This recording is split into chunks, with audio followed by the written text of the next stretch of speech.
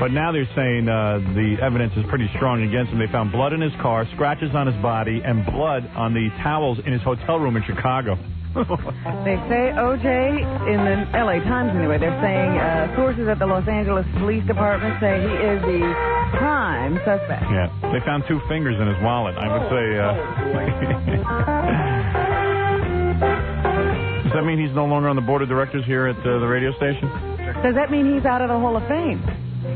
Interesting questions that will have to be answered. Still hard to believe. No, it's very hard to believe. Can you name another celebrity who's had it better? No. Can you name another celebrity? Turn off the music already. Yeah, why are you yelling? I'm yelling over this thing. Can you name another celebrity? Someone of prominence who has been arrested for like one of the, I don't know if they call it premeditated murder or, No, I don't know what you call it. Crime of passion. Crime of passion. Can you think of one? I remember like when people have had accidental shootings in the stomach and stuff like that. Yeah, like that model. Jennifer. Whatever her name is. Jennifer O'Neill. Jennifer O'Neill from Summer of 42. And that skier. Remember? Yeah. Claudine Longet. That was 30 years ago. But that was supposed to be accidental too, basically. Yeah, she got off because it was accidental. Although I still have been fighting that one in the courts. But even if it wasn't, at least she went to the trouble to have some kind of story. Yeah.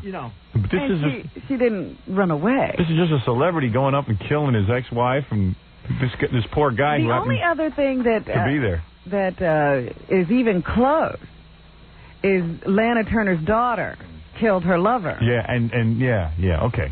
But, that's Lana Turner's daughter, and plus she was adopted, and no, the she guy wasn't. Wasn't she? No, she's an actual daughter, and she actually stabbed the guy because he was beating her mother. Yeah. But it wasn't because she just walked up to him and stabbed him. But even you think like Ike Turner never killed Tina. It just as out of control as he was according to that movie. He never took a knife and plunged it into her, and he had good reason. Well, the thing is that, we stood in this room with O.J. Oh. Yeah. And you said he was a murderer. I saw him at that Trump wedding, and, I said to my wife, it was after I met him, I said, real nice guy and everything, but it was kind of weird how he was bragging about all the different women he was getting. Not that I would say, that would make him a murderer, but it was just kind of weird how... Why would you do that? Yeah, here's a guy who gets tons of girls. It was weird how open he was about it and all the beautiful girls he's having sex with. Did you really say that night? Yeah, I said it to my wife, but just hey, it's kind of quirky that a guy would say all that, especially a guy who gets that much. That's all I said to her. Usually guys who are getting a lot keep their mouths shut. Yeah, I said he's an unusual guy in that he was so regular. Like a friend of mine would come up and go, oh man, I just got laid, and I said, man, this guy's like a regular guy. He's just like, he's bragging about. It's peculiar in that it was so ordinary. I can't describe it. It was just a weird vibe I had on O.J. Simpson. Not that I had a vibe like he'd be a murderer someday or something like that. Nothing like that. I just thought he was kind of peculiar in that he was so open about his personal life. What struck me about O.J. was that he came out of the studio. He struck you? See, I didn't know that. If you had said something, I would have stepped in. There's a clue. If he had struck me, he would have been the one dead. But anyway, what struck me about him was that he was very scared to be in here, number one. Remember? Yeah. We should have been scared. Why is he afraid of us? Yeah. And he came out and he was like, whew, he wasn't that rough on me. Yeah. And we had hit everything we knew. Yeah, we had been pretty brutal. Too bad we don't have him today. Yeah. I'd like to get a hold of him. He's still technically not under arrest. No. Have you tried to picture a scenario if it's true? Yes. I pictured no, let me tell you what I think happened. All right. Here's the way I've pieced it together in my mind, knowing none of the facts. What are you, Perry Quincy? Mason. Perry Masonless. You're Quincy now. Yeah, Quincy. Anyway, here's what I pieced together. Because I thank you. Because I keep going through this in my mind. Okay. First of all, the best thing is they got a picture of O.J. Simpson's first wife before he hit it real big. It was his high school sweetheart that he married. Take a look at what kind of girls. You know how you say O.J.'s attractive and everything? Take a look at what kind of girls O.J. was getting. You know, I got something to brag about. My wife's at least decent looking, and I married her from high school. What? What? Oh. Take a look at her. Oh. The waiter that he killed was prettier. Take a look. We don't know. Allegedly. Right. Oh, jeez. You see her? He definitely traded up, huh? Yeah. Well, he's got like a... She looks like a, I don't know, like a high school like janitor. Yeah, she looks like him. Very similar. Very similar. They do look alike. Where's my picture of OJ's wife? It's on page 5. Page 5 of the book. Yeah, I don't have it here. Here you go. You know, because you go, wow, look at all the hot babes he gets. He's a really good-looking guy. That's what he gets without being O.J. Simpson. But, you know, she looks like O.J. Simpson. You're right. With longer hair. Well, she knew. She described it as right on the edge of trouble. Yeah, she said young O.J. as right on the edge of trouble. And look at O.J. with the beautiful model wife that he just finished killing. Did they have any history, the first marriage, Howard, of any... I don't know. I didn't see that in the. I didn't see that he beat his first wife, but it sounds like when your wife says you're right on the your history is one of trouble. There's something going on. Yeah. Anyway.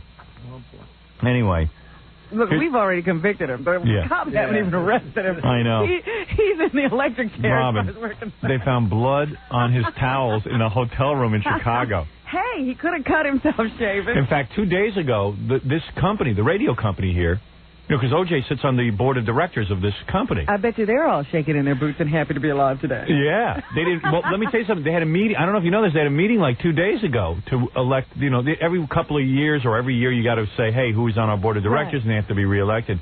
And O.J. was just reelected, I guess, and he was supposed to be at the meeting, except he couldn't make it because he had to go to Chicago. So this trip to Chicago was planned. I mean, it was 5 days before the actual murder happened that this trip was planned. Yeah. That's at least what I saw in the paper yesterday. So it wasn't like a spur-of-the-moment trip to Chicago. Do you think the juice will get the juice? Do they have a death penalty in California?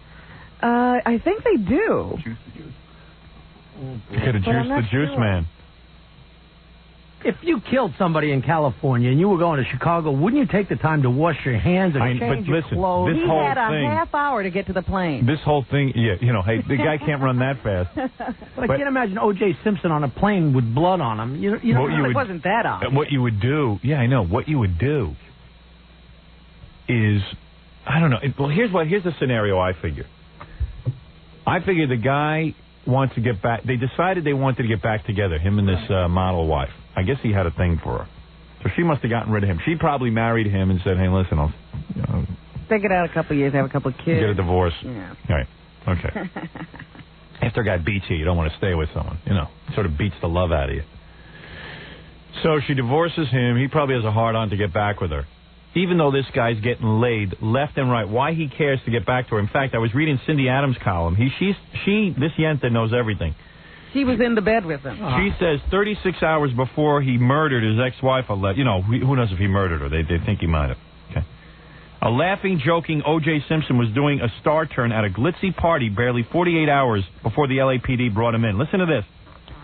It was last Saturday night. It was a house party in the classy Beverly Hills mansion that once belonged to Janet Leigh and her husband, Tony Curtis.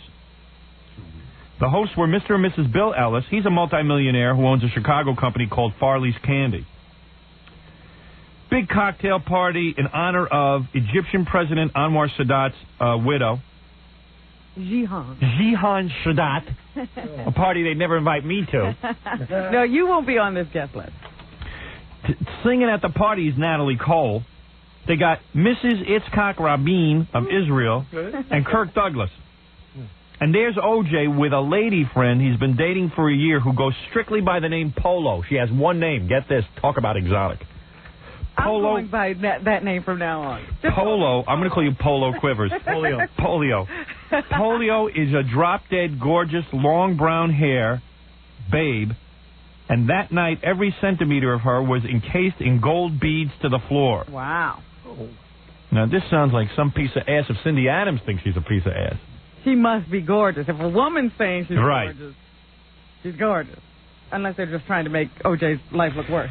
According to Nikki Haskell, who makes her living selling Star Caps diet pills, O.J. had a smile from ear to ear. That's how I saw him at the Trump wedding. Smiling from ear to ear? Was he with anybody at the Trump wedding? No. Robin, no. All right. I'm a witness. I might be called in as a witness, so I'm a witness to that. I might be called before the grand jury. Please don't ask. So he did go out stag sometime. Oh, yeah. All I know is Tawny Katane, the very beautiful Tawny Katane, formerly married to that guy from Whitesnake, now on that horrible TV show, America's... They were never married, were they? Oh, yeah. Oh, they were? David Coverdale. I didn't realize they had gotten hitched. Yeah, they got hitched and divorced. And, I don't know. I was talking to Tawny. OJ comes over. I go, OJ, do you know Tawny? 2 seconds later, Tawny goes, do I know OJ? And she's making out with him. Like, not like kissing and stuff on the lips. Now, you act as if... And she goes, we're old high school buddies. Was it a tongue kiss? No. It was peck. It was a very, very white woman kissing a black man on the lips. That's all that made it crazy for you. They hardly touched each other. You had a dry humping in the middle of the dance floor. Why, that's wrong. He dipped Tawny Katane, because I saw the kiss. Okay. He dipped her, and he had his lips pressed onto her. It wasn't like... It wasn't a... And she wasn't pulling away either. No resistance. Like they kissed her like he used to date her. Right. Right. Maybe she was afraid to pull away. Yeah, maybe he would have beaten her. Would have killed her. All right, here's the scenario I picture. Then I'm going to take a commercial break. Take a nice long commercial break, which is really helping us. Anyway, Tom, you pussy. Okay. Anyway, let's... That's a secret message. You have to encode that. He's more involved with the Rangers than he is with this radio program, Tom, our general manager. He wouldn't interrupt them. No. Tom's probably dragging his ass today. He was out till 12 o'clock with the Rangers. Oh, but he should be elated. Yeah. They got the Stanley Cup. Yeah, and Tom, of course, has nothing to do with it as usual. As with all successes in life, Tom has nothing to do with it. You know, it's very funny to me that Hi, Tom. In the newspaper it says... Thomas, you're bright-eyed, bushy-tailed. You sound great. Yeah, you sound really good. I definitely lost my voice. Screaming like dragging your ass, screaming. What, you and your son went to the Ranger game? Yes. Did you stand on top of your seat?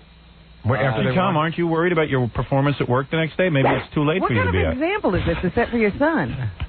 Tom, it's a work night. Don't you think you should be in bed by 8 or 9 o'clock so you can be fresh and full of ideas for the next day's work?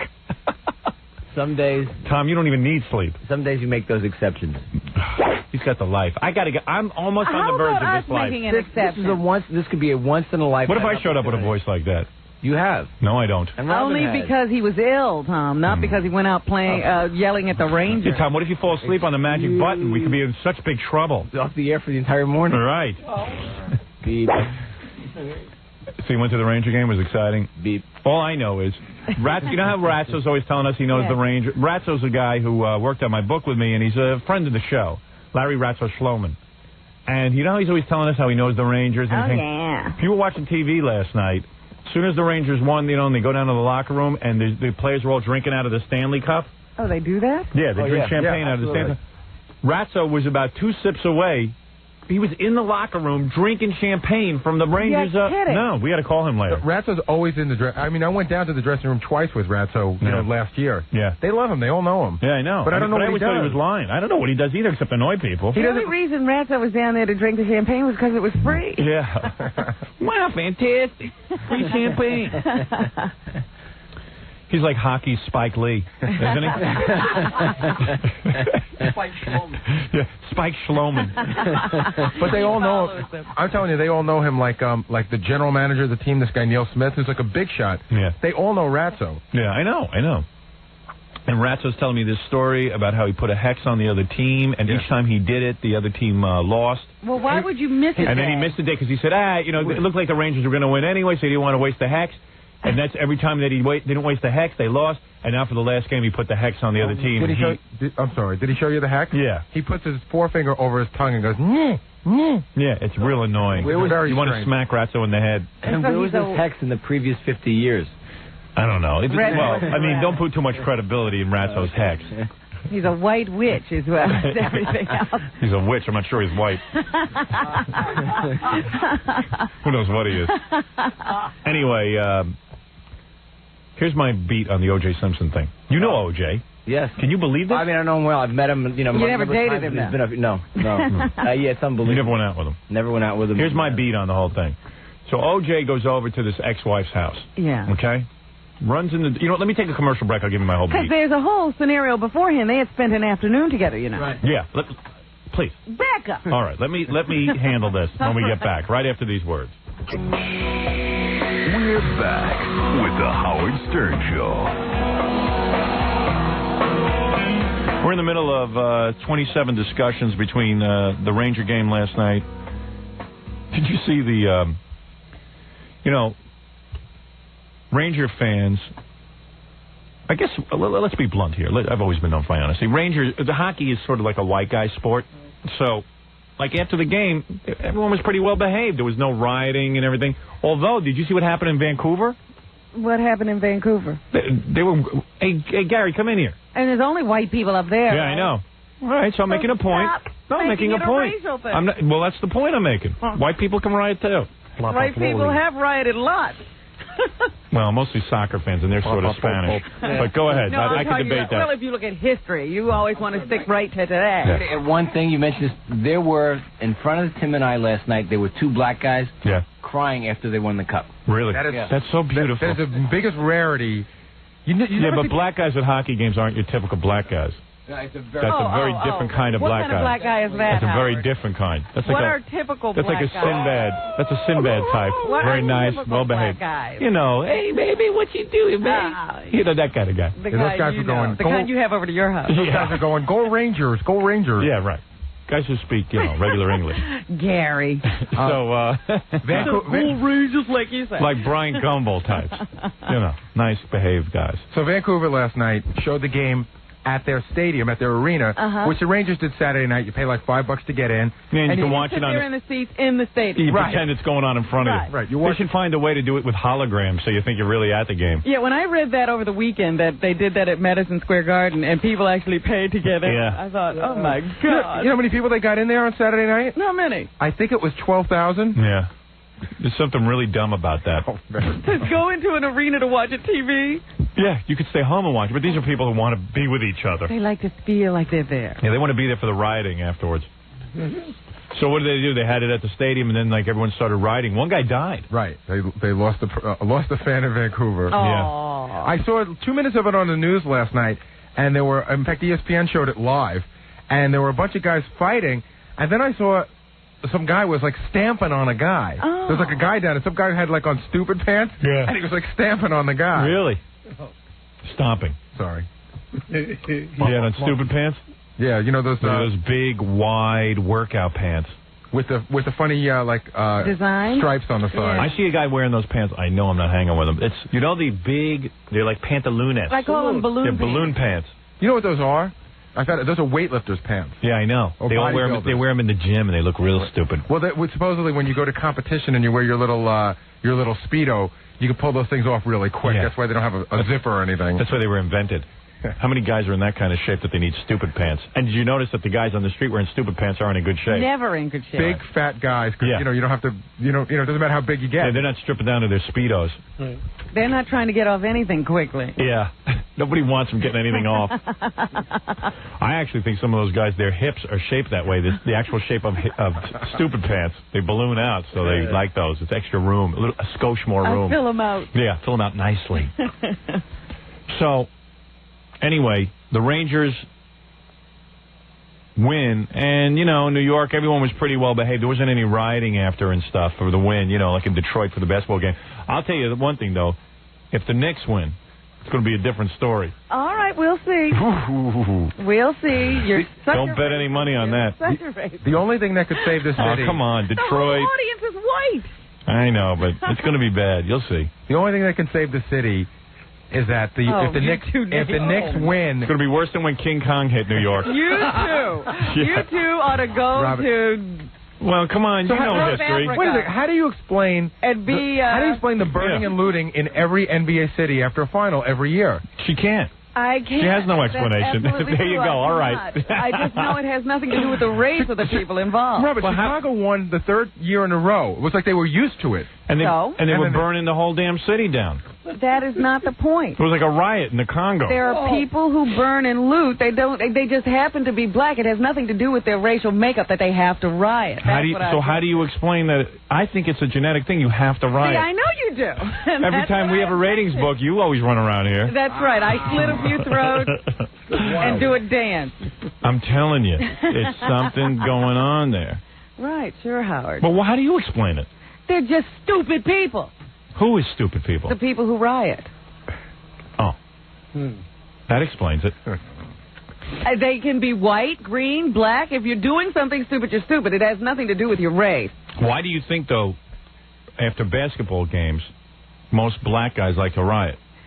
Excuse me, it's a socioeconomic thing. It has nothing to do with their race. Okay. It's what? A socioeconomic thing. So it's just poor people riot. No, poor black people. Illiterate, dumb, non-thinking, stupid people that happen to be black. Oh. Where are the dumb, stupid, poor white people? They go to soccer games. Look, they kill people. That's over in Europe. The World Cup. They're white. No, those aren't real whites. They are from England. What do they have there? No, they don't riot in England. Absolutely they do, Howard. Well, but they're genetic inbreeding. That's their problem. That's a whole different white kind of person. They did have to build a moat around one of the stadiums. Yes, that's right. Absolutely. Most of that's Spanish. Sure. Most of the soccer English, riding. Spanish people. Spanish, period. Very well. And Spanish, what are you saying? They're mongrels. No, I'm not saying it. I'm saying there's a lot of rioting in Spain. Are they white? No, that is not white. Those are the same people who get chased by bulls every year. Right. Are they white? That's all I want to know. They are not. What color are they? They're what race do they belong to? They're not quite chinks, but they're yellowish. They are not. If you fill out like a census form, doesn't it say white, Asian, Hispanic? Yes. I mean, Hispanic is something different than Spanish. It is. So if you're Spanish, you wouldn't check Hispanic on a form. You wouldn't? Why not? Why not? I don't know. Hey, you're getting off track here. The point is, there will be rioting after the Knicks game by stupid people. Okay, I hope that they catch you. Yeah. I won't be rioting. I behave myself. I'm not O.J. Simpson. Rioting. I hope you get rioted on. That's what Thank you. That's very nice. And where does that leave you? Right where I am. Where's that? Right here. Yeah. She's out there riding all the time. So if you have no fears, Robin, you'll go stand in front of the garden after... I wouldn't stand in front of the garden no matter what was happening. Well, nothing will happen. Too busy. I wasn't there last night. I won't be there when the Knicks win. And don't you ever call Spanish people white again. What are Spanish people? I have no... There's a category called Hispanic. Yeah. That nobody knows what race they are. I think they're black. No, they aren't. Nobody wants to claim them. Their own. Well, anyway. All of a sudden, there's a sixth race. There's a lot of black in there. Over in Spain, there's a lot of black. Okay. Oh, yes. It's a gray area. In fact, the original Spanish was from Africa. They moved. Okay, fine. Fine. I'm sure this is all based in fact. Well, Spain was white, and then like a lot of black people came over to Spain. Spain is Spain. And you don't then even know what's over in Spain. I don't know. Nobody even gets out. I know of they have Spain. siesta. Constantly. So anyway, let me just tell you. Where was I? Oh, yeah, okay. So you want to hear my theory on O.J. Simpson? Yes. Okay. He was right. Did we talk about everything we wanted to talk about with the Rangers? Yeah, I think so. Yeah, the rioting and... or lack of rioting. Maybe. Larry Ratso-Sloman. Now, isn't Larry Ratso-Sloman supposed to bring by 2 hockey players with the Stanley Cup? Well, you know what? I spoke to Barry, who's the press secretary for the Rangers, and we're going to try to get something going tomorrow. Oh, okay. Nobody's out today. Yeah, they're probably resting up. Maybe O.J. was upset that Vancouver... Yeah, he should blame it on that. Except it happened before the game. He knew. He had a premonition. The only thing left to talk about the Rangers now is... See, if I was O.J., I would have brought my wife to the to a basketball game and just, like, thrown her on the ground and trampled on her. That's the way you kill your wife. Throw her in front of the crowd. All right, here's my theory on O.J. Simpson. Except I got to take a break. Oh, dear. All right, well, it's all right. We got all morning for my theory. This is the second break before we get this answer. All right, I'll tell you everything that happened right after these words. We're back with the Howard Stern Show. Howard. Yes. I thought of some things I want to talk about. Yeah, I was just yelling at Gary during the commercial. There was a big argument going on in here. I said, Gary, and when we were on the air, I said, is there anything left to talk about the Ranger game? And he goes, no.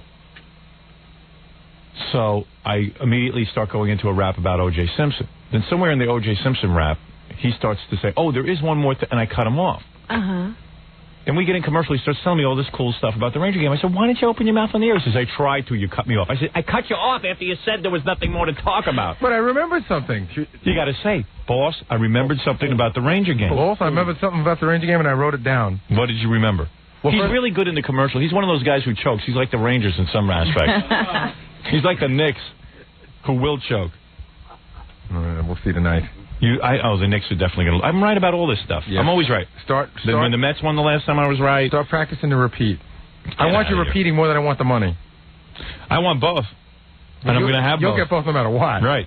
You can have them both right now. I'm having the money, and I'm having you repeat. Knicks will lose. What is it? It's 2-1. The Knicks are at home for the next 2 games. All right. Yeah. They already lost their first home game. That is correct. Yeah. And they already won 1 road game. That's right. So if they win tonight, then they're even. They will choke. They won't even choke. It's not even going to come down to like a choke situation. They're just going to get their asses whooped. Oh, that's tomorrow. We'll deal with it tomorrow. Yeah. So first of all, a bunch of Ranger fans are mad at Giuliani because there's a rumor going around. You know, now the Rangers got to get their big parade. Yeah. And there's a rumor going around that Giuliani wants to wait to see if the Knicks win and combine both parades. Yeah. Can you imagine the mayor wants to save us money? People are always screaming about taxes. Yeah. But when you start talking about saving money on something stupid like a parade. Yeah, please. Get crazy. Let's skip both parades and really go into austerity. Why don't we throw Fred a parade for getting married? Is he getting married? No, sometime he said he is. Right? You get married at some point. Yeah.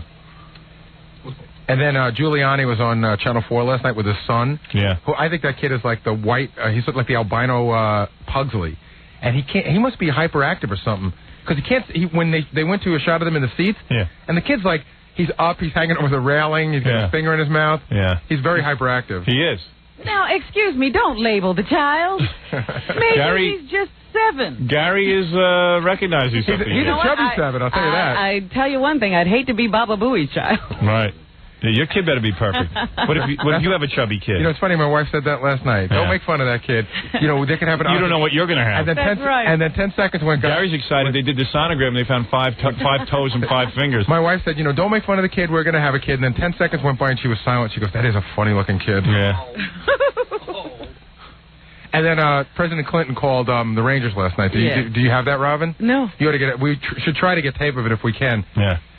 Brian Leach, who won the MVP trophy for the Rangers, is sitting there, and they go. They put the president through on the phone. You could tell he's probably never seen a hockey game in his life. Right. But somebody gave him like a 2-minute speech about what to say. I feel your pain. And he goes, you know, we're very proud because you brought the cup back to America. But in the meantime, 90% of the guys on the Rangers are Canadians anyway. Yeah, right. In fact, the big thing was with the cup that this will be the first time ever that Russian names will be inscribed on the cup. It's beautiful. It's a big deal. That is very beautiful. It's so international. Yes. But Clinton was there isn't one New Yorker in that whole group of Rangers. Yeah. Clinton was saying, you know, we're glad you brought the cup back to America. And he goes, hey, you guys took it to 7 games. I know a lot about going down to the 7th game stretch myself. Wow. And Leach sort of looked like he didn't understand what he was talking about. Yeah, like, hey, dude, don't rain on my parade. And he just kept saying over and over again, you know, it's great that the Americans have the cup back. I want to congratulate you. Me and Paul, Jennifer, Hillary are proud of you. So, you know what's weird about hockey? I know I don't watch hockey at all, except I watched one period of hockey the entire year, and that's last night. I watched the first period. And I was saying to Baba Booey during the commercials when I wasn't yelling at him, I said, it's really weird. Papa Bohai. How? About it? Well, let me tell you. It's really weird how... Well, here's Tom, our general manager. I'm sorry. This is near and dear to my heart. I have to correct you on one thing. Yeah. Brian Leach actually is from Connecticut, fairly close to New York, so he is a New Yorker of sorts. Right. Yeah. And we're claiming anything now. Significant thing that happened here. One guy on the team is from New York. He's close to New York. Was he born in Canada? No. He was born in New York? Yeah, he is an American player. He's the guy. Oh, okay. Yeah. is that the most valuable player trophy for the Stanley Cup playoffs, which is a real big deal, is the first time in its history it's ever gone to an American. Really? Brian Leetch, yeah. Wow, now I feel really good. Tom, let me correct myself. You know all the years I said you didn't know anything? I am so impressed with your knowledge of this ridiculous sport. You know, it's wonderful because his area of expertise is hockey, something we can use a lot. Yeah, no expertise in radio, but tons of hockey information. I go in and ask him questions every day about radio. I can't get an answer. Get a blank stare. If there was such a thing as Hockey Jeopardy, Tom would be a millionaire. Yeah. Why don't you go on? Let's give Tom a hockey quiz. No. I'm going to prepare a hockey quiz. I got to find out how much of your knowledge really. How deep your knowledge, the depth of your knowledge. Let him play Larry Ratso Slump. No, we don't care about him playing. We want to know facts. Yeah, but he needs to go up against someone. Yeah? He'd probably win. Yes, Ratso would probably win. But Tom has a lot of knowledge about hockey. Ask him a tough question. What's the name of the trophy that they give out to the player that amasses the most points with the fewest penalty minutes? Of Lady Bing. There you go. Lady Bing? The Lady Bing trophy. Now that's amazing. I didn't even know that existed. Another one. Ask him another tough one. This is good. I just want, because now I'm impressed with Tom. I see now what he studies. Who holds the record for winning the most consecutive cups, and what years were they? I know that one. You do? Yeah, Bobby Hull. No. Bobby Hull. That's a team? What's his name? Bobby Orr? I see. Bobby Orr. No, the team that won the most. The team. The team that Montreal. What years? Montreal. I don't know what years, but roughly. 5. Roughly what years? It's in the 60s, probably. It was 55 wow. or 60. But he Look knows. at Tom knows everything. I grew up with this since I was like 7 years old. Okay, well, here's one. What was the name of the team what was the name of the hockey franchise in New York before the Rangers?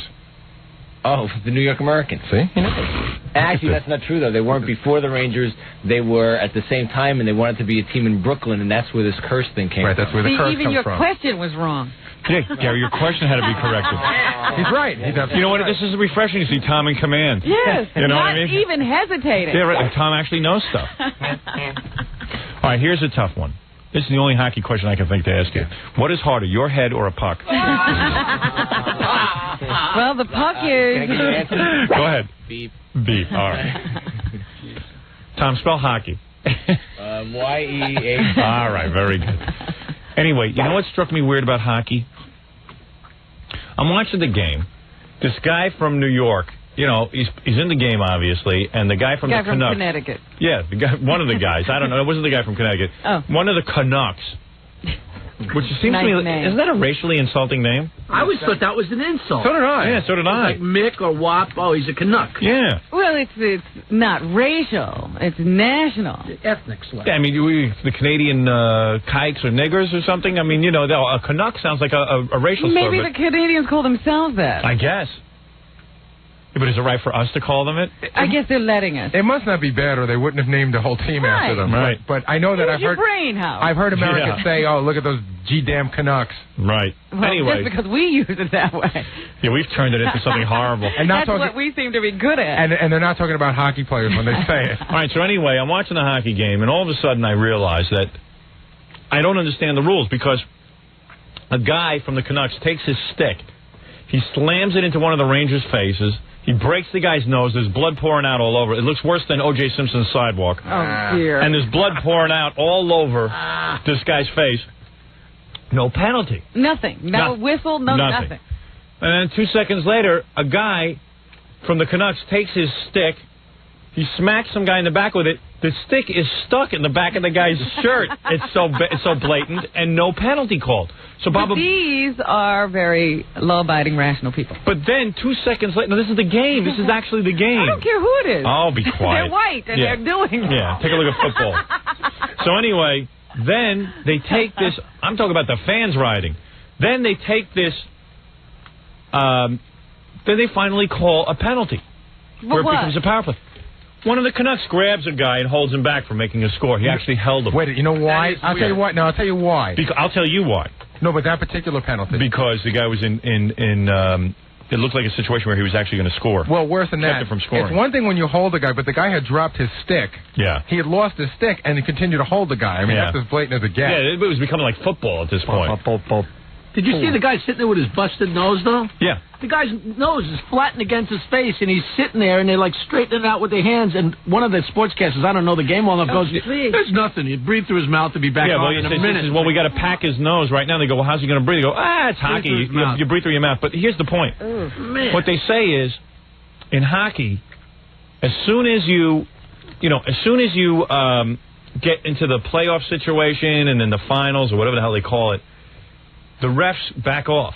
So you can almost kill a person. You can almost kill each other on the ice. As long as you're not going to score. There's different officiating for the playoffs than there is for the regular season, and then there's different officiating for the finals or for overtime games. In other words, if a game goes into overtime, right? A ref doesn't really. The officials leave. Well, the officials don't want to be responsible for changing the tide of the outcome of the game. Yeah. So the only way you can kill someone. I saw one point one of the players shot a ref with a Derringer and no one noticed. Well, you know what? OJ should have played hockey with his wife. Yeah, he should have just thrown his. He should have actually taken his wife to a soccer game, let everyone trample on her. He could have cross-checked her to death. Yeah, he could have just taken her out on the ice and beat her to death.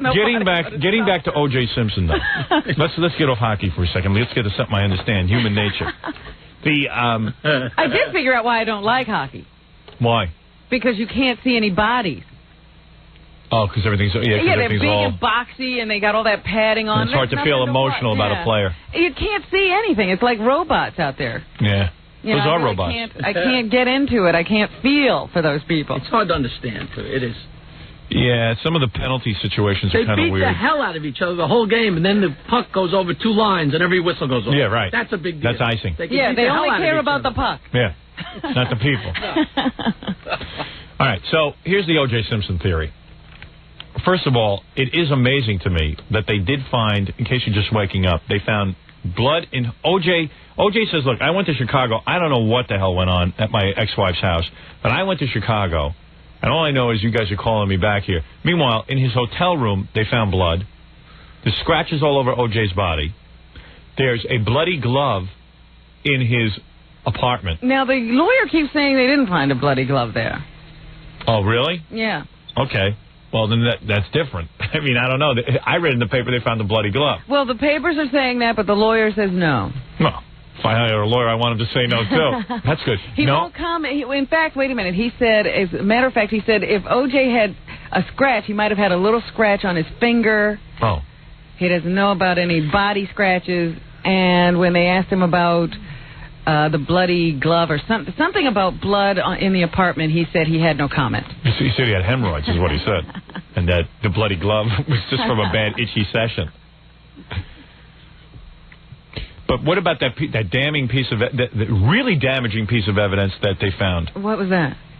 They found a Post-it note on his refrigerator that said, Sunday, kill ex-wife. That was a really... How do you explain that? Yeah, how do you explain that one away? Well, now that's going to take a little bit of shuffling. Right.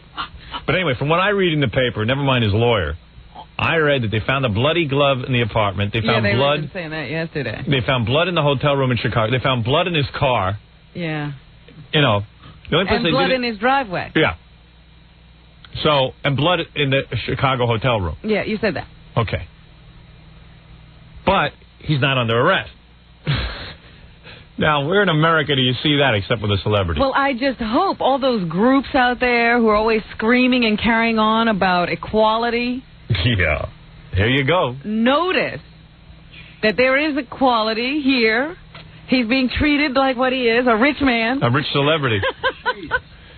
Yeah, well, everybody is watching. But this is unprecedented. You got to understand, this is a very big case. This is the first time that I can think of in history that you take a guy of prominence, a big, superstar in a sense. He's known all over the world. At least he's known throughout this country.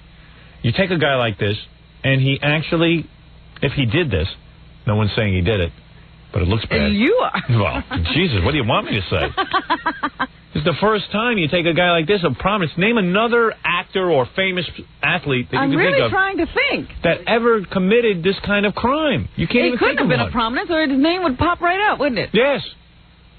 Someone said, well, Claudine Longet shot a skier, but that was like an accidental thing. She never even did a day of jail time. This is a guy... Didn't she do some jail time? I don't know. But I know this is a guy who slit... This is the throat. They slit the throats. I mean, if you were just angry at somebody, and in the heat of the moment, you grabbed something and shoved it into them, I can see you stabbing somebody a few times. Yeah. But to actually slit 2 people's throats? Well, here's what I figure happened. Ooh. Okay.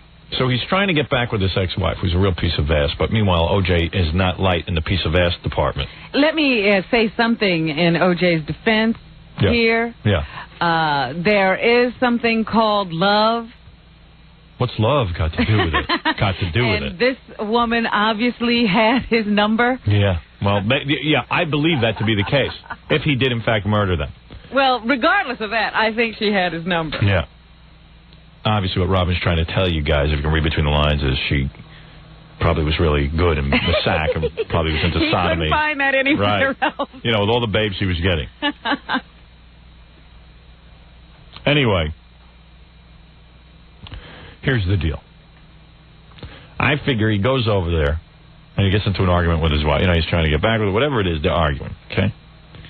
Meanwhile, this guy, the good-looking guy, he met this wife at the restaurant earlier. She left a pair of glasses there. Right. OJ's in the middle of a heated argument. I don't think he went over there with the intention of killing her. He probably thought about it a few times, but never really acted on it. Well, he did say it, allegedly. Right. You know, but people say that crap all the time. I say it to you. I told my wife just the other night I want to kill her. Anyway. Did you? No. You don't do that. I don't do that. Not out loud, right? Okay, so this morning she was snoring so loud I wanted to take a knife and slit her throat. Oh, my God, I'm trying to sleep, and I hear... And I wake her up. I just said, you got to stop snoring. You're a girl. You didn't. I did. I just said, I don't believe this. I said, you're a woman. I sleep with a woman who snores like a guy. I mean, why don't I said, it's like being with a guy. She goes, well be sleeping with Jackie. She goes, shut up. You're so close to me. You're sleeping too close to me. I go, what does that got to do with your snoring? Why do you two sleep in the same bed? I don't want to sleep in the same bed as her. It makes no sense. I've got to get my rest. I mean, you're always trying. You're too close. On weekends we'll sleep together. I know. I don't want to sleep with her. I can't get rid of her. She's breathing on my face. I can't get rid of her. I can't get rid of her. Oh. She will not go in. I say, find another bedroom in the house. I don't know that you're here. There's nothing romantic about it. I'm sleeping. This is very medicinal. Medicinal? Yes. My sleep is my medicine. Oh, I thought you meant something else.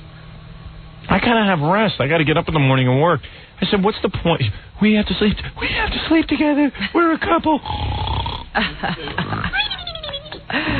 She's gotten those terms confused. Yeah, I mean, I said, have sex together because you're a couple. We don't have sex and we don't need to sleep together. We're almost like brother and sister. That's what I told her. I think of you more like a sister. This is wrong. What? It's not a phase. Once you start to snore, I don't think you ever stop snoring. I know. I don't know what her problem an operation. No, I wish she'd go for it. If someone does that, yeah, get her lungs removed. That's what OJ was trying to do to his wife. Maybe she snored.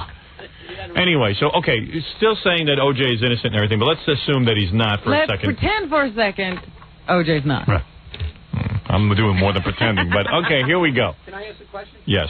I just want to get to my theory. I know, but with your theory, did they determine whether the guy was there when O.J. walked in? Or Let me tell you, I'm going to give you my theory. I'm filling in the details. But I was just wondering if you know that as I don't know anything. You don't have anything. I never use facts when I come up to a conclusion. Just getting away. So that's right. The facts get in the way. There's nothing factual about this show. Let's just go on record as saying that. Robin can tell you that, right? That's right. Yeah. Every time Robin tries to introduce a fact, I ask her please not to. I obliterate it. That's my role. Keep that fact out. Yeah, just shut up. It ruins the show. All right. So anyway, the point is, so he goes over. He's having, for some reason, he's over there. He has some kind of argument with his wife. This poor schlub who's a waiter. He's a good-looking guy. Yeah, model type. Yeah, he's a model, but he also, for some reason, his modeling career is, male models, I guess, don't make that much money because he's a waiter, it turns out, right? Wasn't he a waiter at the restaurant? Yeah. That's some modeling career he's got. He knocks on the door. He goes, ma'am, I want to return your glasses. Now, obviously, he's running over there to return the glasses because he's attracted to her. She's a piece of ass. And it's O.J. Simpson's. And they were friends. Yeah, and it's all he knows is O.J. Simpson's ex-wife. He knows she got a couple of bucks, whatever. So he's interested. Why not? Knocks on the door. OJ's in the middle of a fight. He sees this young stud, and he freaks. Freaks out. What do you mean, baby? Who's this guy? What's his glass? Don't tell me he just some waiter. Don't you tell me that he done waiter. Glasses, you got 20/20 vision. Glasses? When you get glasses? When you buy glasses? When you was with me? I beat his Jew ass. Oh, dear. Honey, he's not a Jew. I beat his Jew ass. What do you mean he's not a Jew? I beat him Jewish then. I'll beat him so Jewish. So all of a sudden he freaks out and they get into fisticuffs. Him and the Jew. So, whatever he is. And they start fighting, and she's freaking out. She's like, stop it. But in some way she's getting off on it because... They're fighting over me. It's O.J. Simpson and a really good-looking guy fighting over me. The fighting gets out of hand. He starts to... He grabs a knife somehow, this O.J., runs into the kitchen. He knows the house. After all, he's been there a couple times. Yeah. And they get into a fight. He grabs him from behind and slits his friggin' throat. It gets way out of hand. Now he's killed the boyfriend, and now he's flipping out. She's a pain in the ass. She's screaming. He knows she's going to talk. She's going to talk. The kid's asleep, and he finally got him to sleep. Goes up, he says, what the hell? I've already... What's one more? He loses his mind, runs out of there. So you're making a case for insanity. Insanity? Making a case to put him in the electric chair. So then... He loses his mind. He loses his mind. Of course he lost his mind. So what? I need a guy walking the planet that loses his mind? I was trying to get him to come off my house, O.J. And then he leaves the scene. The two of them are still alive barely. They crawl out to the sidewalk where they proceed to drop dead.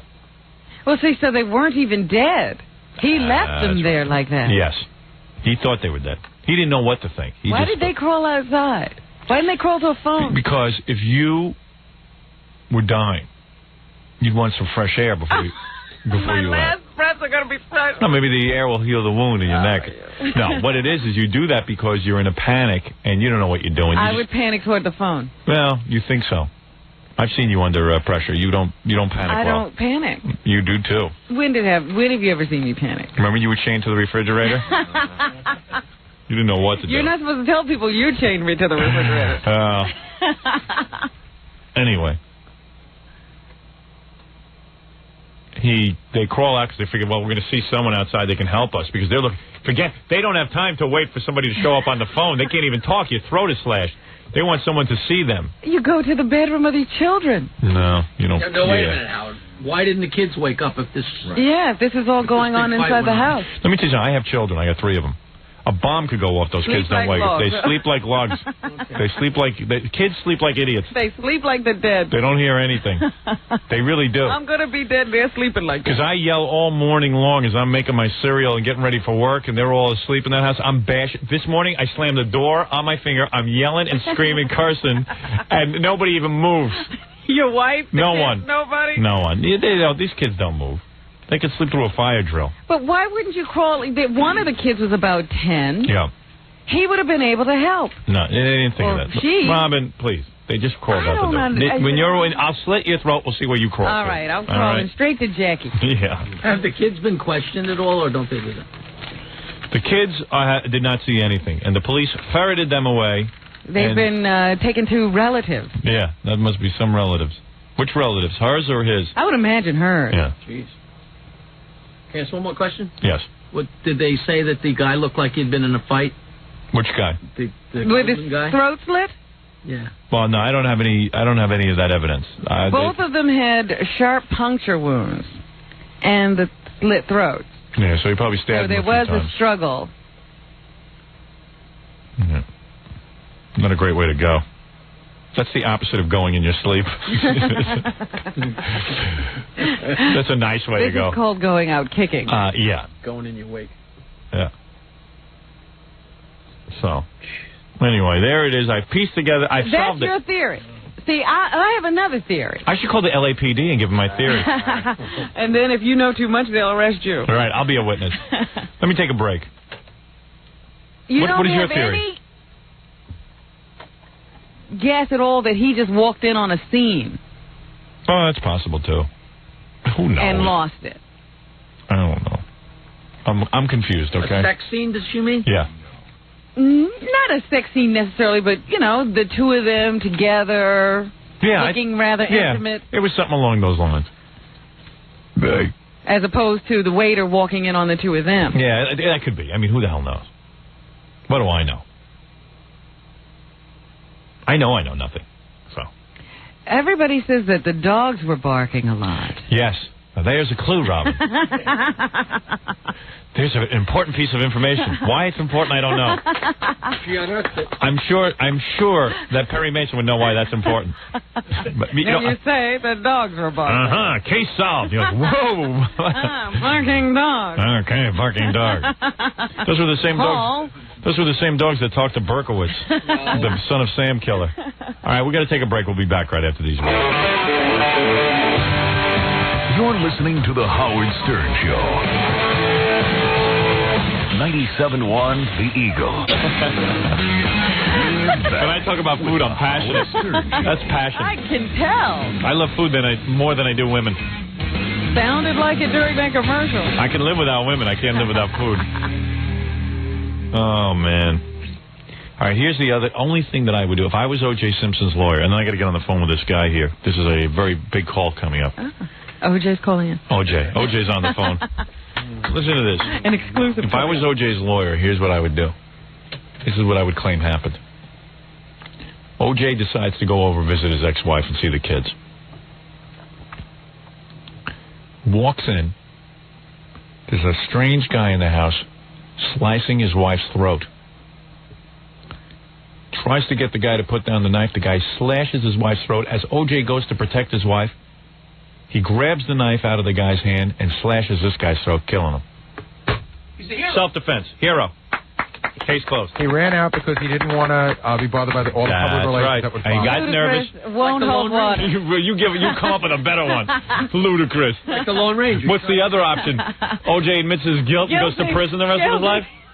Your Honor, throw the jail on top of me. He walked in. They were already dead. He stepped in the blood. That tells you how it got. And then he figured they're going to blame me for this, and he runs out. Let me get my butt to Chicago. And then he wanted to look around. He left the kids there with dead people. No, doesn't. None of it makes sense. I'm trying. None of it All right, I'm trying for the guy. The one thing I must say is it's hard to imagine O.J. leaving his children after killing his wife alone. He's a real sensitive guy. He wanted to spare them. Yeah. Well, if you figure he went crazy and killed his wife.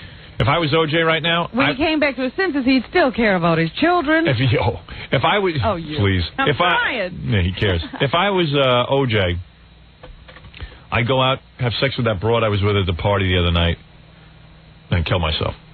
He's going to end up in jail the rest of his life.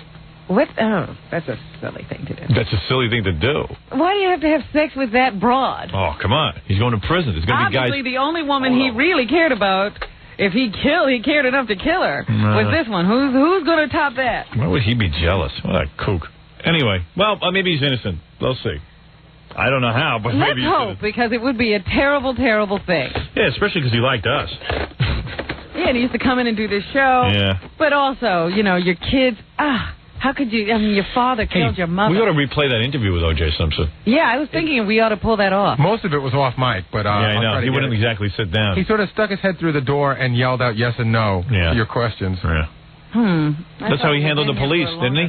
I don't want to answer your questions. Yesterday I heard he was in seclusion. That's what they're calling it. When you're a rich person, you live on an estate. When you go in and close the door, you're in seclusion. And if you're not a rich person, you're poor, but you're hiding out. What is this, Starring John? I have someone on the phone I need to speak. Do you want to get a legal opinion? Who? Who's it, Dominic? I got someone else on the phone I got to talk to. But Dominic, I got to run. I got someone else on the phone. Good morning, Howard. Good morning, Robin. Good morning. Doesn't matter. This barrels right through. What is your opinion, quickly? Well, I think you're all forgetting the most major issue of all. Which is? Gas chamber. That's right. No, the death penalty. Robin thinks because it's a crime of passion, he won't get it. I disagree. Really? The man had a prior beating of the woman. The man said he'll kill her in the past. The man flew away. There's flight. There's escape. There's double murder. And just think of one thing. O.J. Simpson walking down that last, few steps to a gas. No, he should run and do the hurdles over. Yeah, put some hurdles up. And shoot his last commercial.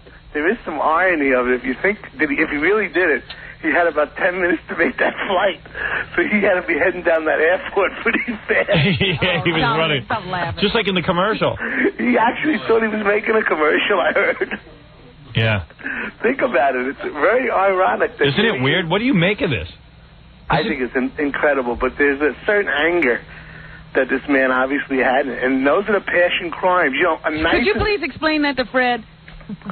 Well, a knife is a passion crime. Yeah. A gun is like at a distance. Yeah. But what about slitting throats, Dominic? It's passion. It's wild. It's out of control. I've never heard of such a thing. It's lust. That's why I kind of had a doubt about it, because it's not unusual, and I don't know this gentleman who died, and I certainly don't mean to reflect anything on him, but a knife is very often a homosexual murder. It's close, it's intimate, it's quick, it's a passion. Between a man cutting his wife's throat, it's bizarre. Yeah. You know, it's very difficult. It's not that simple. And if what they're saying is the first time I ever heard cutting a throat is a homosexual thing. Oh yeah, close knife killing. Calling OJ a homo? I don't know what he's doing. No. Maybe he was upset about the guy being there. He's saying it's unheterosexual like. It's more homo like. No. What I'm saying is that you don't see too many. You only see homos cutting each other's throats. No. Howard, homosexual murders are very vicious murders. They're very. If you read about them, yeah, Bob Crane thing. Well, exactly, and the other guy. But the point is, if Sal Mineo. I thought someone had killed him, a friend of the male with Mrs. Simpson had killed that man and then killed her. I didn't think Simpson did it, I have to be honest with you. Right, you couldn't believe it. Yeah, because that would make some sense. The guy came up, saw his boyfriend with Mrs. Simpson, kills the boyfriend, then kills Simpson. But how come Simpson isn't under arrest right now if they found blood in his room in Chicago and they found blood in his car? Most of these tests take 48 hours, 72 hours, and he's not going anywhere. There's people watching him, right? And they want to make sure when they make the arrest that it's with proper evidence, because an illegal arrest can actually cause the crime to later have an acquittal, to be found not guilty. And so they're figuring, let's get all our ducks in line. Any way you could get him off, Dominic? Did you like Howard's defense? What did you think of my defense? He walks in, the boyfriend is there cutting his wife's throat. He goes into a rage, how dare you, gets into a fight with the guy, and he cuts the guy's throat, runs out of there because he figures everyone's going to blame him. How do you like that for a defense? I think he'll sit in that gas chamber about 11 seconds after that defense. After you give that to the jury. Hey, let's see you come up with a better one. I may not have a better one, but I think I would have his brain tested quickly. How about the defense where, like, he was in the house, he was cutting a watermelon, and he slipped, and the knife plunged into his wife's neck? What do you think of that? A watermelon? A watermelon. Yeah, I see. You don't mean... All right, I don't mean a watermelon, a chicken or something. A chicken. Fried chicken and corn, you mean, like that kind of stuff? Yeah, that kind of thing. I see. I'll tell you, I would definitely start looking towards... insanity. Some sort of brain damage or something. Brain damage from too much football. Please find a tumor is what he said. He wasn't wearing a helmet. All right. Hey, I got a guy on the phone I got to talk to about me being governor. Absolutely. Oh, that okay, bye-bye. That's much more important than that. Anything else you want to add, Dominic? Thanks for taking the call, bye-bye. Well, thank you for calling. Dominic Barbara, the noted attorney, the bloated attorney. I'm not how's your weight? Bloated. How many pounds did you lose? You'll see. Bye-bye. You'll see. Oh, we're playing cards. Not this weekend, next weekend. You'll see how this wins. Did you hear that you have a card game coming up? Yeah, well, he'll sit there by himself. He's so desperate to be with me, he'll do anything. All right, thank you, Dominic. Bye-bye, bro. Bye. On our phone is a gentleman. I think he's a judge. He's from Nassau County? Yes, he's the chairman of the Democratic Judicial Commission of Nassau County. Now, we're saying, why is he calling here? Everyone knows out on Long Island that if you're running for a judgeship... You better be Republican. Neil, is this you? Neil? Hi. Let me explain why you're on the phone. Okay. I might even be wrong, so you can correct me. Everyone knows out on Long Island, if you are a Democrat and you're running for a judgeship, you might as well give up because... Don't get your robe cleaned. In Nassau County, they always vote Republican. If you had just murdered your wife and left her laying in the sidewalk... And it was a trail of blood. Yeah, and you wanted to be a judge in Nassau County... and you were a Republican, you would win. If O.J. Simpson himself wanted to be a judge in Nassau County... If he was Republican? He would win. If he was a Democrat, he would lose. I am telling you, it doesn't make it... I've never seen a bunch of sheep. I can't imagine Jackie being a Republican. Jackie's a Republican? Jackie, you're a Republican? My father was involved in the party millions of years ago. Really? But I don't know. Jackie recreating his family history. Yeah. No, but I'm saying... So I met someone who knew Jackie the other day, and she goes, oh, Jackie? His mom was a crossing guard at the school. Is that right? My Aunt Janet. Oh, was it your mom? No. It was his aunt. It was a crossing guard at the school. Yeah, they tortured her. I'm sure. I mean, that had to be bad for you, too. And then someone told me something else weird about Jackie. I don't even know. Is this true that you spent several years in high school? Like you didn't graduate until you were much older? Is that true? It took me 7 years. Took him 7 years to graduate high school. No, come on. Tell me I'm not that's kidding. not true. No, it's true. Of course that's not true. Someone told me that you didn't graduate high school for like... Is that true? Like you were a grown 7 years man? to graduate from college. 5 years to graduate from college. How long did it take you to graduate from high school? 4 years. I had great. Oh, wait till I get this. I'm going to get this girl on the phone. Why would I lie? I said, how could that be? Jackie went to Michigan State. He's supposed to be so smart. She goes, no. I went to high school with Jackie. My wife met her. She goes, I went to high school with Jackie, and Jackie... Your Honor, please... Bear with us. I have to straighten this out We're first. getting a little off the topic, but we're going to bring it back around and show you the relevance. Yeah, there's no relevance. So, in other words, she's wrong. Quick. Of course she's wrong. Yeah, I was kind of shocked by it. 1966. All right, I'll find out. What do you mean you'll find out? I'm telling you. I'll find out who she is so we can have her on the air. She thinks you went to school with Jackie? She knows she did. She said we all graduated and Jackie was still like in the 9th grade. You don't. That's what she said. I mean, you've come up with some bull What do you crap want? No, this is what she told my wife. And you entertained this? Well, I entertained as much as I entertained O.J. Simpson being guilty, and then it turned out to be true. It's not true yet. It's not true yet until I find out. You're not dumb yet.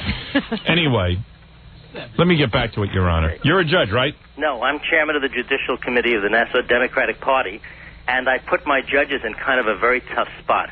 They've been ridiculed. Newsday has attacked them, as you probably know, because Gary has the articles. There was an article the other day in Newsday that said that the judges are looking for an endorsement by the Libertarian Party because they're hoping to get in on my coattails. In other words, even if I have 7 to 10% of the vote, if I start screaming to vote for certain Democratic judges, that's enough. They will all win. They will all win. You will elect them all. Now, let me tell you something, Neil.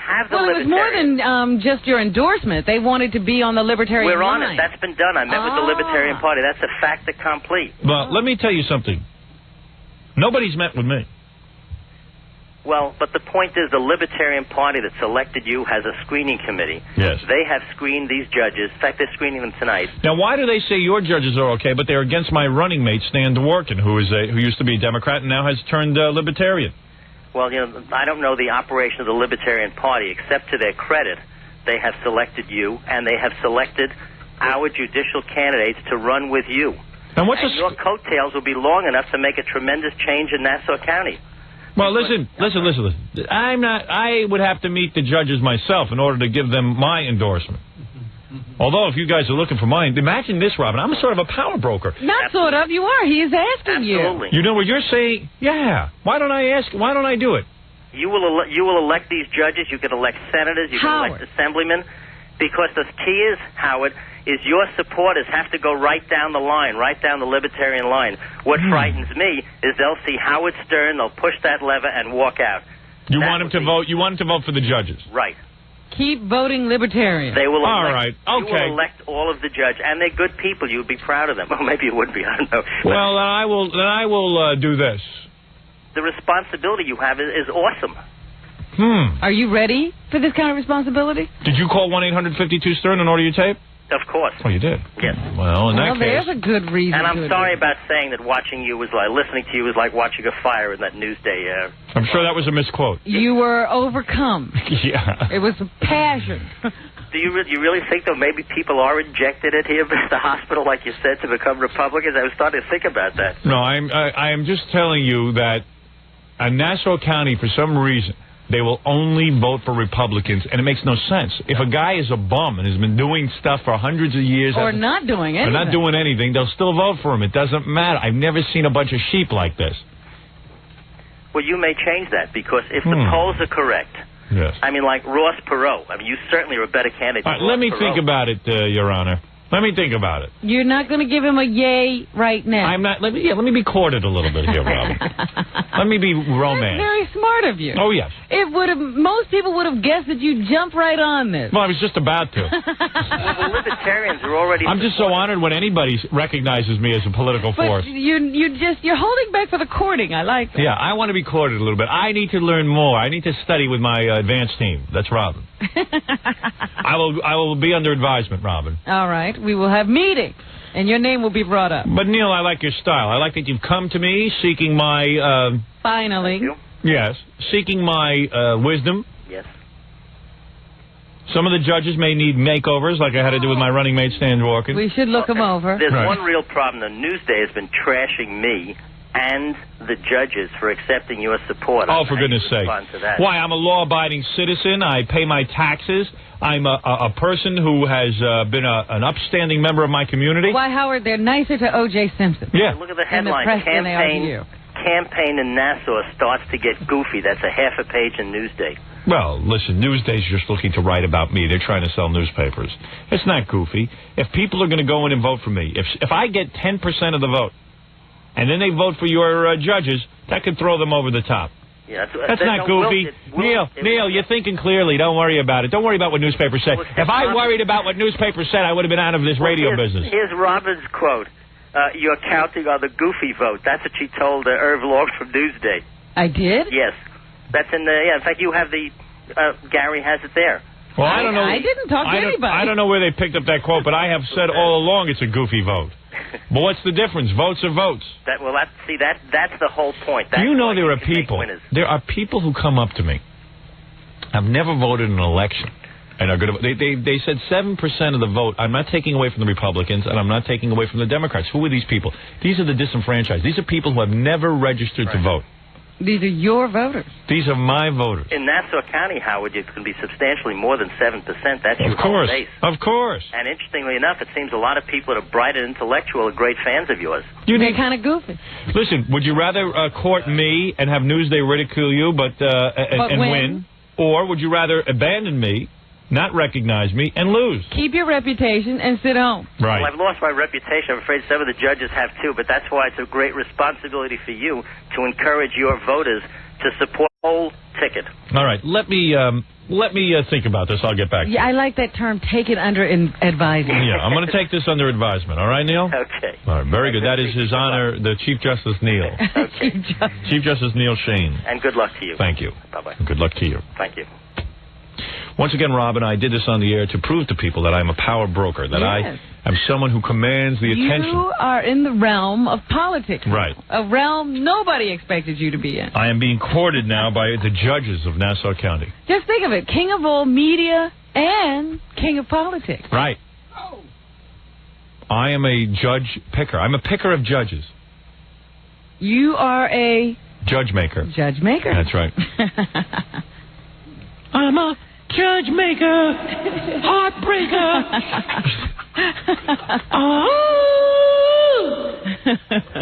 All right, very good. I'm going to take a break and go make sure I'm still breathing. I think I'm hallucinating. And we'll be back right after these. The Howard Stern Show. Jackie Platinum Joke Page Martling to order Jackie's Wild Comedy CD. $10 plus free shipping and handling. Price includes full-color Jokeland catalog. Call 1-800-323-5464. This Friday, one big show at the Comedy Cabaret in the Dover, Delaware area. Sheridan Inn. For information and samples of Jackie's CD, call 516-922-WINE. The Jackie Show. Very good. All right. I'm going to read you something now that is so unbelievable, that is such an outrage, that you will fall out of your car. So I need you to seatbelt yourself in. I am going to give you... In fact, Robin, I don't even want you to say a word until you absorb all the facts. All right.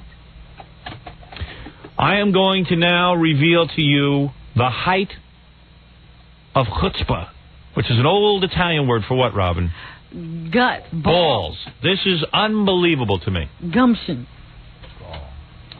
This is a story that 60 Minutes itself should cover. Ah.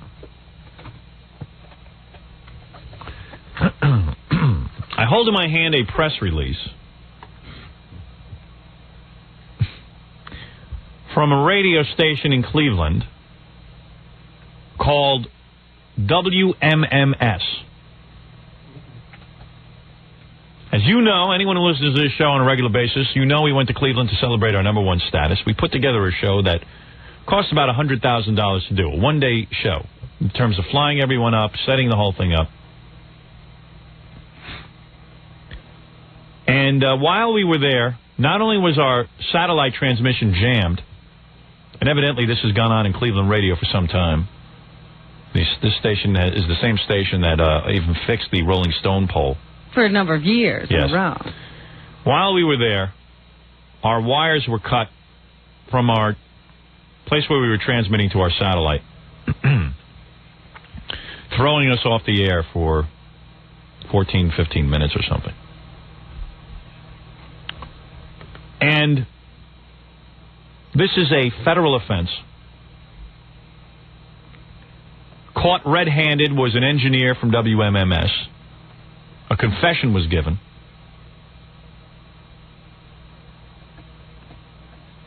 And now, next week, a court date has been set. Has he been arraigned on any charges? I don't know, Robin. I don't know anything about it. I mean, I don't even know what arraigned means, to be honest with you. I got to be totally upfront. Okay? Please, I ask you to be quiet during, because if you start with legal questions, I'm ruined. All right, I'm ruined. I'm completely, I'm fixed. I would imagine you take me out and shoot me. But go ahead. All right. Thank you. I'm sorry.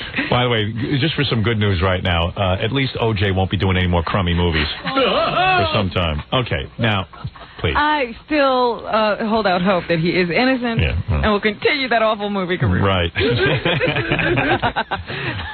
You'd go on a killing rampage, too, if your best movie was Police Academy. Naked Gun, whatever that was. All right. So you know what happened in Cleveland? Yeah. All right. This offense is punishable up to 10 to 15 years. And the only question left in this whole case is whether the upper management of WMMS knew anything about this. My guess is yes. Absolutely. I know engineers. They don't act on their own. They do stuff when they're told to do stuff. I would guess that someone there planned, I'd say upper management knew about the jamming of the signal as well as the cutting of the wire. Not only that, WMMS management admits they were trying to hire a helicopter to fly over and disrupt the proceedings. This is what they admit to. Yes, we were trying to do that. Yes, we were trying to steal magazines with Howard's picture on it. But that was all in good fun. We would never do anything to break the law. This is what they're saying. Okay, well, we'll jeopardizing lives by having a helicopter hover over them is fine. That's fine.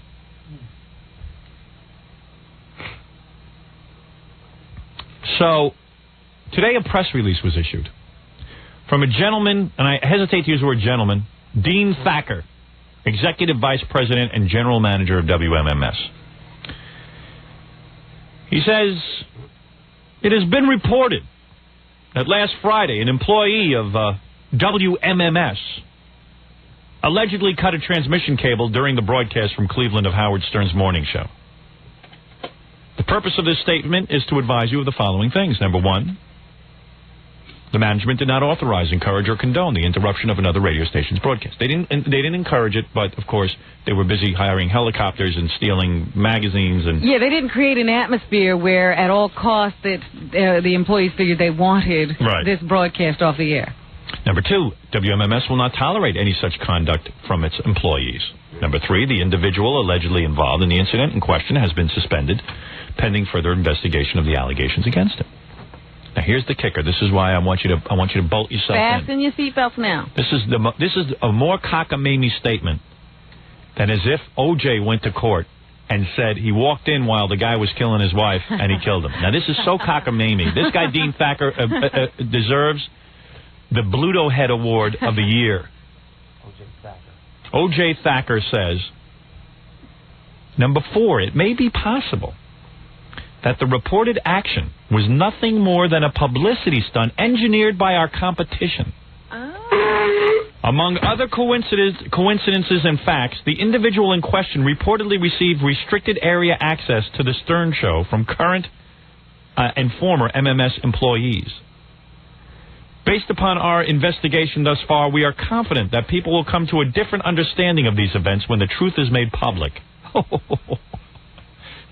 Wait till the truth. What are they saying? They're saying that our station orchestrated this as a publicity stunt. We cut our own wires. We got their guy to cut the wires for us. Yeah, we hired their guy. That's beautiful. Isn't that beautiful? Isn't that genius? I got to tell you something. This guy, Dean Thacker's got to go down. What's got to happen is that this individual who committed this crime has not only got to throw the book at him, he's got to see a real 10 years in jail.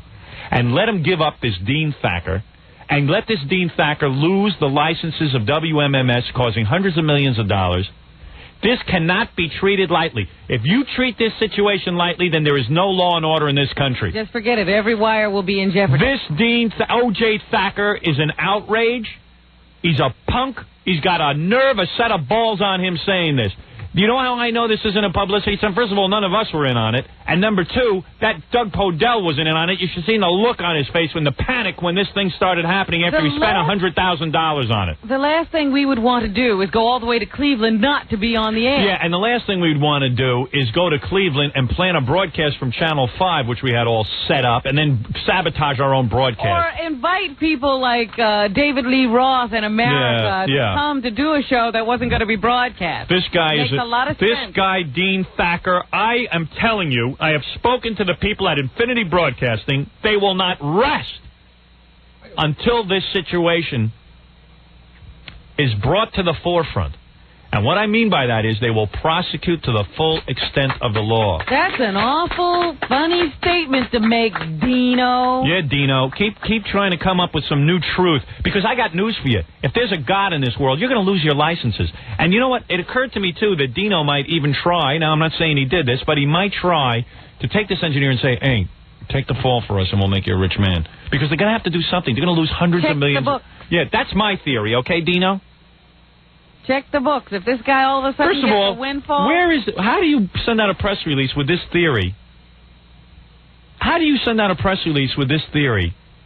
When your guy's the guy under arrest. With no facts to back it up. That's called slander. Bring it on. Bring it on, Dino. Tell us. Well, look at it. And then Inside Radio reports it. Inside Radio is a trade paper for our industry. Stern vandalism may be rival's publicity stunt. That's what Omni America, they're going to change the name to Omni Stern. Omni America executive Dean Thacker, O.J. Thacker, is wondering on the record. On the record. He's putting a spin on this. He's pondering. Whatever suspended MMS Cleveland engineer William Alford has a court date 1 week from today on 3 charges, including disrupting a public service. That 10 a.m. appearance will be... I want to go to this court date. When is it? It's a 10 a.m. appearance, though. It's not during our show. Oh, we should go there, tape it. 10 a.m. is during our show. Well, what we could do is go tape a show in Cleveland, play it the next day. What day is that? Who knows? We ain't going. Oh. The 10 a.m. appearance, well, this is just a preliminary hearing. We'll go to the actual court date. Yeah. The 10 a.m. appearance will be a preliminary hearing to see if there's probable cause to bind him over to county court. Thacker insists MMS didn't authorize, encourage, or condone what happened last Friday morning during Howard Stern's Cleveland funeral. Well, of course, you're facing about $1 billion in licenses. And the loss, of tons of revenue. The early rumors of a multi-person scheme to sabotage the Stern remote have stopped. Oh, really? Cleveland police confirmed the investigation is focusing on this one individual at this time. So that doesn't mean it's stopped. They're just focusing in on the one individual they have. So stories that Alfred might sing like a buzzard about accomplices and a trail back to MMS don't turn out to be true, at least not yet. Alfred is free on $10,000. Of course not. Because this guy thinks it's a big joke. He thinks he's going to be... He hasn't felt the heat. If he doesn't get faced with prison time, then he's never going to... Oh, boy, come on. He's going to sing when he has 10 years he's looking at. You ever been to prison for a day? It's scary. What? That guy, Dean, from the station in Cleveland, he used to be the general manager at Z100 here in New York. In fact, he's the guy that sort of took it down. Oh, is he the guy who lost all the ratings and got out of town? Right. Nice job, Dino. And also that... You're taking MMS down with you. He's going to really cause a big stink this time. That publication also has never written the greatest things about you. No, Inside Radio? Yeah. Yeah, I know. They're sort of... But I don't care. I mean, the point is that is an outrageous piece of slander. That is slander. Don't you smell this? It stinks. We were all there when that was cut. You tell me if that was a publicity stunt. If our station planned such a publicity stunt... It wouldn't have worked. I don't think they could really pull that off. Are you kidding? They can't pull. They couldn't even pull off getting the background. They could barely get the wires connected. They couldn't get the background microphones on the air. Much less. I'm listening to the first song I sang, the Soul Man parody. Remember, the whole song was based on the fact that I couldn't sing, so the background singers were going to save me. Right. The background singers' mics were completely off. Oh, wonderful. You have to hear. Just listen to this. Here we go. Just listen to this. Look. I come out and sing. I was listening to it to see how bad I sounded. It sounded okay, you know. I did the best I could. A bad job. I was just basically talking through the song because I couldn't hear myself. Doing Rex Harrison. All right. Yeah, Rex Harrison I was doing. All right, here goes nothing. Now, the background singers are supposed to come in on the chorus, and I'm supposed to respond to them, which we were doing on stage, but the microphones weren't even turned on. Now, Howard Stern is number one, and Lanigan, well, he's all done. That one-eyed hump completely killed, and Jeff and Flash are loser imbeciles. He's a soul man. Where is You it? can hear us back there, but we're not on mic. No. I'm in Cleveland. How could your mics not be on? We were only singing. Why would somebody turn our mics on? And then you figure, okay, they didn't get it right for the first chorus? They figured out. Because you guys were supposed to be singing, he's number one man. Had about 8 people doing it. I know. Yeah, I'm number one, man. It isn't there. At least there would have been some singing in the song. Yeah.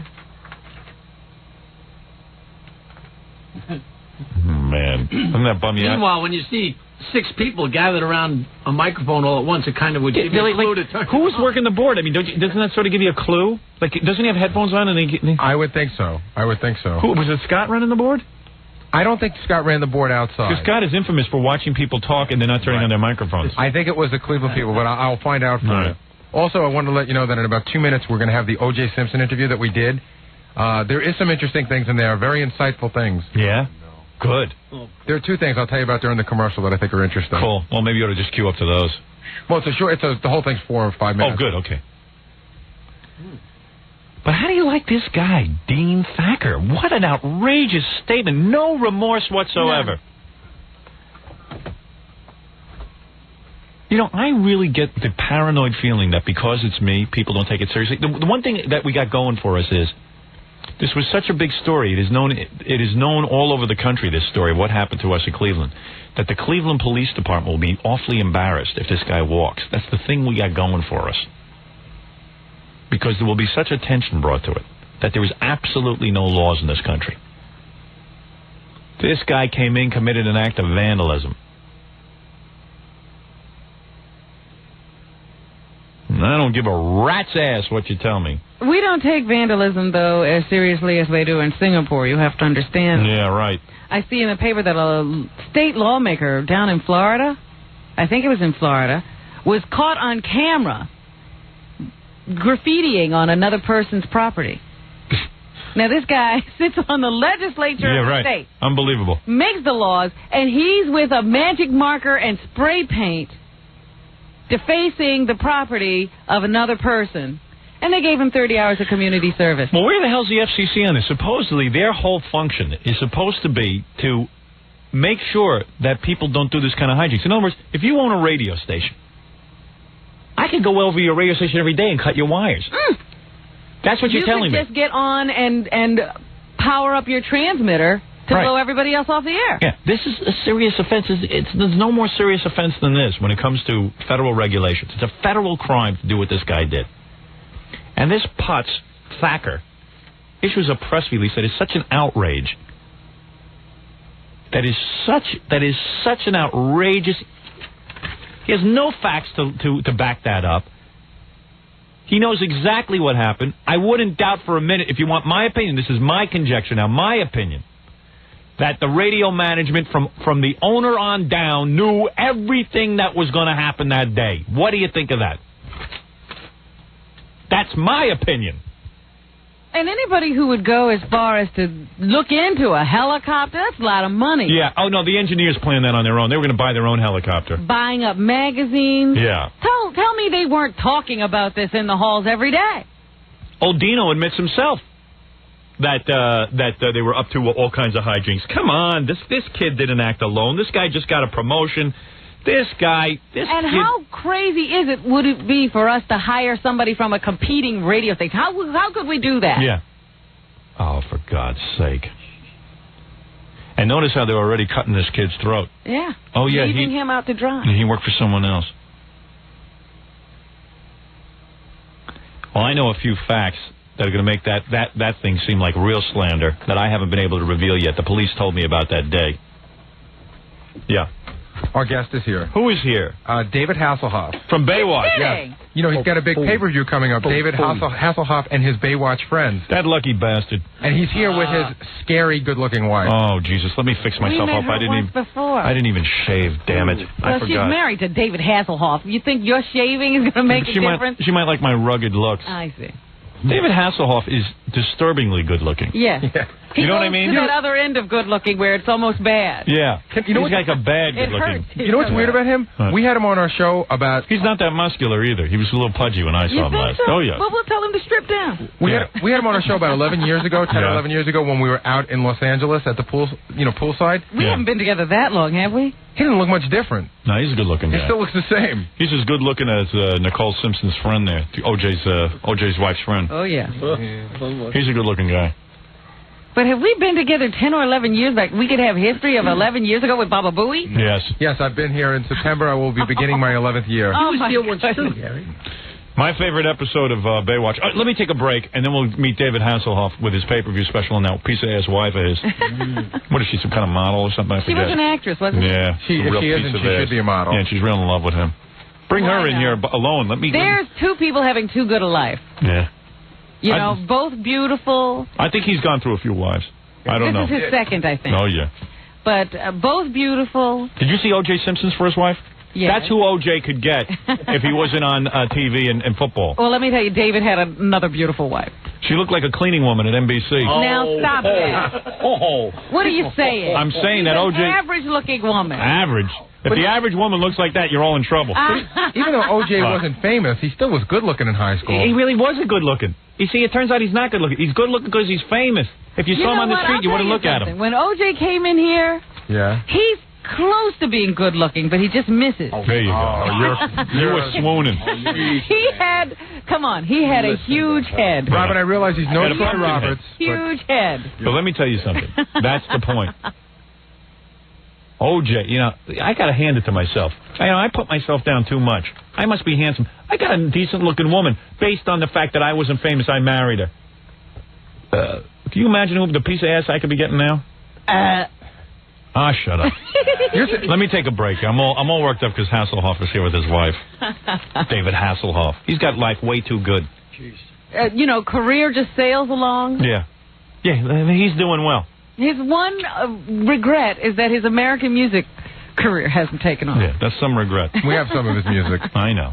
He's a star in Japan, thank God. At least he doesn't have his music career going here in the United States. And Italy. That's his one obstacle. I'm glad, because he deserves a little pain in his life. He's a huge star in Germany. Not right. Everybody's having a good time. All right, let me take a break. He's bringing his music to pay-per-view. What's his wife wearing? I think she's wearing... Culottes? No, I think she's wearing some sort of a mini dress. Whoa.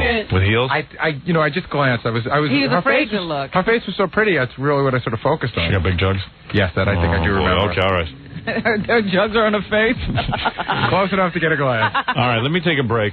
And we'll see David's wife's jugs right after these words. Take me back with the Howard Stern Show. We're back. David Hasselhoff, and I just cannot believe that this guy from Cleveland would say such a thing. We got to talk about this more. I also have the O.J. Simpson interview after David's in here with his wife. But let's meet Maybe David. David knows O.J. Who knows? He does, probably. All those L.A. people seem to know each other. David Hasselhoff and his Baywatch friends. I hope his wife's going to be on this. I know Marla Maples is going to be on it. In a bikini? No, she didn't look like she was in a bikini when I saw her. And she'll be on the beach in an evening gown? No. It's Baywatch Friends. They're in a concert. Let me get this all straight. Let's get David in here. David Hasselhoff, of course, he was first in a series with a car. Knight Rider, wasn't it? That was a huge success. He made millions off of that. And isn't he somehow the producer of Baywatch? Yeah. Hey, David, you're the producer of Baywatch, right? Too early. It's too. You're like a billionaire. Heavy today. Where's your wife? She's sitting in the guest lounge. She's afraid? Talk to you. Oh, she's such a piece of ass. Come on, David. I don't know what she looks like. She is a knockout. It wasn't 10 years ago. It was about 6 years ago. We did it. Was that 6 years ago? No, it was like 10 years ago. No, It was a long time ago. We were still at NBC, I think. Night Rocker, which went lead, sold 7 copies. No, you were just finished. Universal. Yeah, but that was when I was at NBC. That was 1984 or 5. Yeah, that's 10 years ago. You came to see us poolside? Was it 10 years ago? Yeah, it's almost 10 years ago. 10 years ago. And how come I look old and you look young? You had a funeral for Mark and Brian out in Los Angeles. It was pretty cool. That was cool. That was very cool. I know. See, like Dave, like people think like, hey, Dave is just like another good-looking guy. He produced Baywatch. Yeah. So he gets like all the dough from Baywatch. He owns it. Damn. We actually have Baywatch 2 now. It's called Baywatch Nights.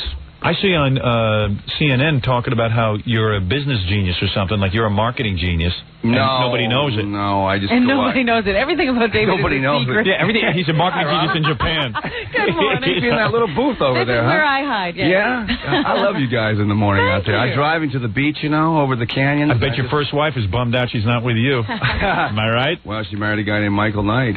Oh, yeah? Yeah. Who's that? Say, I don't know. Is it actor? That's it? Yeah. Yeah, because I remember you were all bummed out about your first marriage. Yeah, those things happen, don't they? Yeah. I would leave you, though. You're so good looking, and you're probably good in the sack, Well, he I got assume. one that's stuck now. Yeah, I'm happy now. I got 2 little girls. Oh, do you really? Yes, I'm a married man. Where's your wife? She's in the booth. Oh, let me see. Let me just look at her. She's gorgeous. She's gorgeous. I imagine. She's trying to sign a little release. You know? Let me ask you something. If your wife was in a car accident, I don't wish this on her. Oh, of course. boy. Let's say she's in a car accident and she's disfigured now. Now she looks like from Planet of the Apes or something. Right. All right. Right. So she looks like. She looks like that she came from the Star Wars bar. Right. You know what I mean? Like a real mess. And you know, hey, your TV's David Hasselhoff, okay? Right. Producer, successful, right? She looks like OJ's first wife now, Oh, okay? stop. Oh, yeah. All right, now listen to me. Listen to me. You're brutal today. All right, take it easy. Do you know? That'll be a Hey, do you know pretty bad OJ? accident. I do. I juice. flew back with from him from the Olympics. So Was there blood on his shoes, or did you see a bloody glove? No. No. No gloves. No gloves. Can you believe this? Are you shocked by all this? What I don't understand is that everything's about the glove, and he's got the same attorney as Michael Jackson. Yeah, Michael everything with Jackson a glove. wears a glove. That's you know, right. What is this? Wait a second. Let me get this straight. So you know OJ. Aren't you like completely shocked by this? I don't. Did they really arrest him? No, they haven't arrested him arrested yet. him. He's in seclusion. Which means he's not hiding. Well, what do you think? Well, here's what I think. They found a bloody glove. Did they find a bloody glove? This is what it said in the paper. Howard Weitzman says they did it. Yeah. There was blood in the room in Chicago on the towels. I know, it's hard to believe. There was blood. There was blood on the saddle. No, there was blood in the car.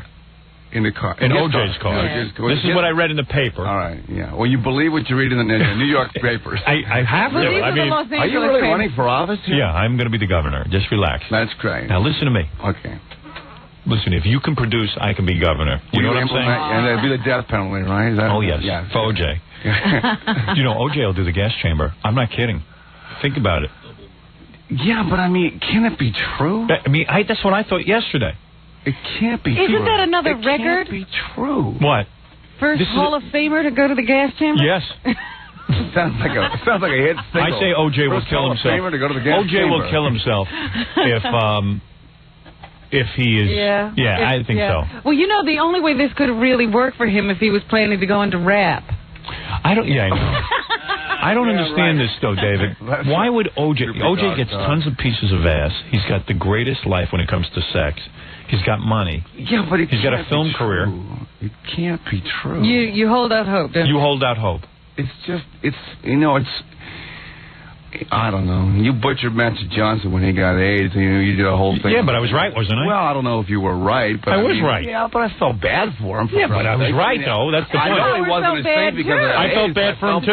I said I feel bad for Magic Johnson, for OJ. but he shouldn't be out screwing around without a rubber. That's all I said, and now everyone else says it too. Mm-hmm. It's just that I'm bad when I say it. Well, no, because you say it first.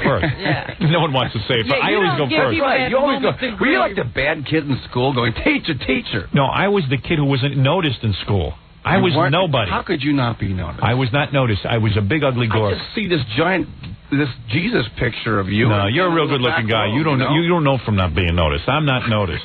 Where's that wife of yours? I want to see her. She's in there, Pam. My favorite. Come in here. Come in, Pam. What's the big deal? I wonder had left you, and you were completely broken up about it. He was already with this woman, though, weren't you? Yeah, but he was freaked out. Yeah? He was freaked out. I was. I was with Pamela when I met you. Yeah, you were. Yeah, because she said, beware of Howard, and you were so nice to me. Yeah, it was nice. Yeah, I got no problem with you. How old is your oldest child? She's 4. Really? Taylor Ann, yeah. Okay. So David, was on Knight Rider, which made you a couple $1 million, right? Yeah. Okay. Then, instead of sitting on his ass, he went out and said, hey, I'm going to produce some shows. Because we basically figured Knight Rider's gone, so is David Hasselhoff. Yeah, we basically wrote him off, didn't we? We were the first ones in Hollywood to write you off. You're gone. So you were first again. Yeah, we were the first. He said David will never work again. It took me 10 years to get back on your show. No, but here's the point. You went out, you made this music career for yourself. Right. All right. And while you were doing the music career, you went ahead and started producing some shows. And you even said to us, hey, I produce shows. And I went, yeah. Well, I realized when I was over in Europe, I had a #1 single in 1989 for 8 weeks in Europe. But my music has been basically marching music. The Germans, I've been looking for the walls down. Let's make but what do you care? As long as they buy it. I loved it. Right. I sang on the Berlin Wall. I sold 6 million records. There you go. I've been on tour, and that's what this whole pay-per-view is. I finally hooked up with some American producers. And well, hold on. We're getting to the pay-per-view. You're jumping ahead. I'm building you up. I'm getting people excited for this. I know you're running out of time. Now listen to me. I'm not running out of time. I'm happy to be here. All right, listen. Child abuse hotline. You're all over the place. Now listen to me. Focusing on me. Focus. I'm back. All right. So we wrote you off.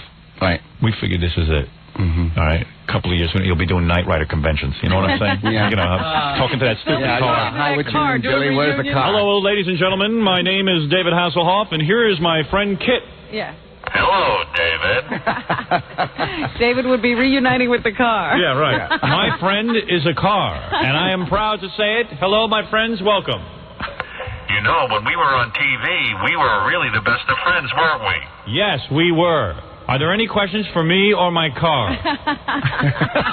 It'd be an amazing... Doing conventions. It's true. I had that dream that I was going to be like the Lone Ranger, signing autographs at 50 going, hi, what's your name, Billy? Yeah, right. Where's your car? My car and I are big stars in Germany. Now ask us questions, please. Is there a question over there? Oh, okay. There is no question. All right, very good. Now, where did you get the idea? Because then Baywatch comes on one of the networks, right? Right. And it gets dropped. It was dropped because they had Grant Tinker was producing it. And he's an a-hole. Well, I like him. No, he's a jerk. Why? He's a coward. He's a coward. He's not a coward. He's a coward. Guy. He's a coward. He's done nothing. He's done nothing. He married Tyler Moore. That was his accomplishment. That's all. Go ahead, yes. Thank you. The show was canceled. And who canceled it? That imbecile Grant Tinker? NBC. Was he the guy who was in charge? No, he was the head of the studio. He left. He was the head of broadcasting over there. He was chairman of the board of NBC. He left to become a producer. Yeah, I know there's a lot of shows have been produced by him. People say, hey, David Hasselhoff, what does he know? Meanwhile, he's got a bigger hit show than Grant Tinker has. Well, it was Grant that started the show, and Grant let it go. Yeah, Grant let it go. He dropped you before. It shows NBC dropped it. No, he's NBC. He shows you the insight this guy has. Well, he could have taken it into syndication. Yeah, he could have. See, he didn't do that because he's not bright. I followed the career of this Grant Tinker. He's a disaster. All right, now go ahead. Anyway, we picked up. What happened was I spent so much time in Europe, and I saw there was such a glut of non-programming on television. They needed some stuff for television. They were always showing Perry Mason reruns. That was ridiculous. And all these cable companies were opening up, and they were actually coming to me saying, they needed programs. Will you do more Knight Riders? And I said, I tried to ask Universal. They didn't want to do more Knight Riders, but I have Baywatch. I have a show called Baywatch. And within 48 hours, these guys were on the phone to All American, our distributor here, and Fremantle, the European distributor, and we put the deal together, and no kidding. Suddenly we raised about, it used to be $1.4 million on the network. We raised about $860,000, and we figured out how to do it with $860,000, and that's $860,000, and you were able to shoot what, like 13 episodes on that? We shot 22. 22 episodes on $860,000? No. An episode is one episode. You're kidding me. Yeah, but on the network it's $1.4 million.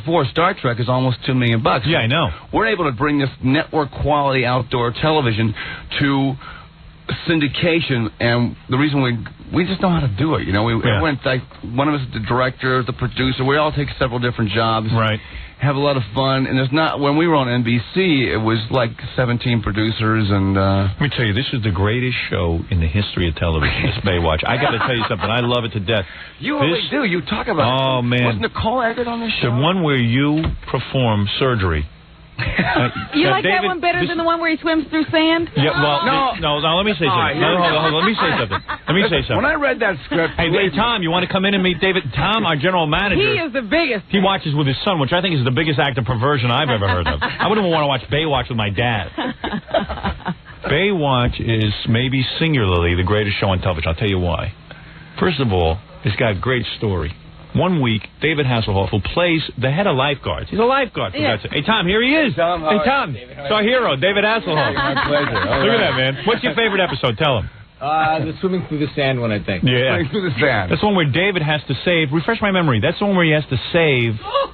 What are you doing? People. Yeah, the mole people. Hercules in the Moment was one of my favorites. But David, what's the one where you like tunnel through the sand? That's it. There was somebody there. I think there was a hostage in the tower. Yeah, so you And I actually tunnel through the sand. You actually go underground and spin through the sand and tunnel under. And you're not Unbelievable even a how I did that. Yeah. You know. I have to say, they kind of run together for me after a while. All the beach scenes is the one I really remember. I know. Yeah, me too.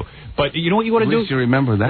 They ought to come out with Baywatch tissues for all the fans, so that when we're sitting by the TV and we finish up, we have something to clean up with. It's the best. David, does anyone even bother to read the scripts before you shoot, or you just shoot them and then you just go? Do you ever say this doesn't make sense, or you just do it? Guys, it says on the piece of paper, funnel through the sand. As a matter of fact, sometimes we say this doesn't make sense, but we got to shoot it anyway. Right, you got a budget. Yeah, we That's got right. a That's how you budget. keep it to 860. Yeah, it's called suspend your beliefs.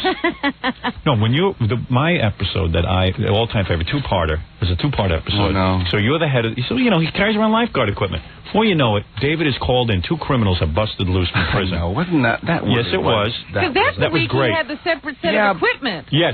So David has his lifeguard equipment. He's hijacked onto the boat, and now David has to perform surgery. And he says, Right. look, I've never performed surgery before. She goes, you're a liar. You're a lifeguard. You have to know how to perform surgery.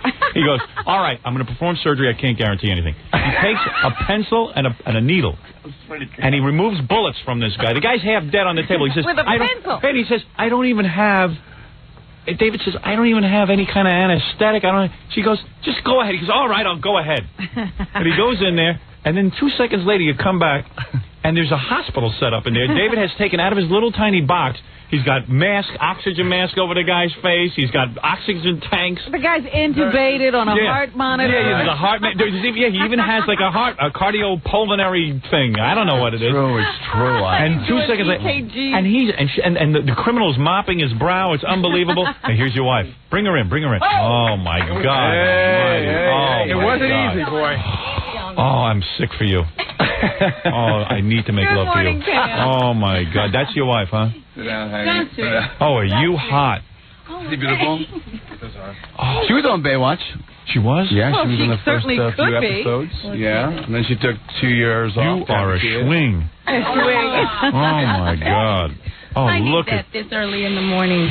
I do. what is that? A mini skirt or culottes? I think I just saw your skirt. What's her back? Hello. Look at How your are wife, you? man. No. Do you ever get tired of her? No. You know, I'll be away from her for 2 days, and she'll walk into a room, and I'll just go, God. Wow. And do you make love every night? Just about.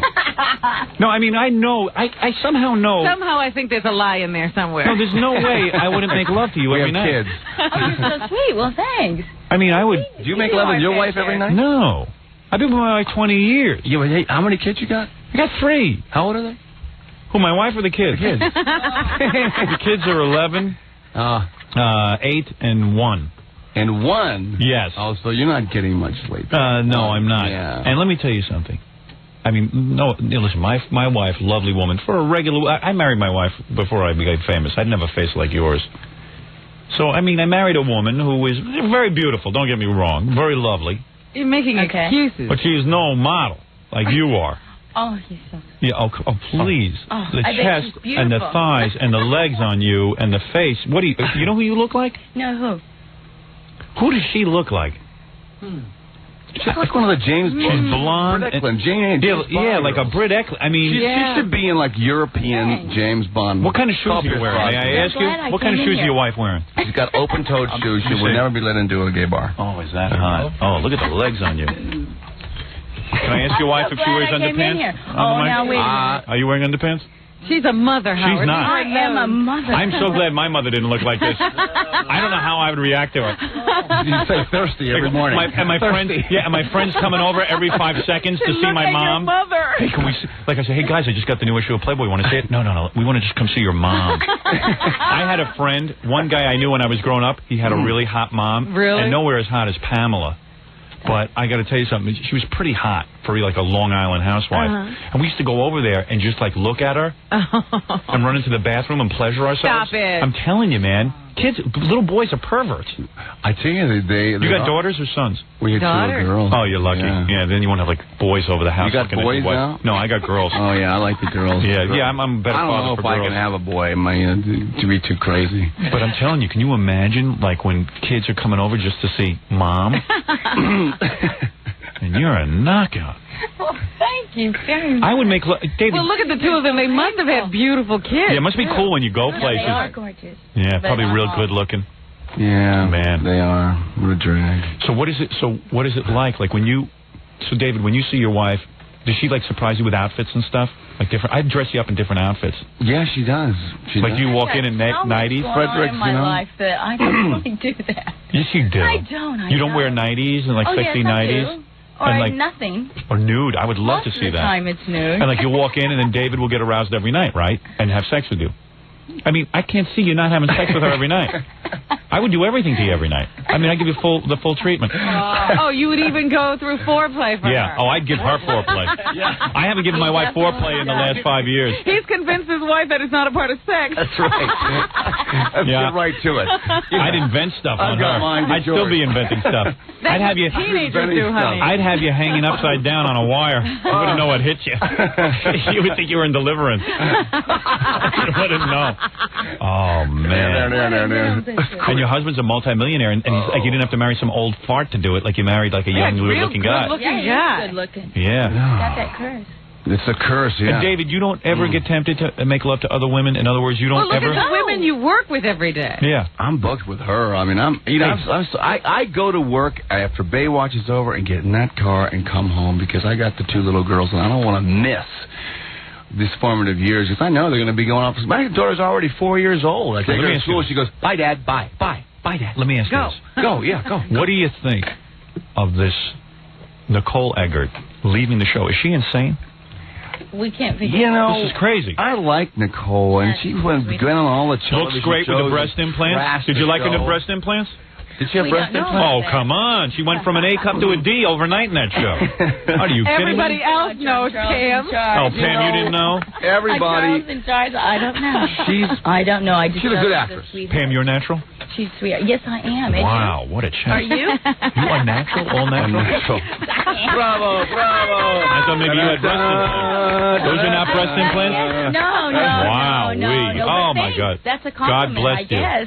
Isn't that something, David? Yes. She's natural like that? He did bless her. She's a skinny woman with like a D cup. You're a D cup, am I correct? No. Yes, you are. Don't be modest. Don't be modest. No. You are. There's just no lying. Why do you argue with her? She's a D cup. I can see. I'm looking. I had 2 children. If I was a D cup, it'd be down to my knees. Really? No, What do you see? No. You're a C at least.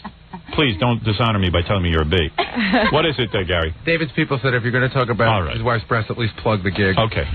Now, will your wife be seen in the pay-per-view special? She will be seen in the pay-per-view special. She'll be dancing to... Whoa. We don't know. Can I see a little of that? You want to dance? If you mind dancing, honey? Oh, no. She's a fantastic dancer. Is she really? Yeah, but you'll have to tune in there, Howard. I mean, you know. So you move really good. I watched your entrance on the toilet on pay-per-view, so... David, will your wife be in bathing suit for the special? No. Why? No. What would she wear? What are you wearing? Well, now that... No, what are you wearing, honey? We don't know. We were going to do Mustang Sally, but they're trying to charge us, like, lots of money. So we might do another song, so that might change what she's wearing. I see. And will the girls of Baywatch be in this? There'll be girls of Baywatch. There'll be contest winners: David Charvet, Jeremy Jackson, Gregory Allen Williams. Those are all guys. Tell me about the women. You're right. There'll be contestants that are actually from all over the tri-state area. For what? To win a part on Baywatch. Oh, that's good. They'll be doing Baywatch. A lot of horny girls that come out for that. Sure. But most of it's really my music, and so it's really the contest. What is Marla Maples doing? Marla Maples is. Will she be topless? All right. Marla Maples Trump? Yeah. Topless? Yes, why not? Of course. Oh, she's too good to be topless now? Now she can Trump? She is not going to be topless. No, I don't think so. What will she wear? I haven't a clue. Will she wear a bathing suit? Marla Maples? Yes. No. She is singing a song with me. She did Will Rogers Follies. Got great notices. She really? Sing. So she'll be singing all right. And when will this special air? June 17th, Friday night at 8 o'clock. David Hasselhoff and his Baywatch friends. That sounds like, is that this Friday night? Yeah, it's this Friday night. All right, that's this Friday night, June 17th at 8 p.m. And so I would tune in. I would not only see you sing. It's really my concert that I just got done doing in Europe that was sold out, and then we just put in a little bit of the flavor of Baywatch to in other words, like naked broads. People. Right. Yeah. That attracts me.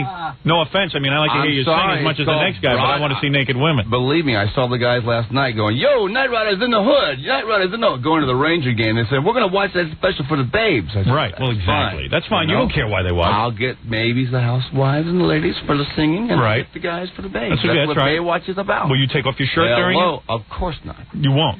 No. Really? I'm singing. I'm not running down but come the on. Don't you sing in like I am can't you sing with your shirt off? I am going to remove a bullet. I'm going to remove a bullet from Pamela Anderson. Will you wear? Is Pamela Anderson on it? With a yes. She is. Yes. And She's got some rack. Are those breast implants or is that natural? You better ask her. Really? You know though, right? As a producer of the show. knows for sure. Trade secret. She looks incredible. Is she horny? I mean, do you think she's a real horny girl? I don't know. She sees guys, I know. She sees guys. Does she seem like a party girl or something? Like she's real horny? She's not a party girl. She's a real pro when she comes to getting her job done. Yeah. Nicole just didn't like the water. That's I advised her. I said, Nicole, you got a good thing with this Baywatch. I said, first of all, you have no idea. Ask Suzanne Summers how long it takes to get. What are the odds of getting a hit show on television? You guys know. I know. I said she was on my show. Cancer here. It's a TV show for God's sakes, and but it's worldwide. It's 111 countries. Of course. I said to her, play it. She goes, well, I'm not getting enough money. I'm not. No. She never did any press until she's off the show, and then she does press just because she's off the show. Yeah. She did some press, but but that was in the UK. She said she wants to expand her career. I said, go expand your career when you're on hiatus. Go ahead. You got a hit show here. You're making money. What's the matter with you? I'll tell you something. My theory always was, when they put in those implants, they took out her brain. Oh. Because, I'm going to tell you something. Now, come on. Think about it for a second. It's possible. Yeah. It could have happened. It is possible. She was fine until then, huh? Who would have thought O.J. would have been up on murder charges? That's the right. same thing. Mm-hmm. Do you know O.J. as well, Pamela? Yeah, I've met him just a couple of times, but you stay away from him. Yeah, stay away from him. He'll cut your throat. That's really devastating. Come on. It is.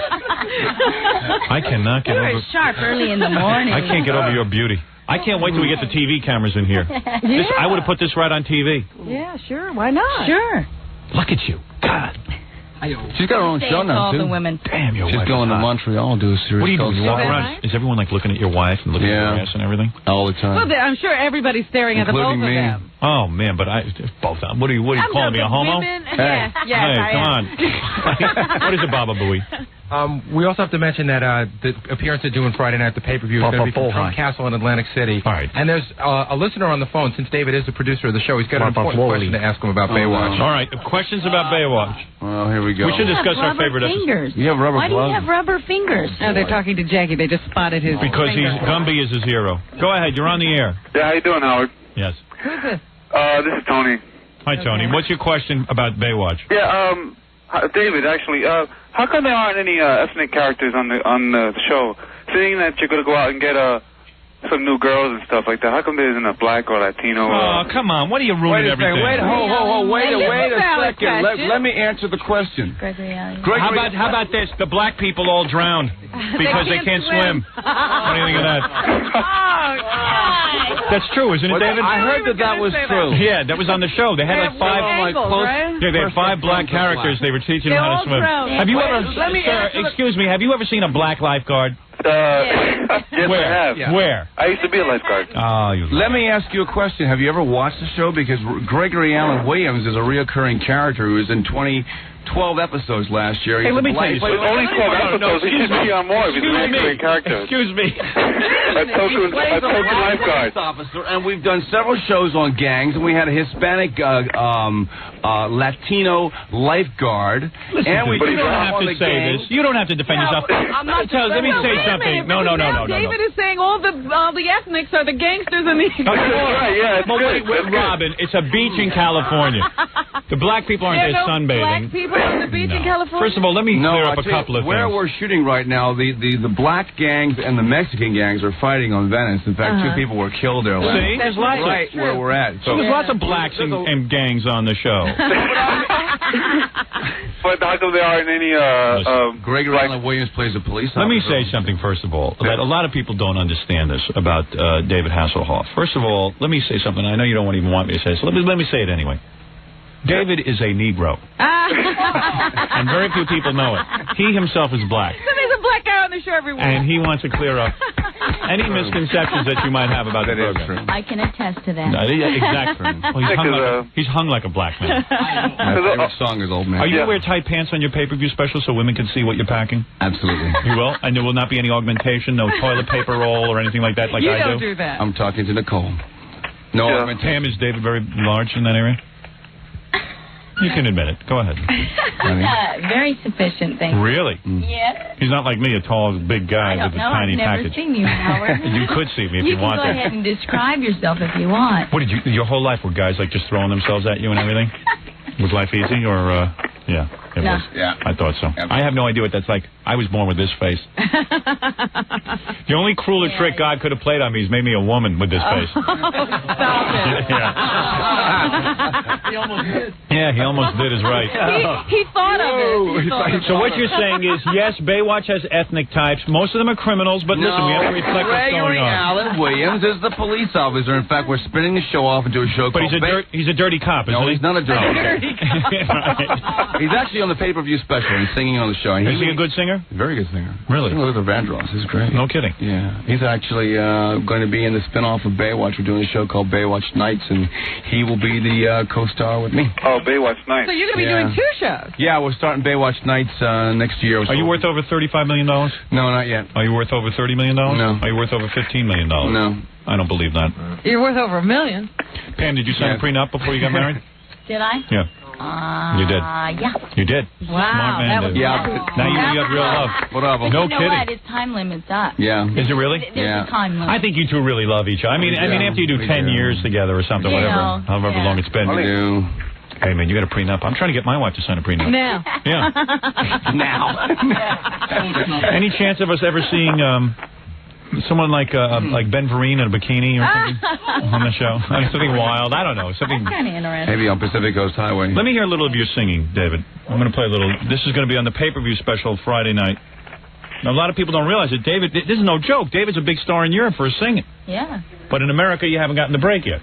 What happened was I didn't have an American producer. I'm working with Bruce Woodine now. I work with Quincy Bruce Woodine? Jones. Yeah. Who's that? You know Bruce? No. Bruce worked with Quincy Jones, produced Michael Jackson's last album. And where was he the night O.J. Simpson's wife died? Let me hear a little of this. Hear this music. I don't know what we're... I don't hear a thing. I was going to say, have you got the right buttons pushed?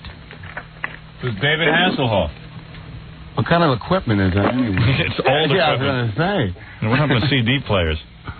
I don't think it works. Well, this is great. David, are you only on reel to reel? Actually, I'm on mime. I'm a mime artist. I sing apologize. through It's not mime. working. Oh, where's Scott? Well, I can't believe it. Is it threaded properly? Robert, I'm a professional, for God's sakes. I think You didn't put it jockey on. now. Are you got any more questions about Baywatch? Yeah, well, I was just going to ask him. You know that girl that Still on. if he's thinking about putting a black female character there that's a lifeguard, he probably may want to go. Dude, what are you, that. one-tracked? What are you with this black He's female? really interested in seeing a black woman in a bathing suit. Or anything. Well, you see all these shows. It's like 90210. Dude, there's so many black women on TV. I can't turn on the TV without seeing black women. But What are you worried Yeah, but they're all crackheads. They're crack. All right, thank you. Jim TV. This just in, David's album just went to #1 in Antarctica. He's never revealed this before. Just in. David, let me ask you this. Let me take a break and see if I can get the music working. It's working now. It's working now? Oh, okay.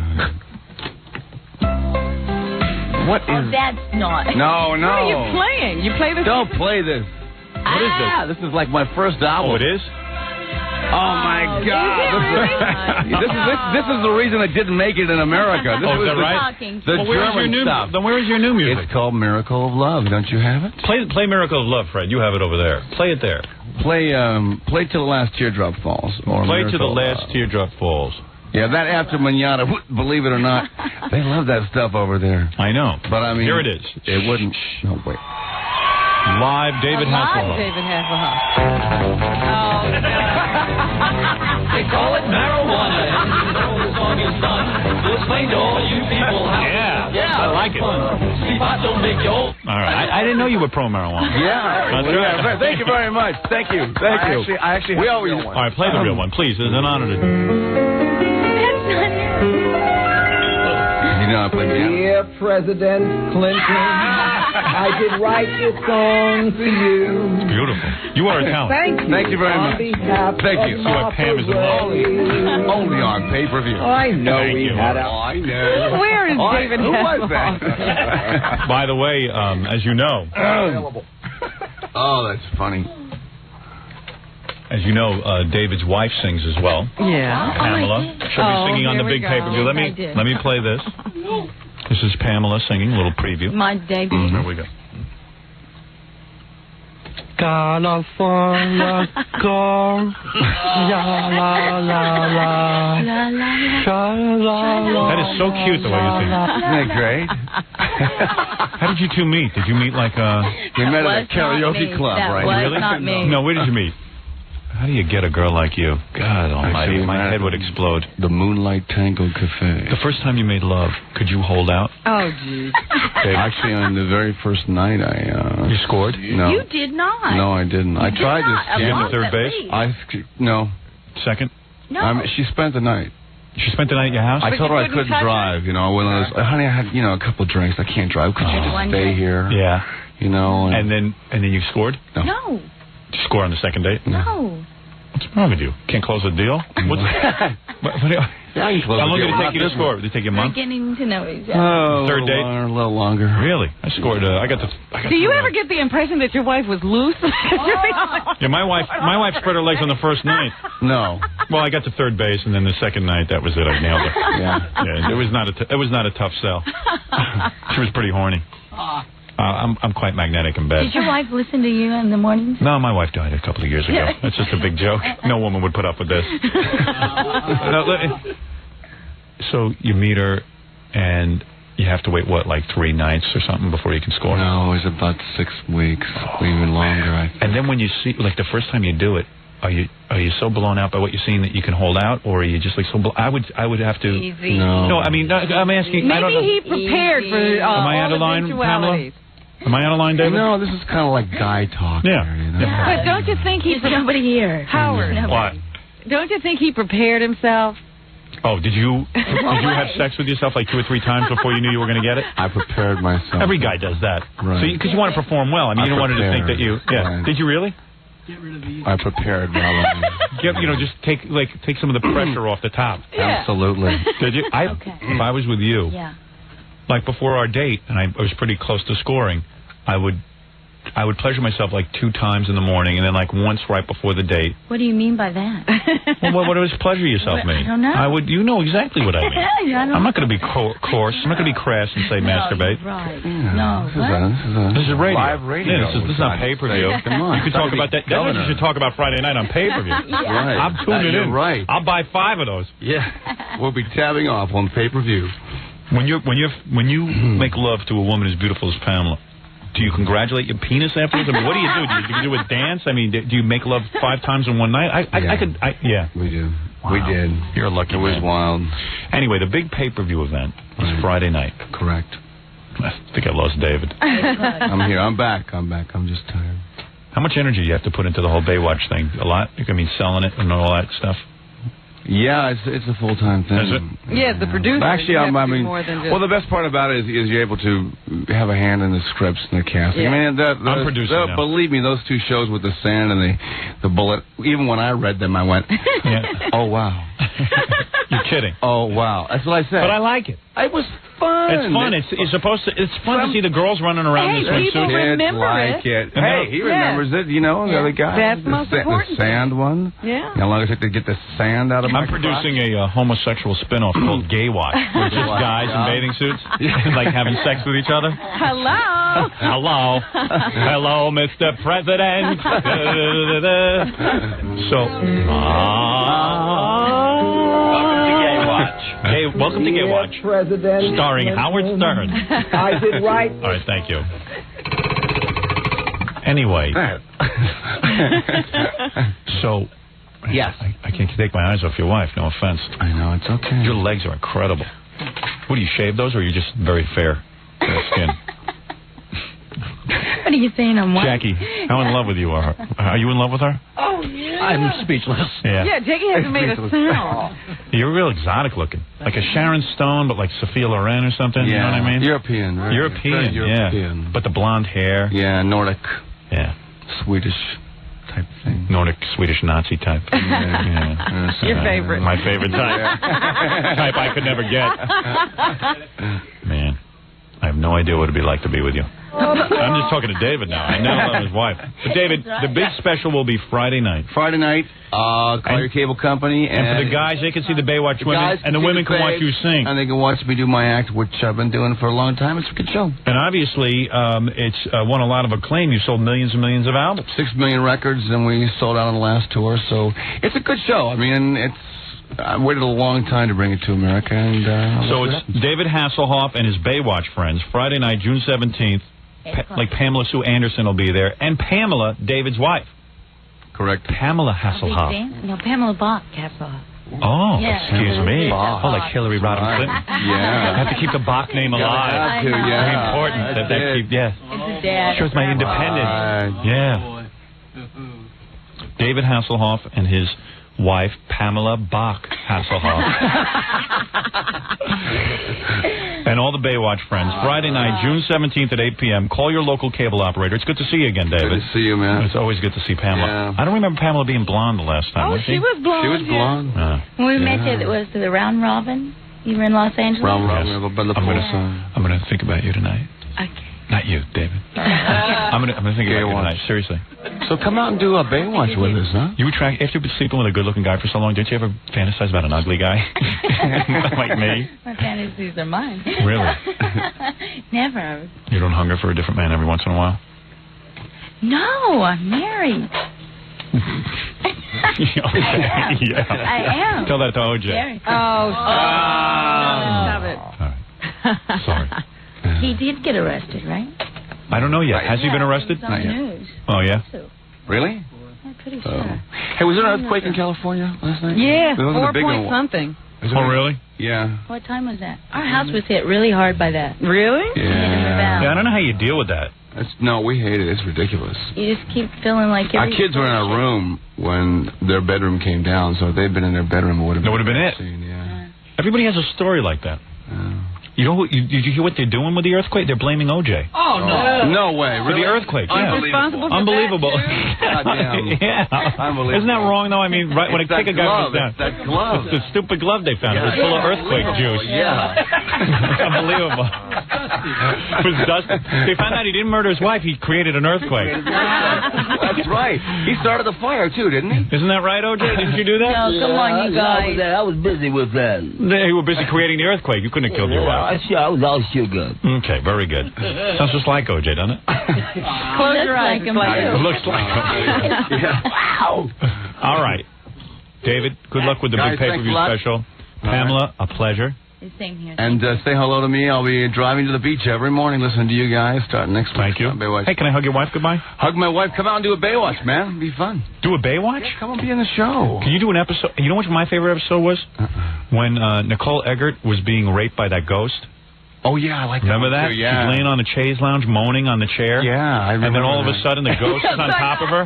Wasn't that great? all the best ones. Oh, that was unbelievable. You She's really writhing. do watch the show. For like 5 minutes, they got Nicole Eggert in a thong, writhing around on a chair. So she's being made love to a ghost, which is perfect because you can't see the ghost. She's Right, just it's like writhing. it's you, I know. And she's like, and I'm going, yeah, she'll be a serious actress. It's almost like you have Howard writing the show. Yeah, it's like I wrote it.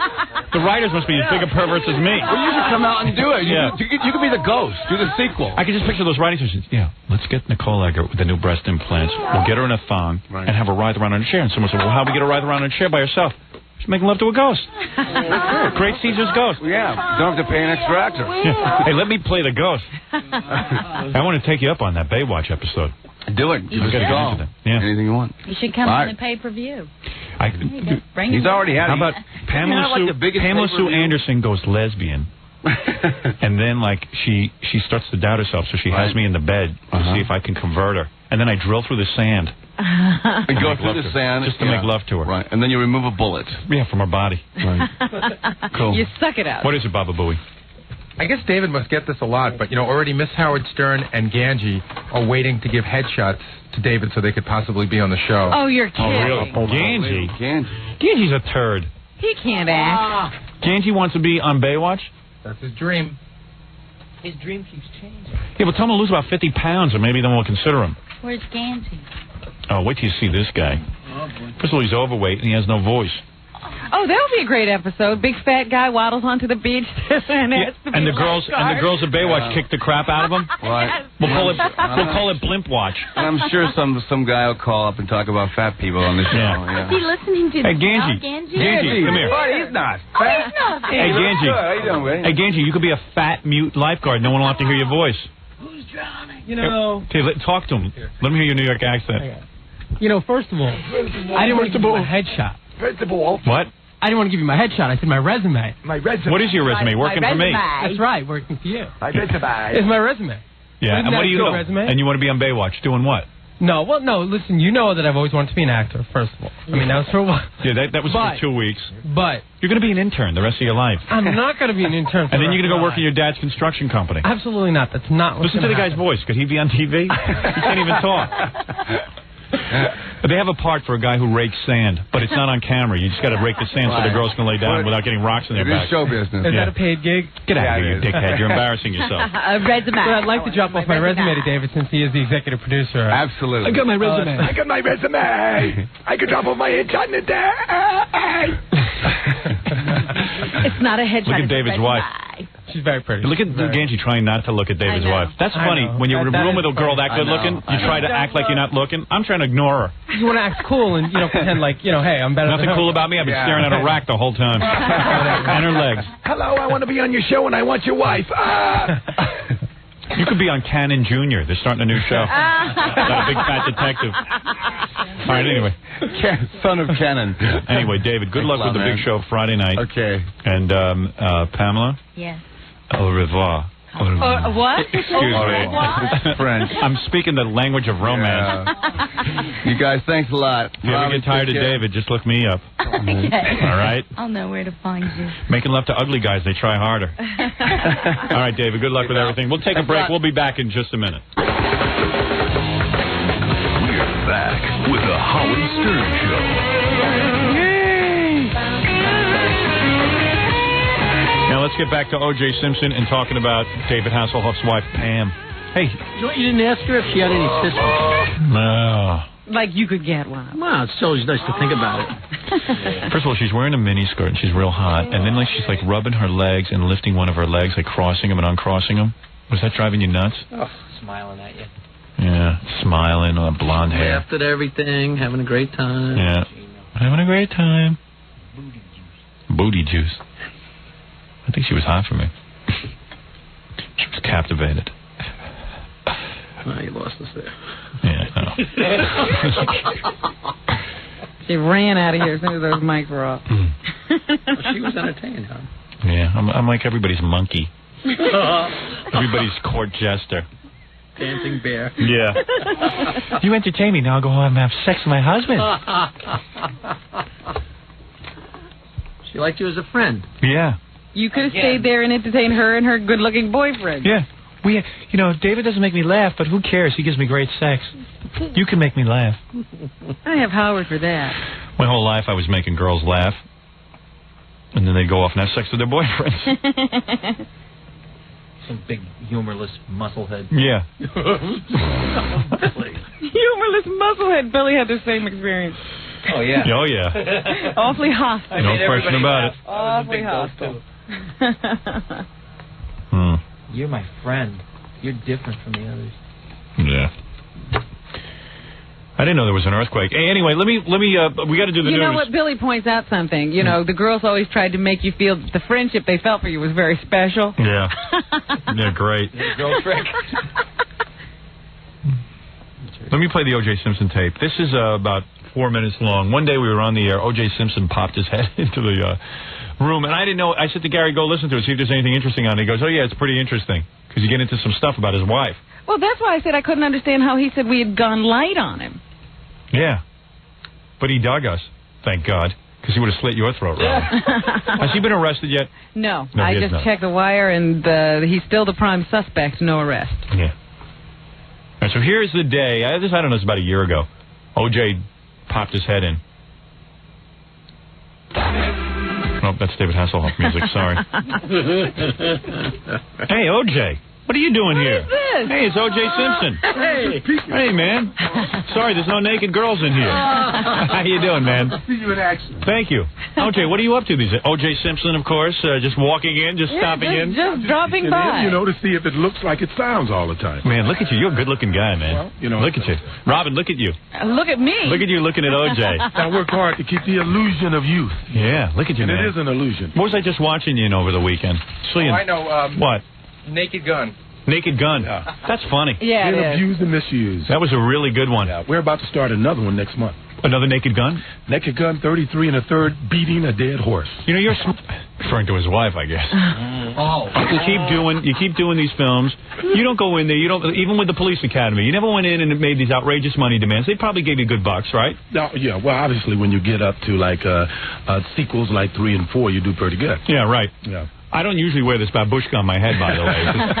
Just having a little chemotherapy right now. I just got to keep it all together. You know, Robin, I guess now that O.J.'s not available to do those movies anymore, they'll have to go out and get Bubba Smith. Isn't that pretty much the move? Like, if you can't get O.J., you get Bubba? Isn't that the move? Oh, I thought that was tape. Oh. I had no idea you were talking to You think I'd be saying that to his face? I said, I don't remember this from the interview, but I guess Yeah. I'll go with it because I wasn't looking at you. Oh, okay. That's for your look. All right, O.J. Take care. O.J., well, one time I want to do an extended interview with you. I don't think he wants to do that. I live You don't? in New York in the fall, so You don't want to do that? I would love to. Really? Yeah. Robin, you're not going to be living in New York in the fall anymore. Not unless it's in prison. You don't want to do it. I see. He's just It's not saying too that- in depth. That's You got right. a great life, man. Yeah. You really have a great life, right? I like my life. You make a lot of money, Got 4 healthy kids. got 4 healthy kids, and your wife's a friggin' knockout. My girlfriend. Oh, what? Yeah, Your what? girlfriend. Your My girlfriend? girlfriend. You got kids with your girlfriend? No. Oh, that's your no, ex-wife. my ex-wife. Yeah. Oh, you're getting a Picture divorce. that you saw that Oh, you that one that you were with was your girlfriend? That's my girlfriend. Oh, man. Oh, I would. She's a good girl, too. She is? Yes. What do you mean by that? She's good. She is good, huh? No kidding. Oh, man. Oh, man. She's beautiful. What is she, a model? Yeah, she's a model. I think good girl means he doesn't have to beat her. You know what I mean? She's a good girl. She listens. She's beautiful. She can take a punch. She got the message. She works every day. That's the best part. First time in my life I've ever been involved with a working girl. It's sort of tough because I have to adjust my schedule to her because she's in demand and she's working all the time. So how often do you get to see her?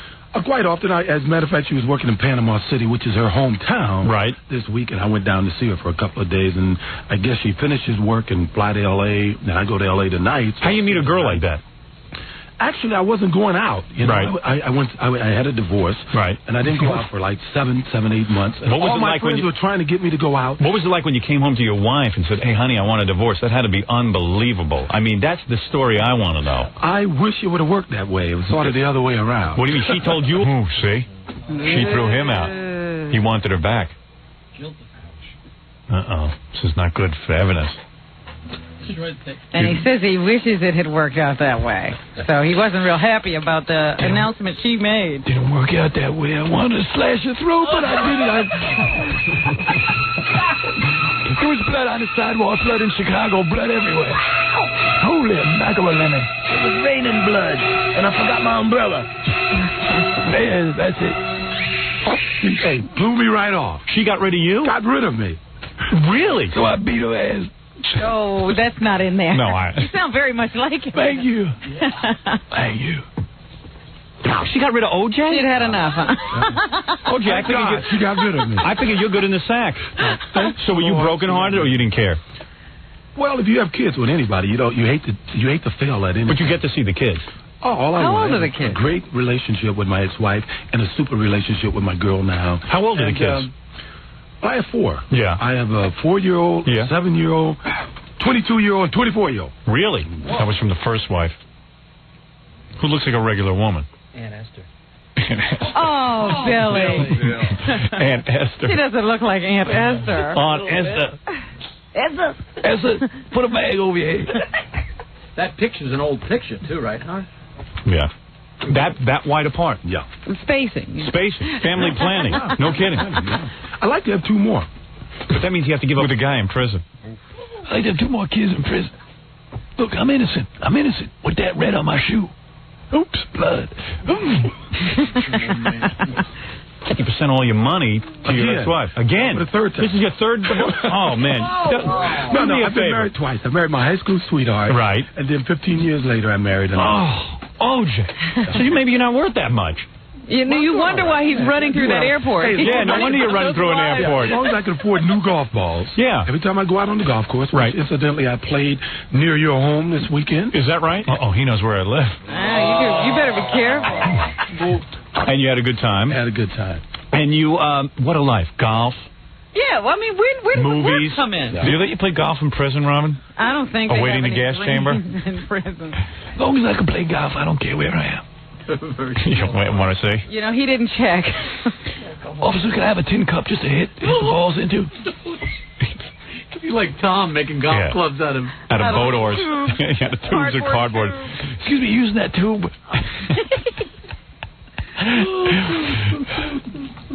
Well, he has to work for movies. What do you have to do? You have to memorize all the lines, or you can just... Well, you memorize what you have to do that day. Right. OJ's always under the truck or the bus or falling down. That is one of the funniest scenes in Naked Gun, when OJ's underneath the truck and the truck is dragging you when you're trying to plant that thing. I tell you something, I was laughing my ass off. That's a great scene. Well, I'm sort of like the Wile E. Coyote in that scene. Yeah, right. That is pretty good. I just beat on my body and I come back for more. Sort of like when I played in Buffalo. Sort of like when I'm with my wife. You beat on her body and she come back for more. If he goes to jail, man, that's going to be some wild scene. I hope he's innocent. I hope so, too. Doesn't look like it, but I hope so. Robin, Howard, I'm all upset. I can't play golf. We want to have 2 more kids. We're thinking of adopting. We've been trying. We used the turkey baster. We go on and take infertility drugs. Yeah. What was in his mind? Nothing. So you take your girlfriend on the set, man, she'll go wild. Yeah, well, that's pretty impressive. Yeah, she's they've offered her a number of parts, but she's studying now. She didn't want to take the parts because she felt she was, trained. So she's training. What the hell was that? His girlfriend wants to be an actress, but she doesn't want parts because she's training? She's training to be an actress. She doesn't want to take the parts before she can act. Oh, I see. She's in training. How hard could it be to act? Especially in a police academy movie. If OJ can do it. Or whatever it is. Naked Gun. He was never in Police Academy. You kept saying that. No, that was the other guy, Bubba Smith. You get them confused. What do you think? All black people look alike? I think OJ and Bubba are interchangeable is what I think. Black football players. Yeah. Just alike. Yeah, I think those parts aren't too demanding. Where I put the cup. Never slept with that caliber of woman. I got to ask you, man to man, when you end up in the sack with a girl like Don't that. look over here. I can't help. I mean, how old is she? What, 18? No, she's got to be 26. 26. Okay. When you see her, Wait a minute. How old is his oldest child? 24. Whoa. It's a big deal. Yeah. Believe me, O.J. looks like he's 19. O.J. has aged. Well, you would hop in the sack with O.J. inside of 3 seconds, Robin. Don't be so... Don't be ridiculous. Be honest. I don't hop in the sack with You'd be anyone. hopping in 2 seconds. I don't hop in with anyone. You did come to see Robin. Yeah. Right. Hey, O.J.'s free. Mrs. Robin Simpson. Oh, boy. See, Robin's in People magazine. Oh, don't show. Don't show him that. Oh, come on. There she is over there. Look at the chest on her. Yeah. I'm telling you, that's going to get... See? What are you trying to do to Trying me? to set you up with O.J. Thanks a lot, Howard. Stay out of my personal life. A man's in prison. Slit your throat. Wow. There you go. Oh, boy. Well, at least there won't be any more bad movies with O.J. in them anymore. That's the only good thing to come out of this. Yeah. Although no one can play those parts like him. I don't think any black athlete could have played those parts. Actually, any black athlete could have played those parts except Roy Campanella. You're demanding so that bad. physical activity. You're so bad. Oh, man. You don't think they could have hooked Roy up under a bus? I tried to set you up with O.J., Robin. I don't know. It just didn't work You know out. what? You're always helping me. Yeah. How about the time I set Peggy Panache up with Jeffrey Dahmer? You got some record there going. There you go. Oh, well. That date didn't work out either, I guess. Never went out with him. All right, we got to take a break. We'll do the news for you when we come back.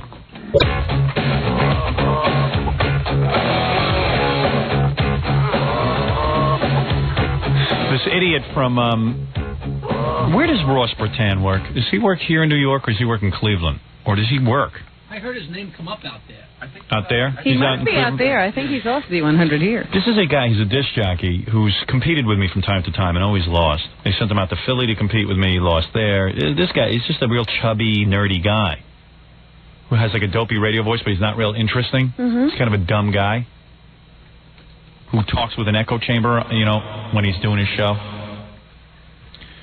So he wrote a 2-page article, and when I say 2-page, I mean single space. I mean, this guy spent a lot of time on it, detailing how they plan to sabotage us in Cleveland.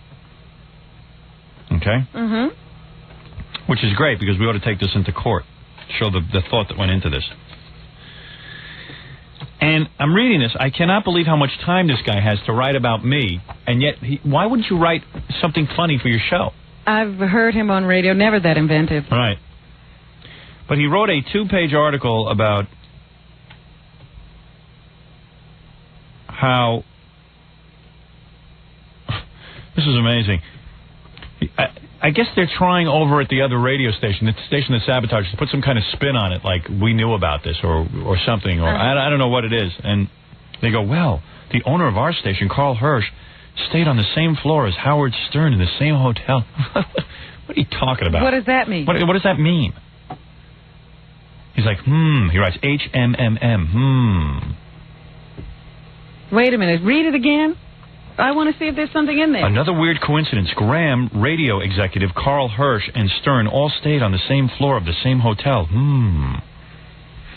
Having that advantage, knowing what Stern already did at his funerals and other markets, enabled program director John Gorman to come up with some guerrilla warfare ideas to provide him with a very bad day. You're basically admitting guilt that you knew about all this. Yeah. Most of the events which took place were planned long in advance of Friday's funeral. Some just happened, and the result turned out to be what many of the people here thought was Stern's worst live remote, like they sabotaged it. Yeah. No, the perception is, because this guy doesn't know how to do radio, the perception is that it was our best live remote. See, they wouldn't know good radio if they stumbled over. I know. It could have been worse for Stern, but he made some choices live, which provided him with a respite. No, here's what happened. We did a show. We were unaware of you doing anything. We didn't see any helicopters. We didn't see anybody with negative signs or anything. We didn't know your boss was on our floor. We didn't know anything. We didn't know anything. We do our show. You jackass. You fat. Unlike frigging. you, we didn't even know you were in Cleveland. We don't even know where you are now. That's the amazing thing. I don't know you're off Z100. And what happened is you guys figured, and I know the upper management knew about this. I just know it, because wait till I read you the rest of this. You guys figured you'd cut off my signal, and it would be a real lame broadcast. Instead, I turned it into great radio. For you, that would have made a real lame broadcast. Yeah, because you guys wouldn't have known what to do. Your signal would have been cut, and you would have scrambled and never gotten on the telephone and done anything good. You would have just sucked. Get on a telephone. They wouldn't have thought of that. Yeah. You did better radio with a cellular phone than they do with mics. Yeah, and they can't stand it. So it all backfired now, and they don't understand. So they're like, hey, come on, it worked out fine for Stern. Don't prosecute us. Listen to this. Knowing ahead of time that Howard is a control freak, quote, it's in quotes, we knew the best chance of success at messing him up, either schedule-wise or on-air-wise, would be to make otherwise planned items go wrong. This guy's like a 5-year-old. They don't get you at all. It's so funny. A schedule we had of Howard's planned events showed that no matter how things sounded on the air, he was already way off schedule during the first hour. No, we that weren't. was the best thing they could do, throw us off schedule. Yeah. We were doing a press conference, and it was going like really well. Like we maintain any format at all, ever. Yeah, like we care. My schedule was off. Howard had a large number of events planned at a strip club in the Flats, Cleveland's downtown Riverwalk area. Before Howard even got into the limo to go there, we had, number one, a helicopter hired to shadow his movements and be buzzing around to annoy him. He later blamed the helicopter for interfering with the satellite transmission signal, which is, of course, ridiculous. No. What's he carrying? I don't even know what he's talking about. Look at what the effort these guys go to. The helicopter. I didn't see one. I'm reading this. You tell me if you think the radio station in Cleveland, if the other management didn't know. Arrest him. Yeah. A plane towing a banner reading Buzzards Feast on Dead Meat, Howard, doing the same thing. Oh. Where was that? I don't know. That would really kill us. That would throw you off. The organization of clubs in the Flats would not let us put our inflatable buzzard on top of one of the facing clubs because they were afraid the Stern fans were such an unruly mob they might trash the place to get it. They also nixed our idea of dropping in parachutes. Right. Dropping in... I don't know, I can't read this. Parachutists? Nah, it's like cut off. Oh.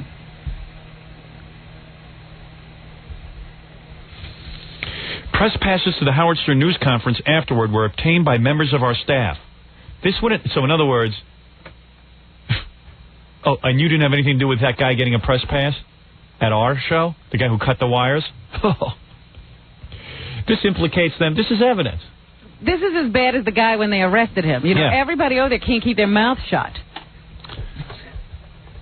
Not only was a copy of Howard's agenda leaked ahead of the event, but the MMS engineer who allegedly cut the satellite transmission wires and was later arrested was apparently given a backstage go-anywhere pass by somebody at NCX. Oh, yeah, everyone got a backstage press pass, it seems. Not a person in Cleveland was tough to get them. Press passes to the Howard Stern news conference afterward were obtained by members of our staff. This would enable them, and they were prepared, to ask embarrassing questions like, who's Allison sleeping with while you're in town? Ooh, if Howard if Howard called on them, which is, as it later turned out, he didn't. Good choice, Howard. Listen to this guy. He's a retard. Ross Britton sniping at us from Cleveland. Yeah. and a confession of guilt here, like I don't believe. We snuck in, got passes, we had helicopters planned. Do you think management knew about any of this? How come Ross knows about it?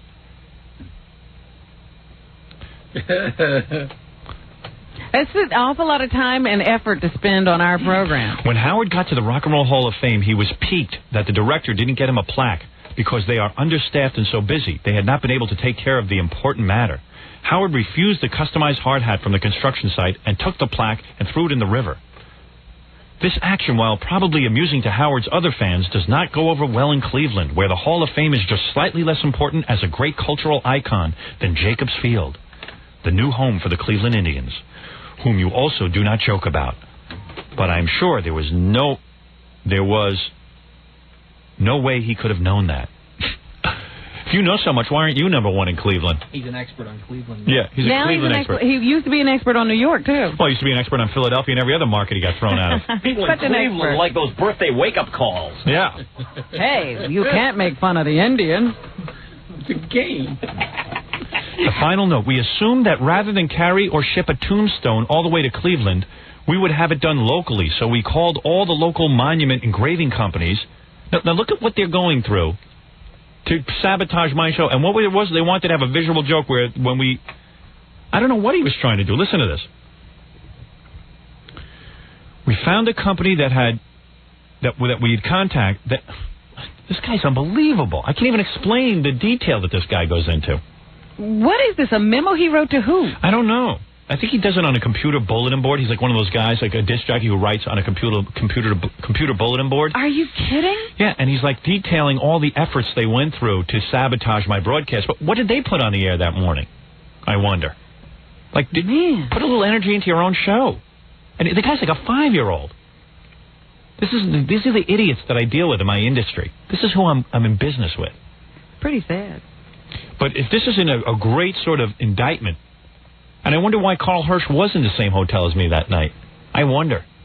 Walking around nervously, I might add, according to my agent. What could he find out by walking through the halls? It certainly wasn't like he was in the room in the meeting. Yeah, I mean, why was the owner of their station in the halls? Why? I mean, did he get a glass and hold it up to the door? I mean, look at these guys are childish. I think they all got carried away. They all were in on this sabotage and didn't realize it was a federal offense. But the whole point is we beat them without being there. I know. One day's broadcast wouldn't make that big a difference. They just weren't thinking. And why would any of this bother me? You're a control freak. I don't even get what this guy has no clue as to how I do my show. It's so far off the mark. It's I know. ridiculous. It's amazing. But if they weren't off the mark, they could beat us. Yeah. Thank goodness they're so stupid. They called the Tombstone Company, the same company that our radio station tried to hire to make a tombstone, evidently. Now, I didn't even know about any tombstone, but evidently our station tried to get an engraving company. They tried to do a trade deal with them. So the engraving company wouldn't do it. So Ross's station offered to pay. They obviously have money to pay for sabotage. We offered to pay if they carve a special message on the tombstone. And plans were also made for a later-than-usual delivery, which also would have thrown off the timing of that event. And although we knew that even at the last minute it would probably never see the light of day, just the thought of Howard looking down and seeing "Here lies Howard Stern" would have been enough to ruin the event for him. As you know, the headstone was never unveiled, and the event was, in fact, cut short after that scheduled item. What tombstone? I don't even know what he's talking about. Are they talking about delivering it to you? I don't know. I don't know what he's talking about. They spend all their money on visuals? Yeah, that's why they do radio. Man. What was their budget, Howard? Strict instructions were given to members of both staffs to be careful about security. Sure enough, a couple of days before the event, people who, if they were average listeners, would be your general manager's worst nightmare, started dropping by the lobby, oozing pimples, unwashed hair, denim, and body parts, and begging for autographs and pictures. I don't know what is he talking about? I don't get that either. Several also carried Walkman-type cassette recorders to covertly record their conversation to be played back on the air the day of the broadcast. What? Maybe he's talking about people coming to MMS. I don't know what he's talking about. Strict instructions were given to members of the promotion staff on the day of the event who took out Rest in Hell Howard T-shirts and stickers to distribute along Howard's limo route. No, this is his people. To get involved in, and not to get involved in any illegal activity. We felt that was ethically where the line had to be drawn. Yeah, sure, protect yourself. The engineer who was arrested for cutting the satellite transmission wires was specifically cautioned not to be on the scene. Yeah, they told us that don't cut any wires because of any such ethical problems. But apparently because of his sense of loyalty, he went anyway. He does have one of the original Buzzard T-shirts he obtained when he was merely a listener and a tattoo reading WMMS, which he acquired previous to his employment. So it shows he's just a fanatic.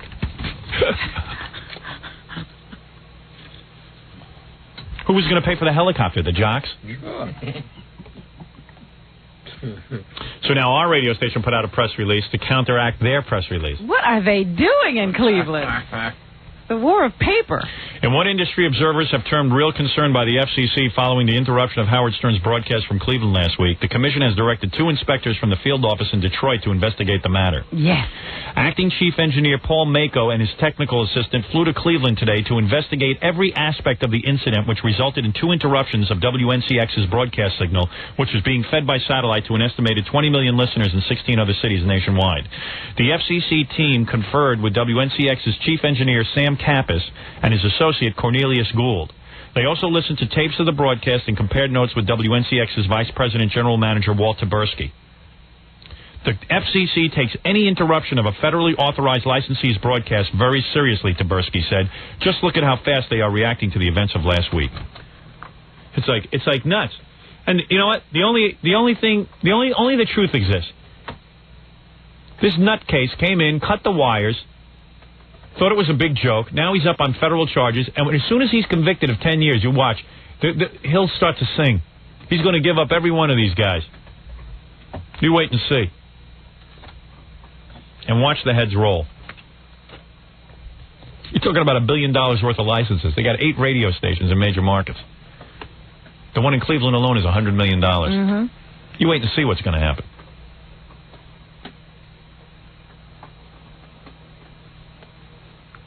They're going to try every cockamamie thing in the world, but this isn't going to help. It is a terrible waste of time, though, to spend so much effort looking at what we do. The energy of these other radio stations. And people say, hey, Howard, you're always screaming, you're so widely imitated. I go, well, what do you think the eyes of the whole industry are on me? Every show we do, they're on me. Because people in radio are so lame. You can see why that guy's thing. It's just like he's living his life through me.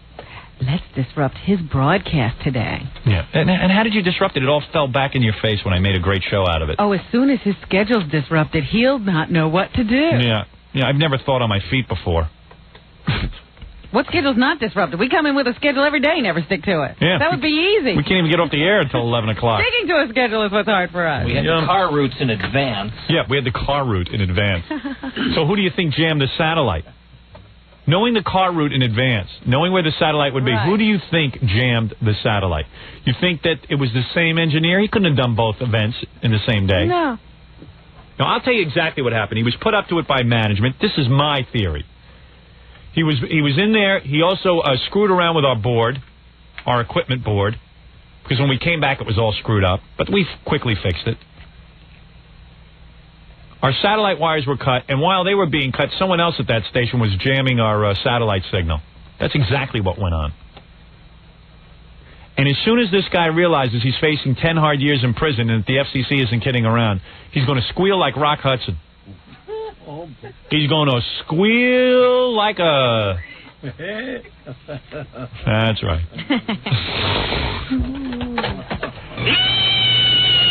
Thank God that tombstone wasn't delivered to our event, because I probably wouldn't have been able to go on. Oh, it would have devastated you. So disturbing to see your name on a tombstone. Right. That would have just driven me crazy, after all I've been through. They've never seen what's written about you. Yeah, that would have been put me right over the edge. Some guy hit me in the face with a dog biscuit, but that would have hit me right. That would have leveled me. That would have been a pleasure. They went out and bought tombstones for me. Gee, that would have killed me. So after reading Ross Britton's detailed account of the sabotage of the day, you tell me, how far-fetched is it that they sent a guy over to cut the wires? Something that they've probably done 100 times before. I understand that in radio in Cleveland, they've had history of other stations getting their wires cut. Yeah. Ross, you stupid jackass. What, are you trying to bury your boss even further? I'll hold on to that. Stay off the computer, you dope. You nitwit. Yeah, he's on the computer, implicating everybody. What are you, crazy? We planned for months, this sabotage. We knew his whole schedule weeks before. What are you, Hinckley? You Manson? Sick bastard. What are you wearing, stupid pants? We're being stalked by other radio guys. Yeah, I mean, the guy, it's almost stalking. The guy's confessing to. We knew his every move. Everything was legal. At least everything I'll admit in this piece of paper. We knew where he was staying. Yeah. We had people on his floor. How much you want to bet these guys are all sitting back there going, yeah, we'll get away with cutting the wires too. It'll be a legendary story. But I hope this guy gets 10 years in prison. I really do. Passes to backstage. Everyone is so arrogant about breaking the law. Let's see what happens.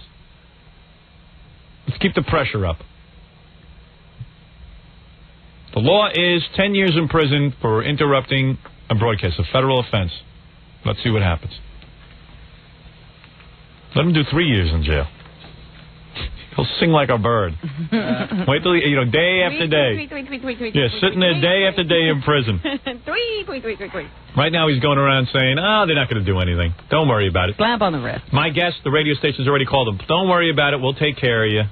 Just don't implicate us. Not a big deal. Keep your mouth shut. As soon as the cell door clangs shut behind him. Wait. Yeah. Wait. Yeah, and I like this theory. So now this guy, Dean Thacker, the O.J. Simpson of excuses, says, I love this. He says, comes out with a press release today. He's the general manager of the station that cut our wires. He says, I think that this was a big publicity stunt. The station that has Howard Stern, they probably hired our engineer to do this. Of course. Yeah, okay.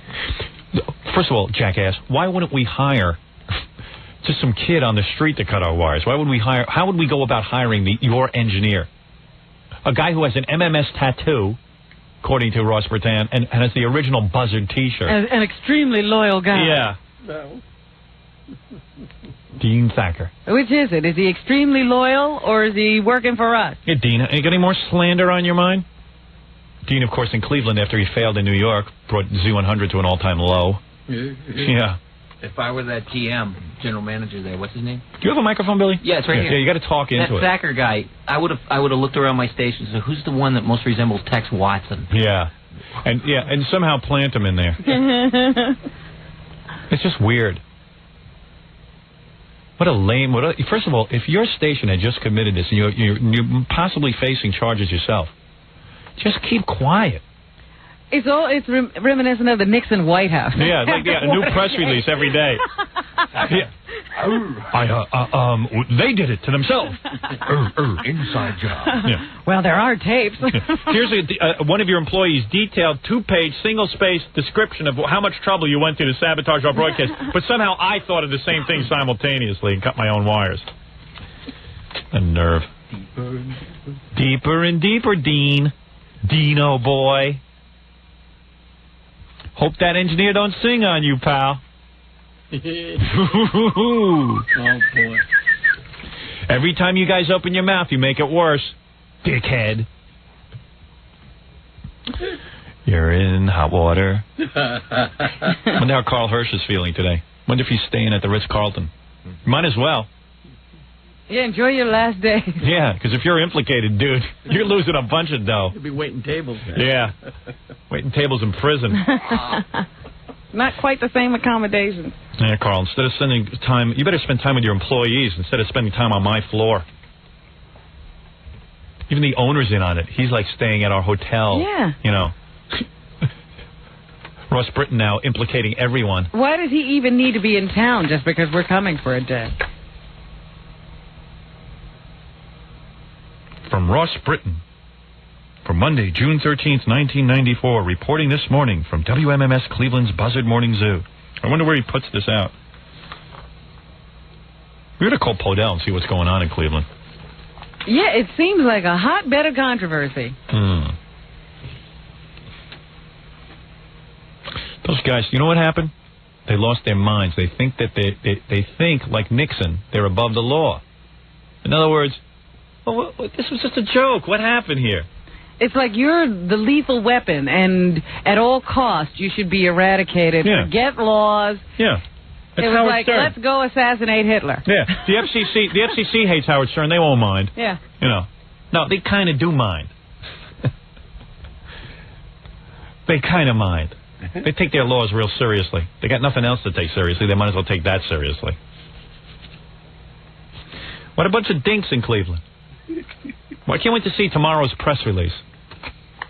Ross Britton doesn't have any children, because it'd be embarrassing to have that for a father. No, I think they're going to outlaw him from having children. Just imagine you have to say that's your father. Imagine your dad's typing away on the computer. Just imagine a guy so lame he's typing on the computer about me and how he sabotaged. That's what we did. That's what we did. You can be guaranteed he didn't think up one of those ideas. All right, we'll take a break and then we'll be back. My wife lost her mind. We're back with the What have you done to her? Show. Nothing. Oh, my wife calls me during the commercial. Says, I got to speak to you. I mean, Gorilla came running in here. Your wife has to speak to you. I go, I call immediately. What's wrong? Because my wife never calls during the show unless, she wants to be on the air. She never calls off the air unless there's an emergency. Oh, I just had to tell you a story. Okay, so tell me. Now I'm on the phone with you. She starts telling me. I say, I got to go right now. She's halfway through the story. I say, I got to go right now. I'm on the air. I got to do a commercial. Call me back. What? Call me when you got time. What? Would you call her and see what's wrong with her now? I know what's wrong with her. What? She's not using the brain that God gave her. What's she bothering me for? I really want to know. Call her up and I'm say, the one. what are you thinking of? It's with a trainer. I got to talk. You could be training then. Training? Yeah. Wait just a second. What the hell is this? The first time. Yeah. I can't get my phone up on the air. Hello? Hey, Allison, hold on a second. I'm on the air. Wait a second. I can't get you on the air. Here we go. Al? I'm Allison. Howard, I did not do any of what you're saying. Gorilla comes in here and says, you want to speak to me. It's an emergency. I had a quick question All right. to ask. I call up. You start telling me a story. I'm the one who's on the air. I said, honey, I got to go now. I thought there was an emergency. I got to go on the air and do a commercial. She goes, don't call me. I did not. Call me when you have some time. You don't even hear yourself. You're yelling at me. I did How can not. I should yell at you for interrupting me. Oh, Robin, this is so ridiculous. What are you saying happened? I said to you, then call me back. I wanted to Yeah, tell but you say it in a tone. Call me back. I did not. You do. You don't hear yourself. You yell. No, Jonathan is right here with me. Absolutely not. Jonathan doesn't know anything. He knows how to lift weights. You are completely wrong. And forget it, Howard. It was a big nothing. You're making a big deal about nothing. I just wanted to tell you something. I'm sending O.J. Simpson over there. He apparently knows how to take care of You know what? Nice? He knows how to handle his women. Isn't that nice? Well, I'm like O.J. Simpson now. Well, you sound it. That's right. You sound like a maniac. You be prepared for when I come home. Because we're getting back together. I don't care. Unbelievable. I just had a little nothing to say to you. All right. I'll call you back. It certainly sounded atypical. No, now she's all relaxed. Atypical. She goes like this. Then call me when you have time. You called me. I didn't call you. Excuse me, I didn't say anything like that. Oh, boy. You are. Boy, oh, You're boy. unbelievable. I can't believe what you heard. All right, you know what? Did I say anything? You're completely He's afraid to opposite. say anything to you. What? He's afraid to say anything to you. He is not afraid to. Put him on the phone. Jonathan. Hello. You didn't hear... Hey, Jonathan. Hey. You didn't hear her say, then call me back when you have time. She did say that. Yeah, of course she did. Well, did she say it in a tone? She's taking the phone back. Wait, I did not. You did. You don't even hear yourself. I said, call me back. Oh, you should only talk that nicely to me. She yells at me. It's so wrong, Robin. All right. Go back to training, please. I'd rather you work out and get flat stomach and everything. I want my wife in perfect shape like when I married her. Forget it. Don't call me. I want you in perfect shape like when I married you. Oh, my. Like the day I met her, she was in a bikini. You met me in a bikini. That's right. I want you in that same bikini by You met me in December. I was not in a bikini. Wow. I had you naked in the night. You did not. I did, too. You did not. Liar. Did I have your pants off the first date? Oh, no. What? What, are you rewriting history? It's not true. All right, go ahead. Go back to your thing. It's fine. Call me All when right. you get a chance. I will. It's no big deal. All right, goodbye. You completely blew everything out of Thank you. Goodbye. Goodbye. Cut it right off. Doug. Podell. Yes, Howard. This is the program director of our station. What's going on there in Cleveland? It's all hell breaking loose. Yes, it is. It's almost a little unsettling, and I want to be careful because I'm running silent and running deep right now because we want to catch these guys. Right. But you know what has to have happened. What has to happen is the guy who cut these wires, who confessed, has got to really be. They got to throw the book at him. Well, we know that, and many lawyers, including FCC lawyers, are compiling that kind of information to hopefully convince him, that we know that, how serious he's not, how serious it is, and does he want to throw his life away? Right. But I have to tell you that he's out there on the streets right now telling people that he's not only going to get away with this, but he's going to be on the Oprah Winfrey show saying how he was the guy who was successfully cut Howard Stern's wires. Well, let me just say that's the mentality let of me where say he's something. coming from right now. That's hearsay, and whether he's saying that or not, I have a suspicion that everyone involved in this, at that other radio station, thinks that way. Whether they actually say that out loud or not, I don't know. You got Ross Bertan. You got Ross Bertan. I don't know where this is from. What is this from? A computer service? Yeah, it looks like it. You Yeah, got I Ross got that in Bertan, who was an employee of that company, bragging about his sabotage and how they planned it out. Right. And basically he's saying in this 2-page article, he's saying, well, we planned a lot of really wacky, dangerous stuff, but of course not cutting wires. Not anything illegal. Yeah, right. This stuff is bordering on illegal, but we were doing a bunch of stupid stuff, but nothing that stupid. Look, The only way that we're going to get to the bottom of this. I had a tombstone delivered to me yesterday. Yeah. Isn't that great? You're getting the tombstone, but they broke the rules. Yeah. Let me say something. The only way that they're going to get to the bottom of this is right now I suspect they're all thinking this will blow over. They're thinking it's a joke, it's nothing, big deal, FCC's not going to do anything, no one's going to press any charges. The courts are going to be lenient after all, it's just a prank. Let me tell you something. If this guy is faced with a few years in the jail, he will sing and sing like a concerto. Well, I can't imagine how our companies can allow a precedent to be set where, I mean, if I was in another market and I saw this go down, I'd be cutting every morning show's wires of course you would. up and down the dial of course. So that my show would be number one. Of course, and then you would do it every day. Why stop?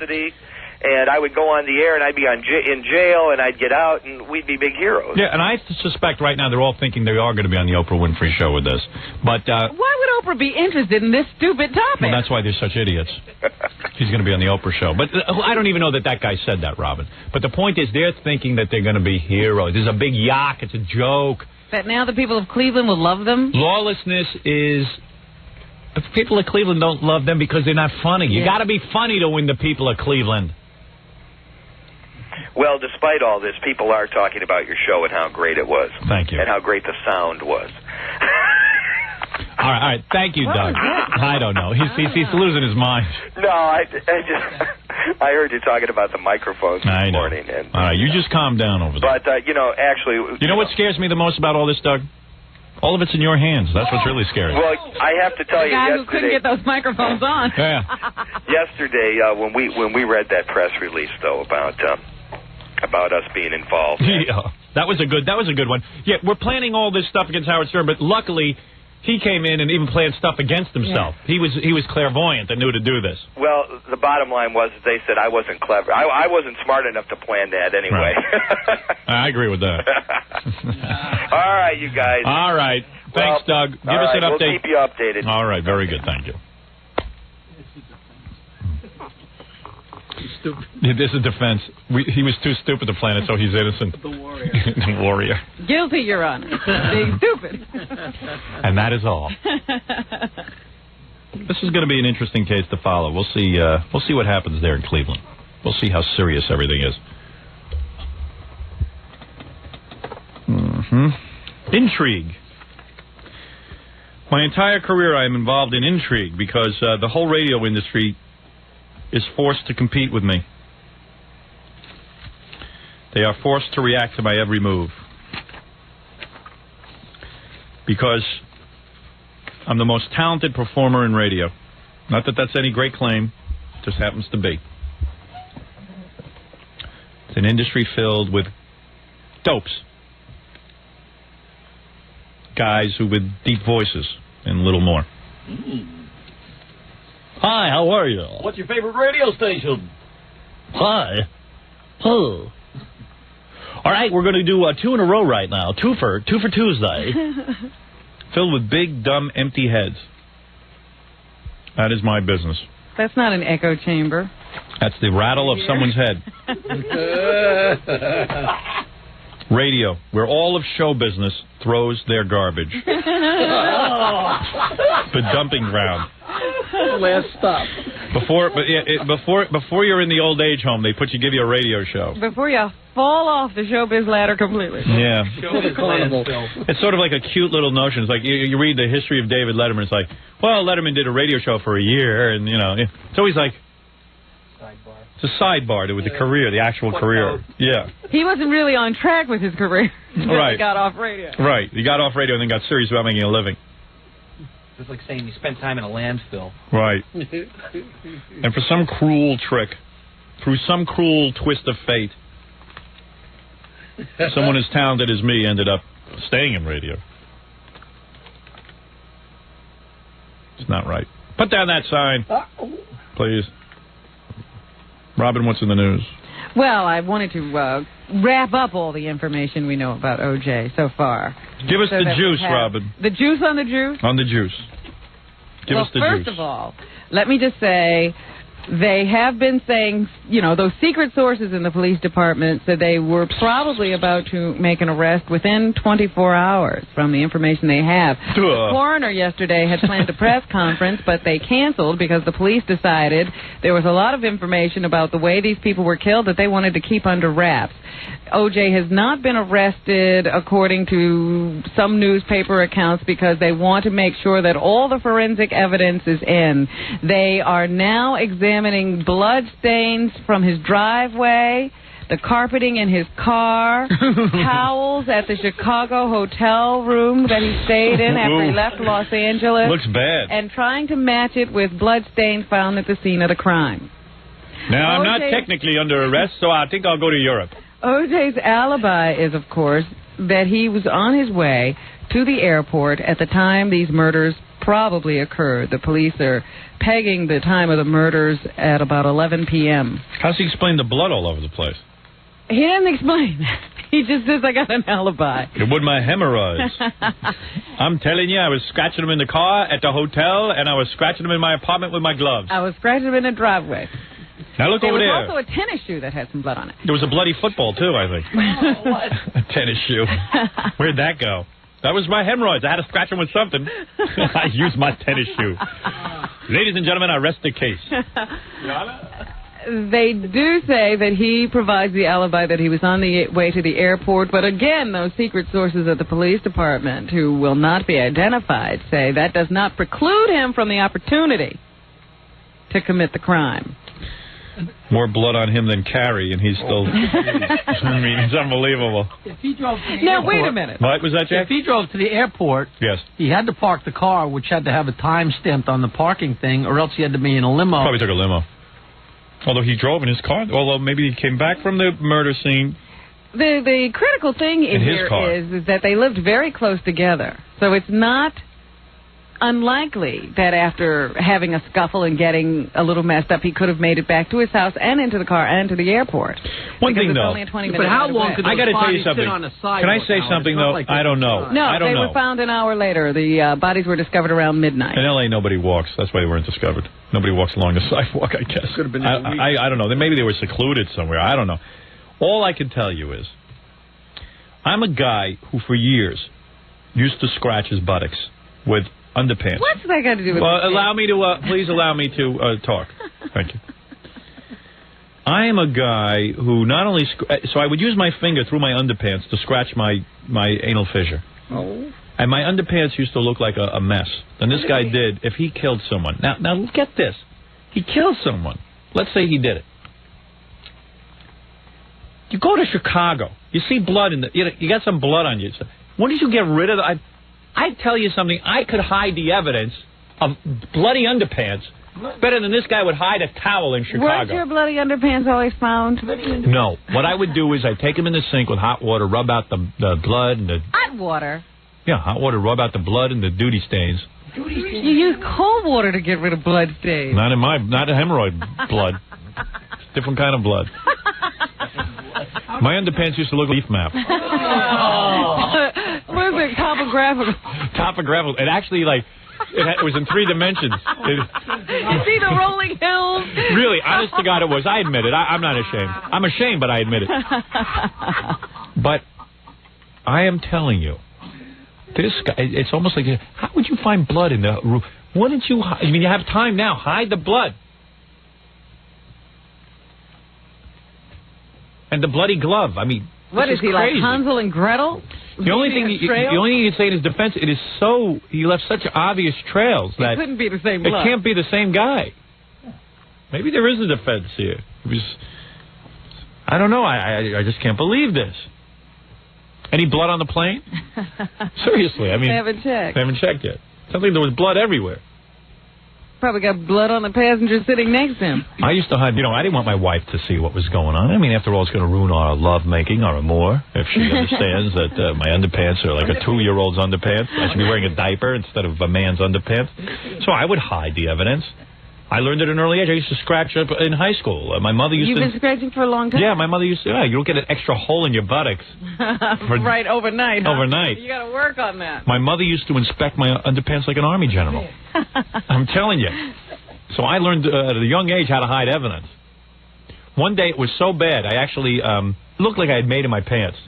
Is what it looked like. Everything was completely caked over and crusted. I knew I How couldn't. did you wear these pants comfortably? Don't ask. I hit a. There was a. People didn't move away from you? There was an Art Deco in my underpants. No wonder you couldn't get dates.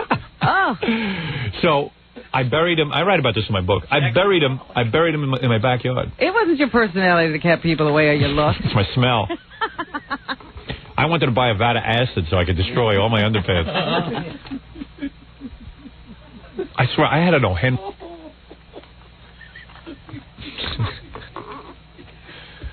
Like a Jackson Pollock. Yeah, like a Jackson Pollock. Yeah, it's like somebody threw paint at a wall. Yeah. I wish I had those underpants to show you. You would go out of your mind. Big, thick acrylic paint. Oh, yeah, thick, crusted paint. Big brown paint. What? Like at the carnival when the kids drop the paint onto the spinning thing. Yeah, the carnival when you drop spinning paint. His pants look like a pallet. Yeah. There's a pallet in my pants. God, how my mother inspected. And I learned at an early age how to hide evidence.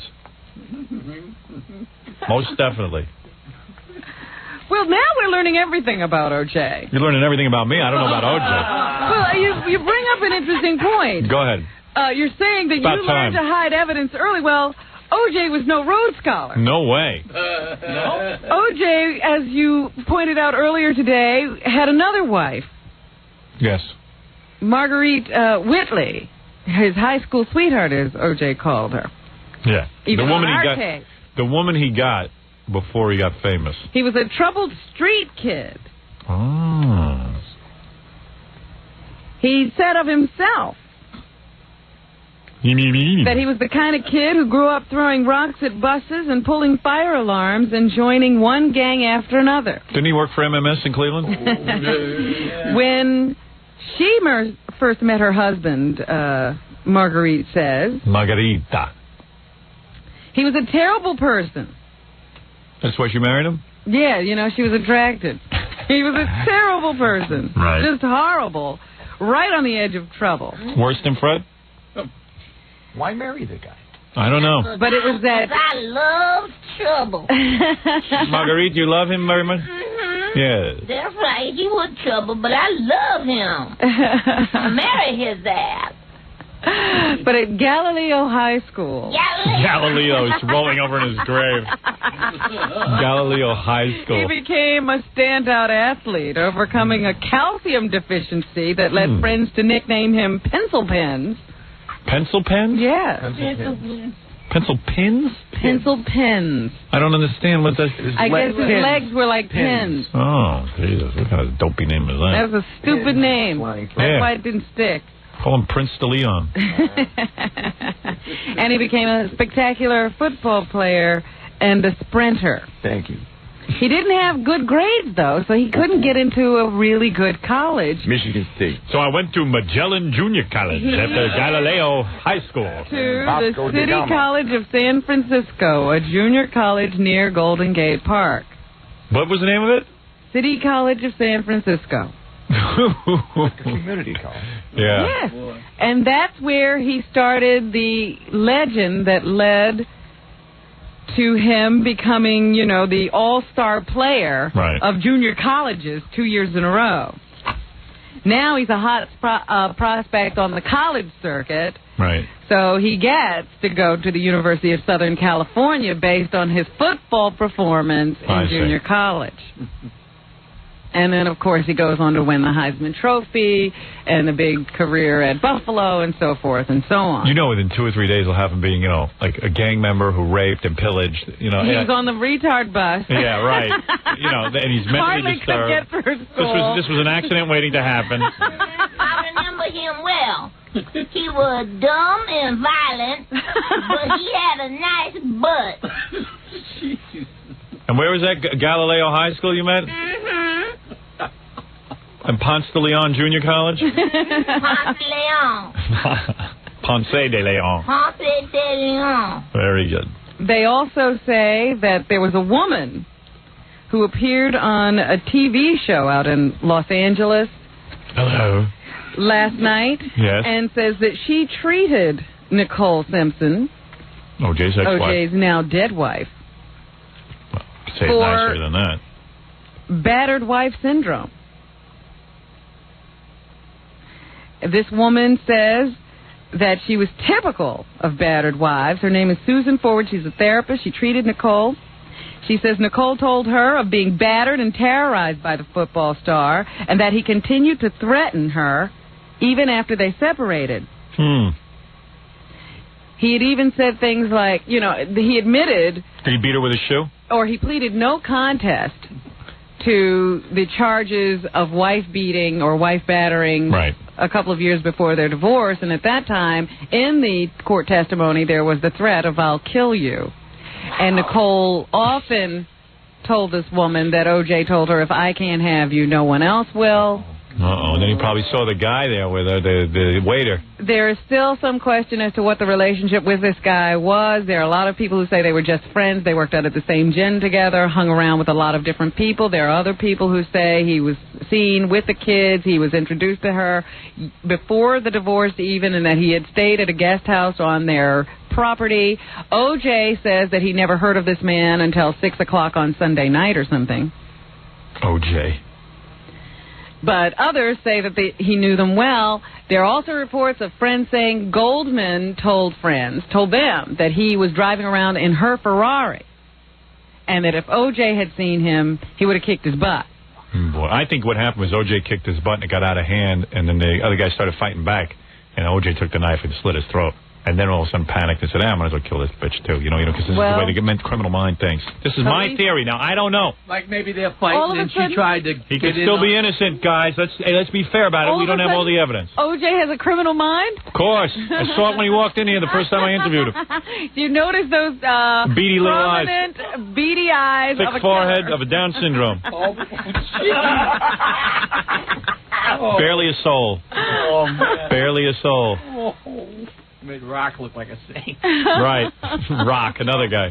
You'll see, O.J. will get out of jail to give him his own TV series on Fox. Hey, you know, he's always wanted to be a good actor. my brother They, of Joey. course, say the obvious today, that O.J. will probably be dropped by his sponsors. Oh, now. get out of here.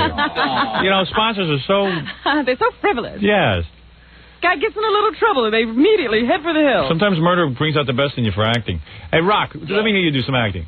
Oh, Joey, why don't you get a job? Very nice. Very nice. Well, my brother Joey. You're talented. You know, that did you some good, being in jail. Baby, I worked on the garbage truck all day. How do you murder a guy and then get your own TV show? Like, don't you have to go to prison for life after you murder someone? Apparently not. You go to Fox. Fox was worried about me because I had a wild pay-per-view show. He looked like he was a guy they could control. They hire murderers. Yeah. Baby, I work hard all day. Give me some booty juice, I'll stab you. All right, we got to take a break, Rob. We'll come back and hear more news other than O.J., I assume. Yes, we got to get off O.J., even though the story is compelling. It would be most unusual if you spent the entire newscast on one story. I've never seen you do that. Major world news. That would be a press event. The beatings were termed severe. So there wasn't just an incident. You know, that's the one that made it to the courts, according to this woman, Dr. Forward. Yeah. Yeah. Beatings. Beatings. Yeah, fun, yeah. So that's why they think O.J. will lose all the sponsors. Even if he's not guilty, convicted or charged with anything, it just brings up that story again about him being a wife beater. Right, How can you it's have enough. him endorsing your product That's right. if that's how people think of him? Exactly, Robert. He could even lose that contract with NBC. I noticed in the paper they say he gets $600,000 as a commentator or, you know, just a sideline person for NBC during the football season. Wow. Wonder what he got for being on the board of this broadcast company. I don't know. But they do say that they were trying to reconcile. And they had a trial live-in period at some point where the neighbors are wonderful. These condominiums are so great because everybody then gets to talk about you because they can hear you through the walls. Yeah, probably everyone in the condo knew about it. They said they had a trial period where they moved back in with each other, and even though they fought, it looked like they were happy. Yeah, you better look happy or O.J. will hit you over the head. Now, we're going to go out and look happy. And if you don't look happy, I'll hit you with my shoe like I did in that movie. They say they heard lots of arguments. Come on, let's go see the Ike and Tina Turner movie again. We've seen it 500 times. I'm looking for some new We moves. got to learn. We got to learn to hit with the shoe. My hand hurts. All right, we'll take a break. We'll be back. Back with the Howard Stern Show. You get the feeling that every towel in America is now stained with O.J.'s blood? Or O.J.'s wife's blood? They found blood in Chicago, for God's sakes. Murder happened in California. We don't know whose blood it was. That's true. What? He took her blood on tour. Yeah. Your Honor, I must admit, I only have one word in my defense. That is hurts. Hurts? That's right. I can only think of one thing, hurts. I see him with her, and I hurts him. Thank you, Your Honor. I expect leniency. Thank you. And thank you, the American public.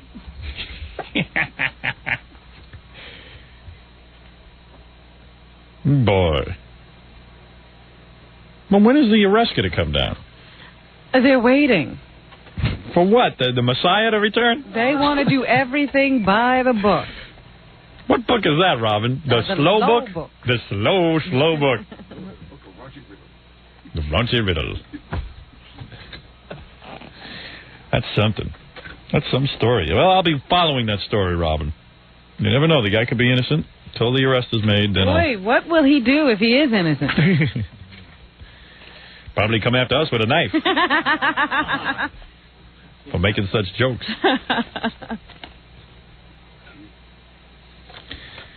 Well, I tell you, Your Honor, it was the booty juice. Your Honor, I never had such good booty juice in my life from this woman. And then I saw the booty juice with the other man, and I went insane. He was drinking my booty juice. He drank of it. That's when I could only think of Hurts and him, and over. But I wanted the booty. You ever have any white booty juice, Your Honor? You do have white booty juice? Well, I seen your wife. That nasty booty juice. Oh, booty juice is not the same. I plead booty juice. I'm crazed about that stuff. I plead sanity. There ain't another man in America would have done the same thing when he see his beautiful blonde booty juice in the arms of another man. Now you can certainly see that. Hello, isn't this on? Yes. Whom doing this impression of me? The Ku Klux Klan?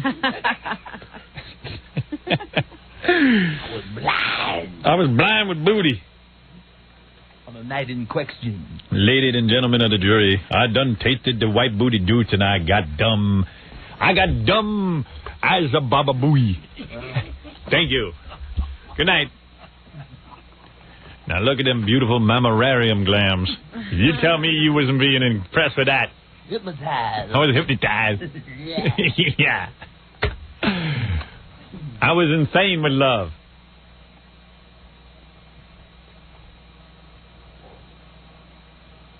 I was insane. Insane? Insane. Insane. With Dub. Now, where the wires to this radio show so I could cut them? Well, like I said, we'll just have to wait and see. If OJ's not guilty, at this point, he might as well have done it. Yeah. I think. The wicked witches of this country have already indicted OJ. He might as well have done it. We owe him a free one if he hasn't. Right. Wish OJ would call in. That would be so great. It was interesting to see that a lot of people came to visit OJ yesterday, and I also understand that people are just driving by the house. Yes. It always interests me when there's a tragedy or something occurs, people just want to drive by the building and look at it. White trash. Even limos, they say. Yeah. You know, people have hired limos to go drive by OJ's house. Let's have some fun and get a limo and go by OJ's house. See if we can spot him. 2 days ago, no one wanted to look at him. No. They did say that one of the Jackson brothers visited him yesterday. As in the Jackson 5? Yes. And one of his older children. from the previous marriage came to visit a daughter. Hi, Dad. What's up? What's up? Okay, how you doing? Can I have my allowance? That's really good. Honey, I don't know what happened. I don't want to talk about it. Let's talk about your schoolwork. The only report on O.J.'s condition at this point is that he's devastated. Dad, there's blood on your ear. What's this, Dad? Never mind that blood. Never mind that blood. How's school today? What you doing with Tito? Tito, young blood. Marlin. So we're just waiting to see what happens on that one. The Rangers did it. Yes. What'd they do? They sipped from the Stanley Cup. You said they killed O.J.'s wife. No, I'm not accusing them now. All right. You said they did it. No, they did what they were supposed to do. They got the Stanley Cup last night and drank from it, which is supposed to be some big tradition I didn't even know about. Yeah, hockey fans are real excited. And hockey fans are nice. They don't riot. It's a pretty stupid-looking cup because they put everybody's name on it. Yeah, it's big. Keeps getting bigger and bigger at the bottom. Yeah. Pretty soon nobody will be able to lift it. There's one Pollock. His name took 3 lines. Podelecki. Outrageous. I didn't get to watch the game, so I don't know what happened. But you said the first half or the first quarter was pretty... Did you see when they showed the cup and O.J.'s wife's blood was on it? Oh. They're accusing the Rangers now? Now, hold on a second. Now, hold on now. I'll see, there's some evidence that other people have committed a crime as well. It's bloody chalice. Bloody chalice. Donahue wanted to videotape or be able to show the execution of a man in North Carolina. So instead, facing the death penalty. Since he can't get that, you hear what he's showing? What? Gary's last dental surgery. He did air the first part of a show with this guy yesterday, but he has been denied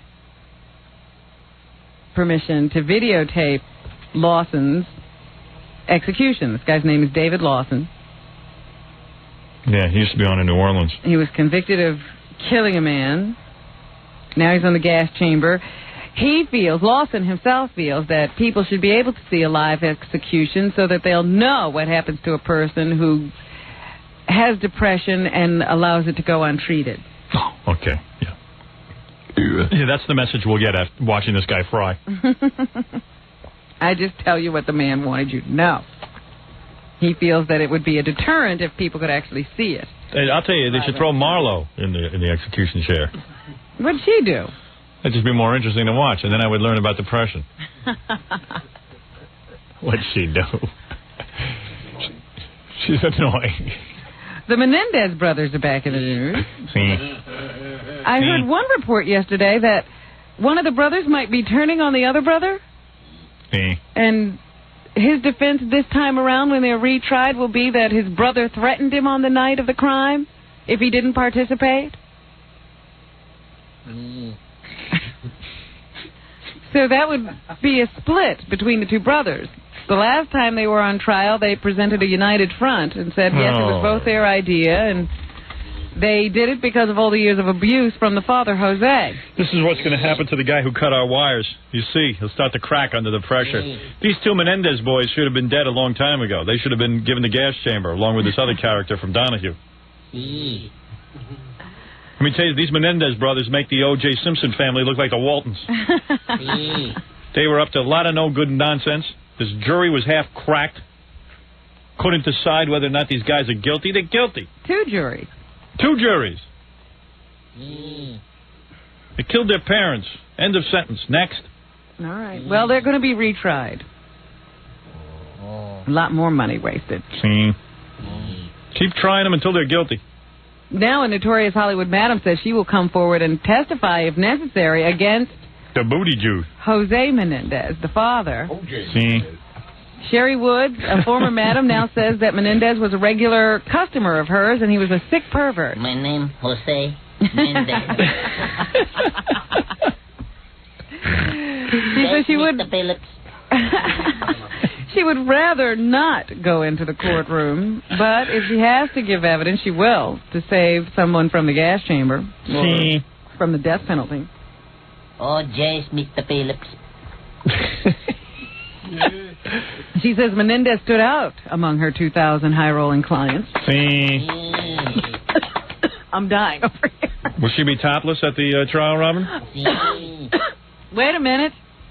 You're all right. I'm choking. Oh, you're fine. Something, I got a tickle in my throat. All right, I know what to put it out with. Come over here. I don't think that's the cure. I'm okay now. Thank you. She says Jose was very cruel and perverse, as well as overpowering. She first caught on that something was up with him when her girls backed off from having follow-up dates with him. She started to grill them about it and got the whole story. Turns out that he was abusive physically and that he was very sick, so she cut him off from their services. What size cup did she have? See?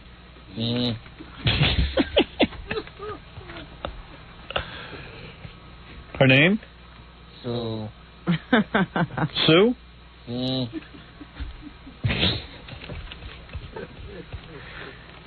I'm no Jack Benny. I guess not. Oh, that's quite a story, Robin. It was quite a story. Yeah. Did you see that Barbara Streisand was with Peter Jennings the other night when she showed up at a White House function? Yeah. Boy, that guy's a real kooky bandit. That Peter Jennings.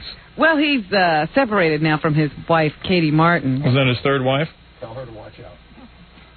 Doesn't he want to get back together with her? O.J. Jennings. O.J. And no one could tell whether they were just together as friends that night or if they're an item. But it's made all the news that the two of them were together. Barbara Streisand ought to take a good look in the mirror and figure out who she should be with. What a mess. What a mishkite. Oh, what's a mishkite? You know exactly what it is. It's a mishkite. She's an ugly girl. Parte brutta. Exactly. Farta brucia. Farta brucia. You want to know if Peter Jennings been with Barbara Streisand? Do what I do. Smell his hands. You'll know. Farta brucia. Mishkite. Right, Robin? Right. See? I don't know. Yeah. Right, Robin? I don't know what to say. Say see. Brandon Tartikoff has signed a new deal. It's gone with New World Communications Group. This guy signs more deals with their people. I still haven't seen one show. He's going to head their production unit. They say in the paper it's New World's move to becoming the biggest independent TV producer in the United States. Brandon Tartikoff, like he knows something. Of course, he was the big head honcho at NBC all those years when it was number one. Then he went to work for Paramount Pictures. Then he went out on his own, and now he's been hired by New World Communications. I thought he was working with E. Is he working with E? He is? See. I didn't know anything about that. See. Henry Mancini. See. Dead at the age of 70. Yeah, you knew he was gone. From pancreatic cancer. Inoperable. He found out earlier this year that he had it. As soon as Entertainment Tonight finds out you're dying, they rush to your house and they go, would you give us some words of hope? And then the guy goes, I treat every day as it comes. I know, I have this pancreatic cancer, but I plan to be around a long time. And then 3 days later, they show it to show you how ironic it is. Yes. If I'm ever dying, I'm not talking Entertainment Tonight. But he did. He talked a lot after he found out he was going to die. It's always cool to see videos of someone talking about how they're going to die when they're dead. Something cool about that. Brave last days. Yeah. But it's interesting what people find out when they're about to die. What do you find out? Of course, he found out what everybody else knows, that they ignore and disregard their personal relationships all their lives and get caught up in stupid work. And make work a priority. Right. Everybody knows that, but it doesn't really hit them until they're dying. Yeah. Still got some mishkite. So, of course, that's what he learned. Did you see him? Did you see the interviews of him as he was dying? Yes. It was ironic because he kind of looked like the Pink Panther as he was dying. He did. He did. He looked just like the Pink Panther. Do you think people would learn that their lives are Really what it's about is personal relationships, right, Robin? No. That works. I'm just as dumb as everybody else. There you go.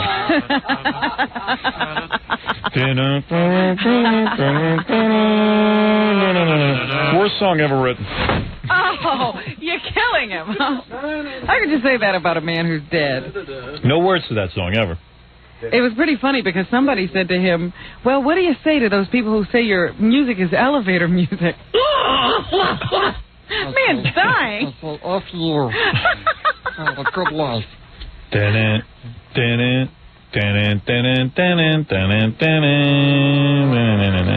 You know what I forgot he wrote? That Elephant Walk song. How's that go?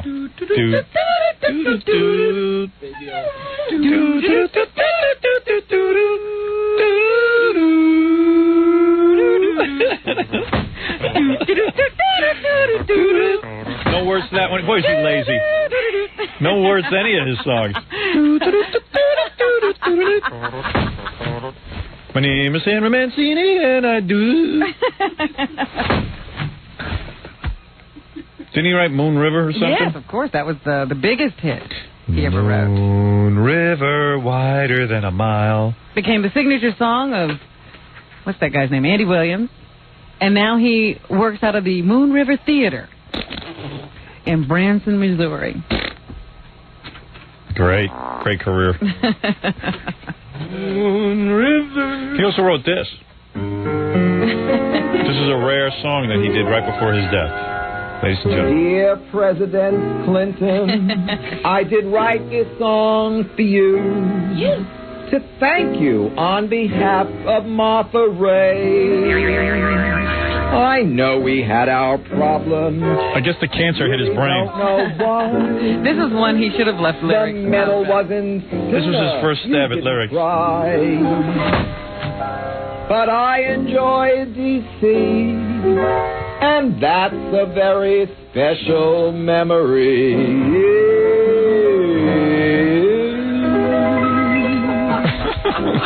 You are our leader, and yes, you have some powers, but no more Jennifer Flowers. How poignant. Your private life has tones, and now we'll listen to Miss Jones.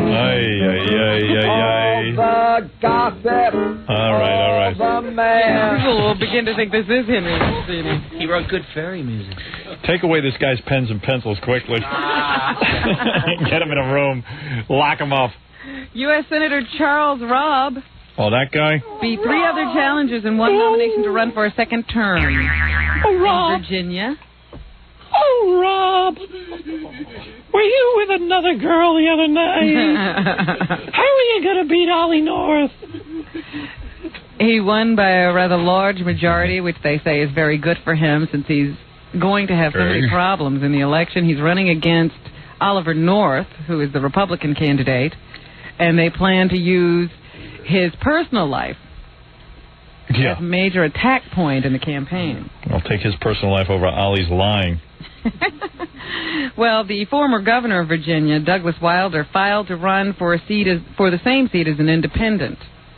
Oh, my. Right at the same time that Rob was learning that he had won the nomination. Oh, Rob. Wide open race there. Oh, Rob. In Virginia. Oh, for crying out loud, honey. Oh, Rob. That's some acting. Oh, buddy.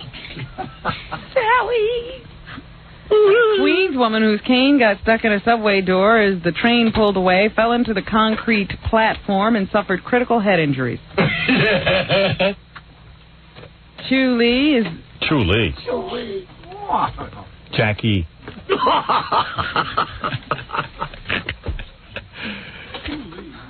is brain dead at Elmhurst General Hospital, according to a transit authority spokesperson. What a Jackie, what are you, Satan? How can you find humor in brain dead? The accident happened at about 4:30 on the Manhattan-bound number 7 train as it left the Junction Boulevard station 2 stops later at 82nd Street, a passenger gave the conductor a plastic bag and an aluminum cane and told the conductor that someone had left it on the train.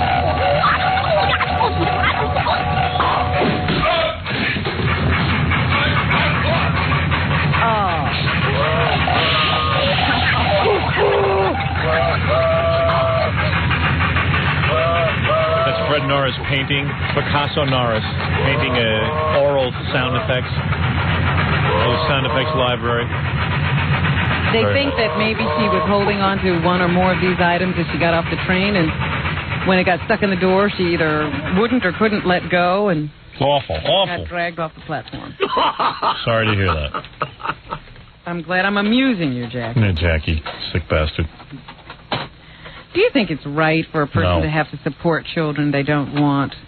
Absolutely not. How old are the children? I'm not sure, but this has to do with David Merrick, the Broadway producer. Yes. He's 81 years old. Go ahead. Had a couple of strokes. Yeah. Confined to a wheelchair, as far as I know. Yes. How old are his kids? Had the severe stroke a decade ago. He was always marrying these young women, though. Okay.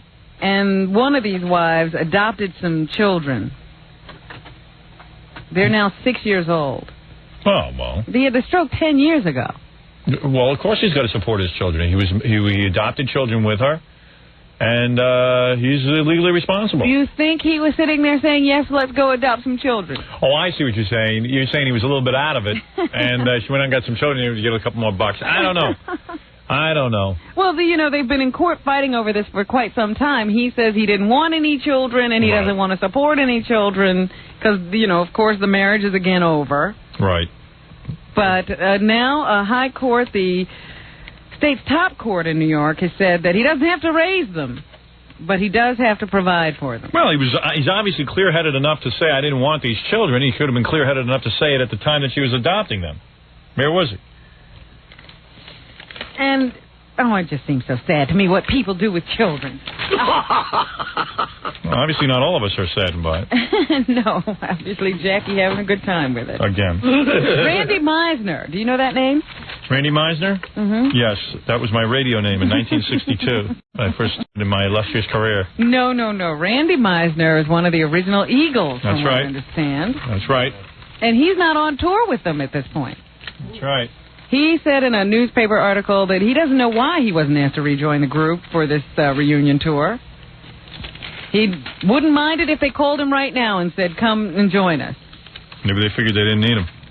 But if they don't, he says he'll sit back and collect royalties while they work hard for 6 months. Oh, it's very unusual. I guess maybe they didn't like it. I don't know. It's interesting. I thought it was the whole group getting back together, but apparently he's not there. Very sad. And the Little Rascals. This is a note for John, Stuttering John, big Little Rascals fan. Oh, this is interesting. David Merrick adopted them about 3 years ago. He had no idea. The Little Rascals Yes. is going on video. Oh, good, yes. So he'll be able to get them and keep them in his home and watch them as much as he likes. Good. He's easily amused. Are they going to take out all the racially offensive ones? I don't know. I don't know which episodes will be in the series, but they will be available on home video. And the second woman... What? They have the black kid eating watermelon all the time with his shoes off. Them ain't midgets, them's fidgets. Here's a very famous scene from Little Rascals. Wish I had a watermelon. Wish for something big. I wish I had a big watermelon. Of course, Jackie would know all those lines. Oh, he wrote that. He was one of the original writers on Little Rascals.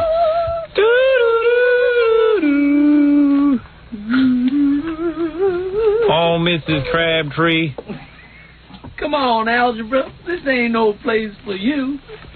Yeah. The black kids used to always be standing by the window watching the white kids get educated in the class. Watching them eat cake. Yeah, watching them eat cake and stuff. Suspenders on. We having a party, Mrs. Crabtree. Can't the Negroes come eat the cake? Pants rolled up, no shoes. I suppose so. They don't like cake. They don't like cake. Spanky, close the door and don't let those Negroes in here. They would rather eat garbage and hog jowls. They wouldn't even comb the black kid's hair, or like.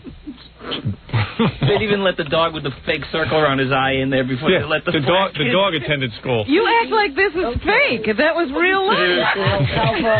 I'm so proud of our heritage. Yes. How about the one where Buckwheat's parents were lynched? Did you see that? Mrs. Crabtree, they're lynching our friend Buckwheat's parents. Do you what? Well, they might have deserved it. Oh, Miss Crabtree. It is on Buckwheat's old man.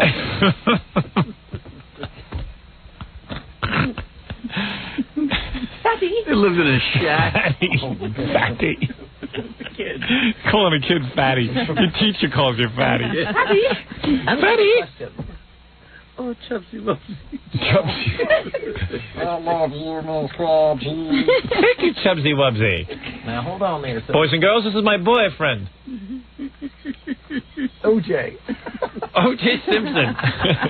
Boing.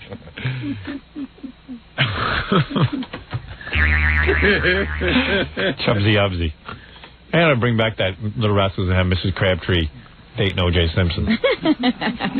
Well, talk to Steven Spielberg. He's bringing it back. Yeah, he'll make it all sensitive. Crabtree, you better not be dating nobody. Getting it on with all the kids. Yeah.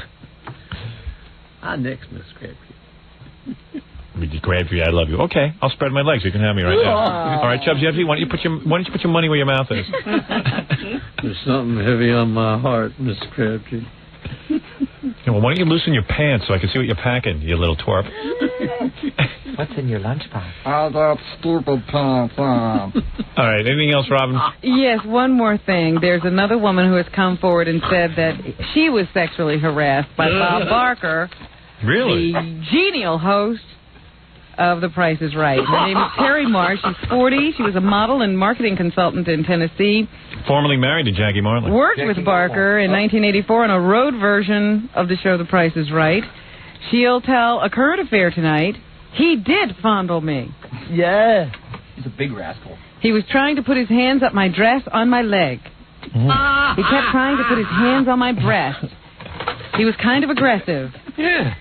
I told him he had to leave. Kinda. I had to leave. Sounds like a wolf. I just pulled away, she says.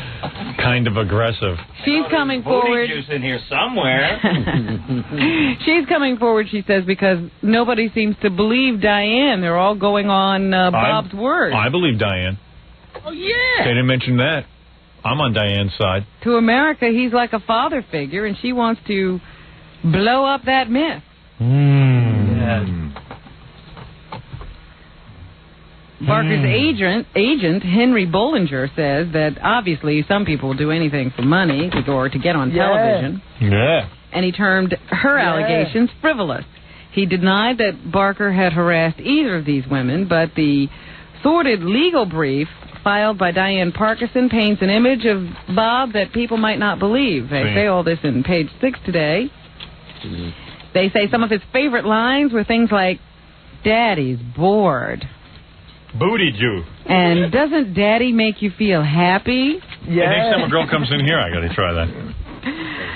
She says that there were repeated forced sexual encounters, including one dressing room incident where he grabbed the back of her head and, using strong physical force, pulled her down to his crotch. Oh, yeah.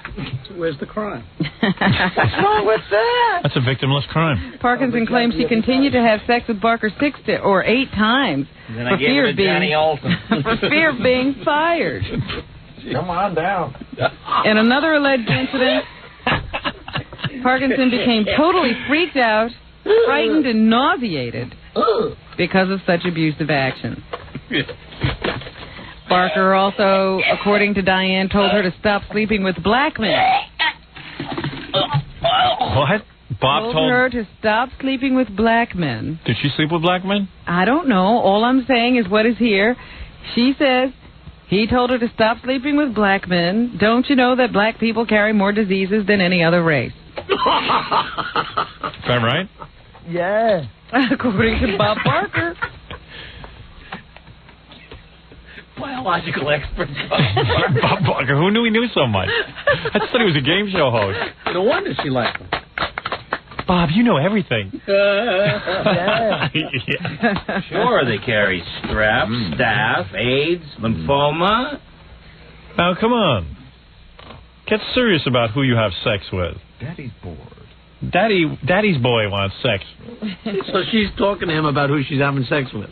I don't know. This whole thing sounds a little weird. Somebody's a little wacky.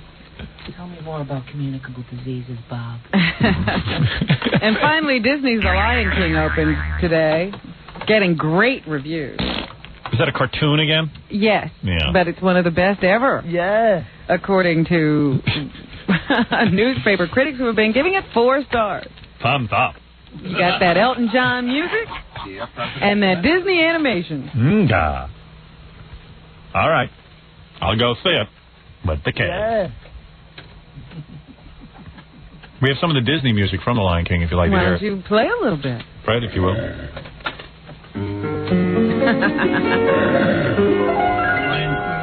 Dear President Clinton, I did write this song. Pretty good, huh? That's Elton John music? Yep. Who's Elton singing? John, ever since he had that operation on his throat, he's not as good.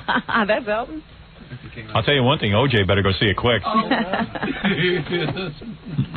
I hate for him to miss it. All right, come on, we got to get out of here. Yeah. It's crazy.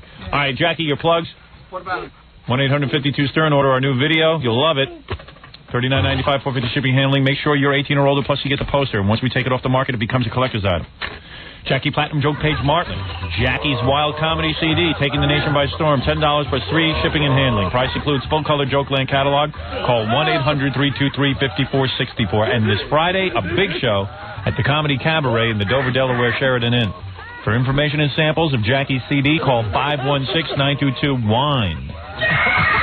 This Saturday, June 18th, the Fred Norris Band at Downtime in Manhattan. Where is that? Downtime in Manhattan. Don't miss Stuttering John this Saturday, June 18th at Raw in Bayside. And don't forget, for more information, call 609-546-STUPID. David Hasselhoff and his Baywatch friends this Friday night, June 17th at 8 p.m. Call your local cable operator for pay-per-view. If you're planning a wedding or summer party, you need a great disc jockey, call Scott the Engineers, Rocket Entertainment in the New York tri-state area. Call 718-BAG-5040. Thank you, and we'll see you tomorrow. 97.1 The Eagle. The Eagle. The Eagle. The Eagle. The